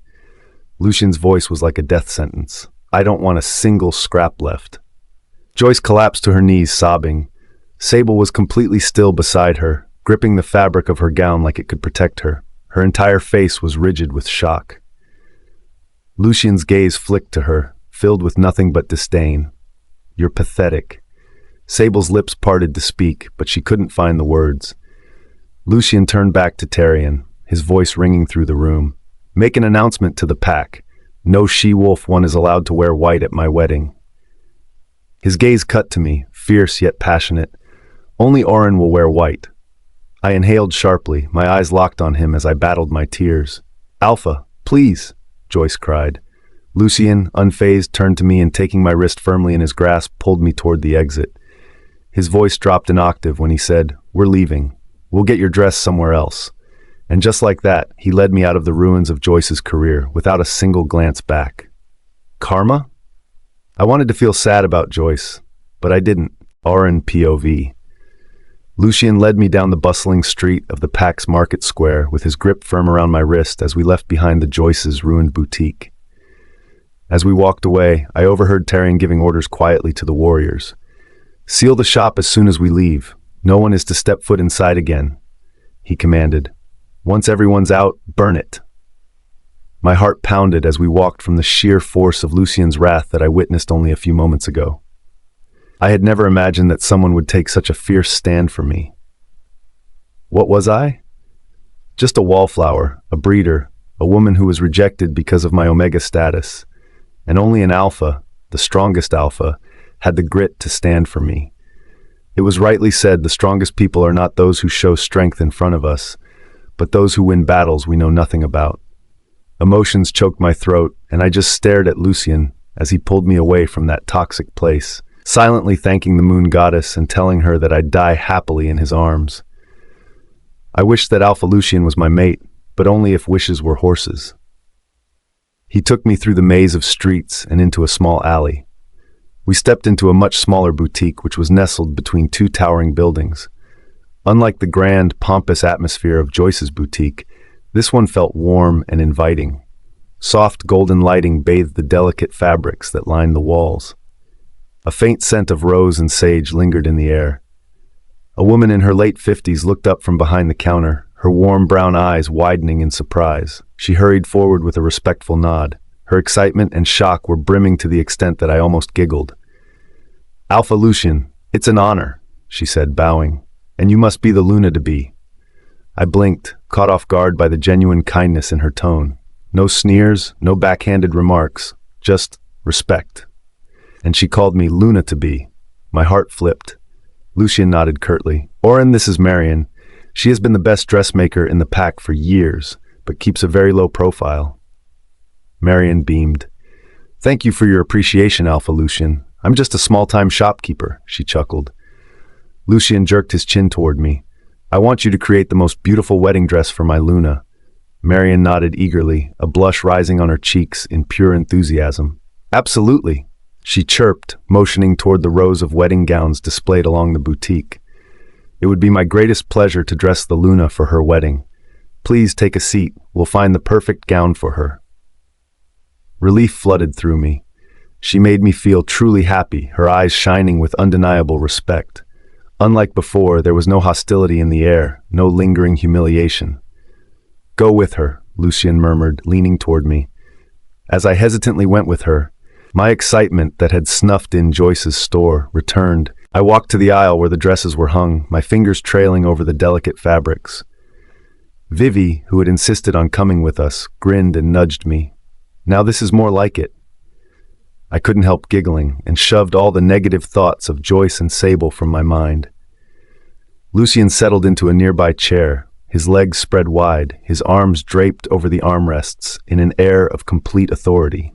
His penetrating gaze never left me as Marion guided me toward the fitting room, holding a selection of gowns that best suited an alpha's bride. The first dress was simple, an ivory satin gown with a modest neckline and a flowing skirt. It was elegant but plain. I stepped out, feeling uncertain as Lucien's eyes trailed over me. He exhaled through his nose, shaking his head once. "No." Marion quickly handed me another. This one was slightly more intricate, with delicate lace sleeves and pearl embroidery along the bodice. It was lovely, but still I wasn't confident. I came out of the fitting room and walked in front of Lucien again, only to be met with another slow shake of his head. "Not this one either." I sighed. What did he want? Marion gave me a few more gowns to try on, but instead I looked at them and felt like something was missing. "Can you bring a few more?" I asked politely. Finally, Marion brought out the last gown, and I felt like I found it, but I didn't know if Lucien would like it. But the moment I stepped into it, I felt different. It was breathtaking, an elegant white gown with an off-shoulder design. The bodice hugged my curves before flowing into a cascading skirt of the softest silk. There were tiny silver moon and star embellishments shimmering in the fabric, catching the light with every movement. "Goddess!" Marion rasped. "You look so beautiful." She smoothed the skirt and adjusted my sleeves. When I came out to show it to him, Lucien's stare darkened. His jaw clenched, his fingers curling slightly on the armrest as his gaze roamed from my bare collarbones to the curve of my waist and down to the skirt. My throat went dry under the weight of his scrutiny. "This one," he finally said, his voice rough, filled with an emotion I couldn't figure. His eyes flickered over the intricate details, the stars and moons, and the way the fabric hugged my body. The longer he looked, the heavier the air between us became. Under his intense gaze, my heart hammered wildly. A nest of traitorous butterflies exploded in my stomach, and a blush crept on my cheeks. Gosh, why did his gaze affect me so much? Marion hummed in approval. "A perfect choice, Alpha." She turned to me, adjusting the gown slightly. "What do you think, dear?"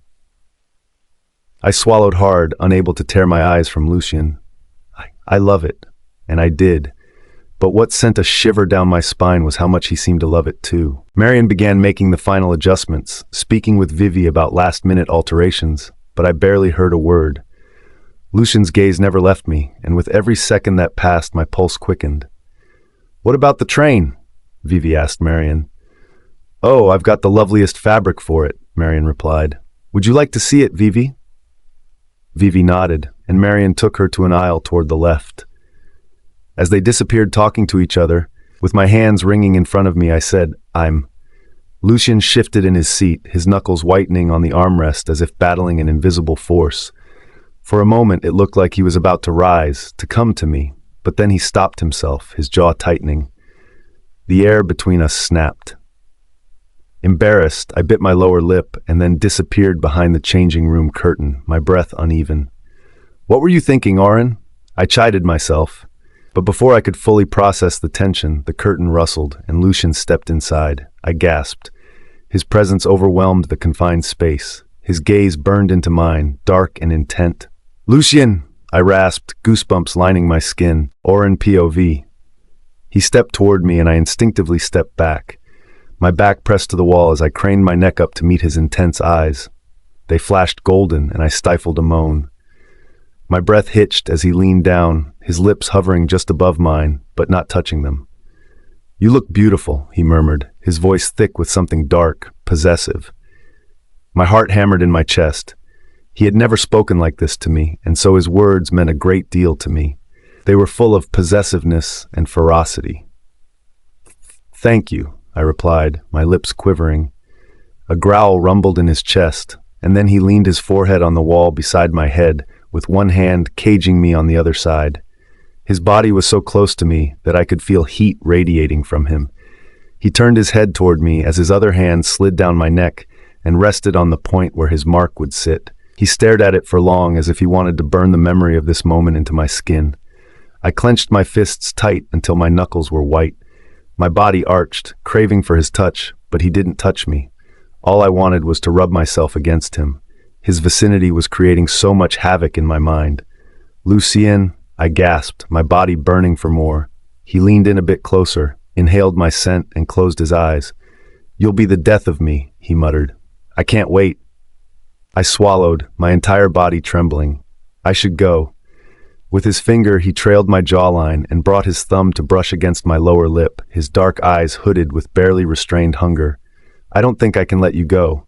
I didn't know what he meant, but gods, I didn't want him to. A rustle on the changing room curtain shattered the moment. Marian's gentle voice came in. "Luna, are you ready?" I sucked in a sharp breath. "Lucien," I whispered, my voice barely audible. Lucien closed his eyes briefly, as if reining himself in. He stepped back a few moments later, his hands lingering on my waist for just a second longer. "Go," he murmured, his voice strained, "before I forget why we're here." I let out a shaky breath and turned to walk out, but I didn't miss the way his eyes followed me, dark with unspoken promises. This wedding was going to change everything. It was then that my gaze dipped lower and I froze. There was a massive bulge in his pants. My brows furrowed as I blinked at it, my mind scrambling to make sense of why this kept happening around me. Was it some sort of injury? A recurring swelling condition? Maybe he needed medical attention. I bit my lip, debating my options.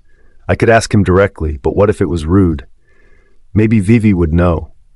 No, that might be too personal. Perhaps I should bring it up with the pack doctor. The thought of knocking on the infirmary's door and explaining, "Hi, I think Alpha Lucien might have a chronic swelling issue in his pee-pee. Could you check?" made me pause, or I could just ask him. Did it just twitch? I prayed silently, "Oh goddess, whatever it was, please make it right." I lifted my eyes, fully prepared to ask him, only to find Lucien watching me. He had an intense expression. His jaw was tight, like he was holding himself together by a thread. I hesitated. "Lucien?" His eyes flickered with something dangerous. "Yes," I swallowed. Should I say it? I almost did. The words were right there. But at the last second, something in his eyes changed, like a warning wrapped in the darkest temptation. It made my throat go dry. "Nothing," I mumbled, quickly going out. I could still feel his stare on my back, hot and heavy. When I came out, I saw Marian standing and her jaw dropped to the floor. She was flustered when she saw Alpha Lucien walking right behind me. Everything okay?" she almost squeaked. Alpha Lucien brushed my shoulder as he walked past me. "Everything's fine, Marian," he said. "Make the adjustments and send the dress to the house tomorrow." "Yes, Alpha," she replied, bowing. Then he said, "We have to go, Auren." My heart pounded as I changed back into my clothes, my thoughts torn between Lucien's strange reactions and the growing tension between us. Like we were both teetering on the edge of something neither of us understood, or maybe I didn't understand. When I came out, I saw Lucien giving his card to Marian, who was overjoyed as she swiped it. "Is there anything else you want to buy for her?" she asked. "Not here," he replied and collected the card. I wondered what else he wanted to buy. I had everything I needed and then some more. "We have to stop at the jewelry store next," Lucien said, and my mouth dropped to the floor. He came to me, closed my mouth by curling his finger beneath my chin, and chuckled. "Did you think that my Luna wouldn't wear any jewelry?" "But Elder Rhina already gave me a beaded necklace," I argued. "Please don't buy it for me. It will—" I lowered my head. "It will go for a waste." His chest rumbled with a dangerous growl. I froze. He turned to me, grabbed my shoulders, and growled, "Never say that again, okay?" I sucked in a sharp breath, nodding tightly. As soon as we stepped out of the boutique, I saw Terrian coming toward us. "Alpha," Terrian said, his tone all business. "The Alphas and Lunas have started arriving. We've arranged accommodations for them in the hotels across the pack grounds." Lucien exhaled slowly, the tension in the air shifting as he reined himself back in. Good. Any issues? None so far, Tyrion replied. But there's a lot of them. More than expected. Every ally Alpha and Luna has come, and their entourages are sizable. It seems they're all eager to witness this wedding firsthand. A strange feeling twisted in my stomach. Of course, they were eager. It wasn't every day a cursed Alpha took a mate. I swallowed hard, but my thoughts turned to one wolf in particular. Alpha Bram. Was he here? Would he come to watch the mate he rejected stand beside another Alpha? Was he here to celebrate the beginning of my end? Had he brought Maris? The last time I saw them, they'd laughed in my face, threatened me, discarded me, happy I was going to face my doom, happy that they used me in the best possible way. But now I was about to become Luna to one of the most feared Alphas in existence. With that thought, I lifted my chin as my confidence returned. Let them watch. Let them all watch. With so many thoughts churning in my mind, I didn't realize that I was already in the jewelry shop seated next to Lucien, every person watching us excitedly. Do you like this? Lucien said, pointing somewhere. My gaze snapped. Goddess. It was a breathtaking necklace with moon-cut diamonds, shimmering under the light with matching earrings. I love it, I murmured. Pack it! Lucien ordered, Auren POV. We returned home after shopping. My mind was a whirlwind of emotions. I was exhausted and wanted to go back to my room and get some sleep, but Lucien insisted that I have dinner. When I refused, he said, if you like, you can have dinner in your room. I rubbed the back of my neck and smiled. That would be great. Saying that, I walked to my room and flopped on the bed and waited for Vivi. Remembering the events of the day, I let out a deep sigh. Sable, Joyce, Marion. I dragged myself to my feet and started to remove my dress when a knock on my door sounded. Come in, I said lazily as I looked in the mirror of my dresser and removed earrings. Shock rippled through me when I saw that the door opened and Lucien entered with a tray of food. Alpha Lucien? I squeaked and got up instantly. Without tearing his gaze from me, he kicked closed the door and sauntered toward me. Dinner. For you. A blush crept on my cheeks with every step he took toward me because all I could see was that the top two buttons of his shirt were now open and his tattoos were showing. Thank you. You can keep it there, I pointed to the table, unable to tear my gaze from his tattoos. He raised an eyebrow and my heart thundered in my chest. How could I ask him to do that? But he placed the tray on the table and instead of leaving, sat on the couch next to it. He gestured at the food with his chin. Come here and have it. I hastily went to the couch, sat as far away as possible from him, and quickly started gobbling the chicken salad. When he didn't say a word as I ate, I started squirming under his unreadable gaze. Was I looking tired? Did I have dark circles under my eyes, or was it something else? I touched my face with my hands, and with a stuffed mouth asked, Is everything bopay? He cleared his throat. Everything is okay. Then he muttered, More than okay. I frowned when he inhaled deeply, and sat back lazily with his arm thrown on the backrest, like he was enjoying the sight. Just then there was another knock on the door. Who's there? Lucien growled, not liking the intrusion. The door opened, and I saw Tyrion with a set of documents. Alpha, he said and walked in without permission. What are you doing here? Lucien growled. Tyrion came to sit between us, because that was the only place left. Lady Auren has to attend some rituals, he said as he picked up garlic butter shrimp and ate it from my plate. Then he gave some documents to Lucien. The shaman has called her tomorrow morning. This is the schedule. Thanks for letting me know. Now you may leave, Lucien snapped, taking the papers. And if you're hungry, you can go down and have food. This is for me and Auren. Goddess, I couldn't believe that Lucien was being so cheeky. Tyrion whipped his head to look at his Alpha. Sorry, Alpha, it was just a small bite, he said. Feeling embarrassed, I said, Oh, you may take more. I was about to pick up another piece to give to him, when in a flash of a moment, Lucien got up and perched himself, rather forced himself right between us with documents in his hands. Stop feeding him, he said impatiently. You can only feed me, he ordered. Saying that, he opened his mouth. I didn't know what to do, but I exchanged a glance with Tyrion, my blush deepening, and I put the shrimp in Lucien's mouth. As Lucien read the document, I fed him more while Tyrion watched us stunned as hell. Suddenly, Lucien turned his face toward Tyrion to say something, and in confusion, I dropped the shrimp. "Sorry," I squeaked. "I dropped it." Lucien said, "It has gone inside my shirt. Can you take it out?" "What?" My eyebrows shot to my hairline. "Come on, hurry up," Lucien said. "That thing is prickly as hell. I could have taken it out, but I'm reading these sacred documents." Mortified, I blinked my eyes, and a stunned Tyrion seemed like he was transported to a different world. Hesitantly, I put my hand inside his shirt, my blush spreading to my chest. I searched for it, but couldn't find it. "You can open buttons of my shirt to fish it out," Lucien suggested, leaning back and smirking. I bit my lip, opened the buttons, and when I spread open his shirt, I saw the shrimp tucked inside the waistline of his pants. God damn it. Curling my finger, I fished it out. "Oh my goddess," I exclaimed frantically. This time, Tyrion's eyes also landed there. Then his gaze snapped to Lucien's face, who glared at him as if daring him to speak. "Get out!" Lucien growled to him. Tyrion literally disappeared from there, muttering something about food porn. Half an hour later, when I finished, Lucien was still lounging in his open shirt. My mind was a mess, not just from the display he'd put on in front of Tyrion, but from those tattoos. I had to force my gaze back to the food, refusing to let them distract me. And Lucien, the strongest wolf of the north, was clearly enjoying my struggle, because not once did he move. He made me read the schedule a number of times while watching me. Eventually, he got up and walked to his room through the door that connected our rooms. I sucked in a sharp breath when the door closed behind him. What the hell was going on with him? Next day, I went to the temple along with Vivi for the Luna Pact ceremony. The morning air was cool against my skin as I stood before the grand ceremonial altar, my heart pounding. I was made to wear a white ceremonial robe. The shaman stood in front of me, holding a bowl filled with sacred water.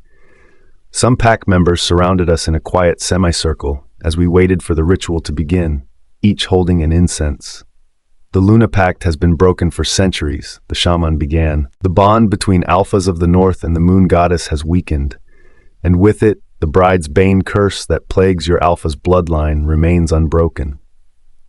My fingers tightened around the edge of my ceremonial robe. Shaman continued, "A cruel fate where every woman destined to be with Alpha Lucien would die within a year. It was the first time I was hearing of it so openly, the weight of it settling on my shoulders like an invisible chain. You must perform this ceremony to seek the goddess's favor, the shaman continued. Only the right soul can unshackle the binding. If you are truly meant to be his mate, she will hear you. I knew that it was just a ritual and nothing else. My destiny was already carved in stone. I swallowed hard and stepped forward to take the bowl of water. Auren POV. The shaman handed me the bowl of water and I looked at it with uncertainty. "Kneel," he instructed, and I obeyed. He placed a silver pendant in my palm which was the shape of a crescent moon. "Offer your prayer," he said. I took a slow breath and closed my eyes. As I offered my prayers, the entire pack watched me. There was a hush over the gathering. My mind scrambled for the right words. "Moon goddess," I began, my voice barely above a whisper. "I don't know if I am the right soul to break this curse, but if I am, grant me your strength." Something pulsed around me, but I think it was a trick of my imagination. The shaman took the bowl and poured the water over my hands. It dripped onto the ceremonial stones beneath me. "Rise," the shaman ordered. When I rose, my eyes glanced at the crowd, and I saw Lucien standing at the edge of the crowd with his arms crossed, his intense gaze locked on me. The ritual ended, and I felt a strange sensation working its way up me, like I was exposed to the moon goddess in more than one way. Lucien came to me and guided me out of the place with possessiveness. The entire day passed by doing one thing or the other. I was taken to several places where I had to offer my pledges. Orphanages, hospitals, nurseries, series of charities, and much more. I was constantly changing clothes and wearing matching jewelry. Lucien was extremely busy with the wedding preparations, but I don't know how he managed to come and see me at these events. And every time I saw him watching me with the same intense gaze, it was overwhelming, but I liked the way he looked at me possessively, like I belonged to him, even if that was temporary. At the end of it, I was very tired, but there was the pre-wedding party I had to attend. As I stood in front of the mirror in my room, adjusting the ruby necklace around my neck, I felt Lucien's presence before I saw him. "You're wearing it wrong," he murmured behind me. My breath lodged in my throat as his fingers brushed against my skin. He corrected the way the necklace sat on my collarbone, his touch lingering longer than necessary. My pulse stuttered. For a moment I thought he might say something, but he only met my gaze through the mirror and stepped away. The tension between us hadn't eased. If anything, it had grown heavier, thick, and filled with words neither of us dared to say. And with the wedding drawing closer, I wasn't sure how much longer we could keep pretending. He drank me in and then offered his arm. As we walked down the stairs, he said, "Many wolves from neighboring packs have arrived. They will try to contact you, but don't meet them." "Why?" I asked, furrowing my eyebrows, a muscle feathered in his jaw. "Because some of them are unmated." So I've already told everyone that you won't meet anyone. That's it." I blinked my eyes at him, unable to understand the reason for his orders, but I didn't argue. When we reached the venue, a horrible surprise was waiting for me. I saw that Lucien had invited the elders, council members, and a few alphas and lunas, and amongst them was Alpha Bram and Maris. My heart rate spiked and I clutched Lucien's arm rather tightly. He turned his head and narrowed his eyes. "I can sense your spiked heartbeat. What's wrong?" "It's nothing," I muttered, feeling the weight of Bram's eyes on me. Damn it. Why was it that the mate bond still lingered inside me? It felt so rotten, so horrible that I wanted to get rid of it. Maris was standing beside him. While he wore a navy suit, she was in an azure silk off-shoulders dress. Maris looked at me with so much hatred in her eyes that it pulsed in the air. My eyes went to her neck and I realized that she wasn't marked as yet. Strange. Didn't they marry? "If you're thinking about Bram and Maris," Lucien said in a low voice, "then remember that I called them just to show who you belong to, and that if they dare mess with you, they mess with me." His words sent a wave of warmth in my heart. I chuckled. "Thank you."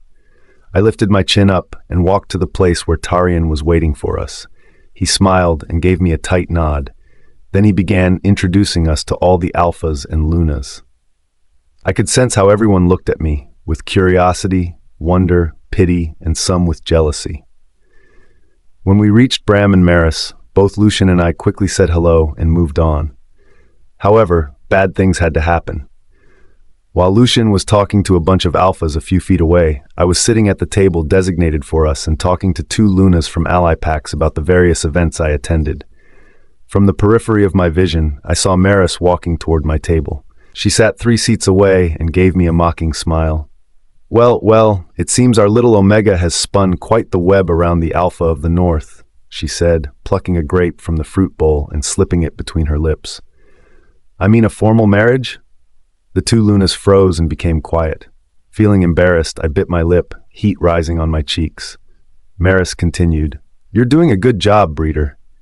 She leaned in and growled, "Just make sure you get pregnant as soon as possible. After all, that's your real purpose here. Don't forget your place. Other than that, all this?" She waved at the hall and its opulence. "It's meaningless. Alpha Lucien is only trying to make you feel better before you die." She scoffed. "Or, because you'll die soon, he's making the best use of you. Why not take advantage of a doomed bride? No one in their right mind would willingly marry him anyway. And you," she smirked, tilting her head, "you're the perfect scapegoat." Tears welled in my eyes. Maris knew how to insult you. Other lunas were stealing glances at me. I took a ragged breath and was about to excuse myself when I felt a familiar presence behind me. "I see you've already talked to my Luna," Lucien said as he placed his hand on my shoulder. Alpha Lucien." Maris got up, flustered as hell, her chair falling behind her. He leaned in slightly and his voice dropped to a dangerous low. "If I'm taking advantage of the situation, then Auren is quite an opportunity for me, because she'll be the one wearing my mark, and not you. If I remember correctly, your father offered your hand in marriage to me a few months ago, and I rejected it?" Maris gasped, flushing deeply. Sorry, I was just..." She got up and scurried away. I stifled my laugh as I watched her running back to Bram. "Wait, Maris was offered to Alpha Lucien?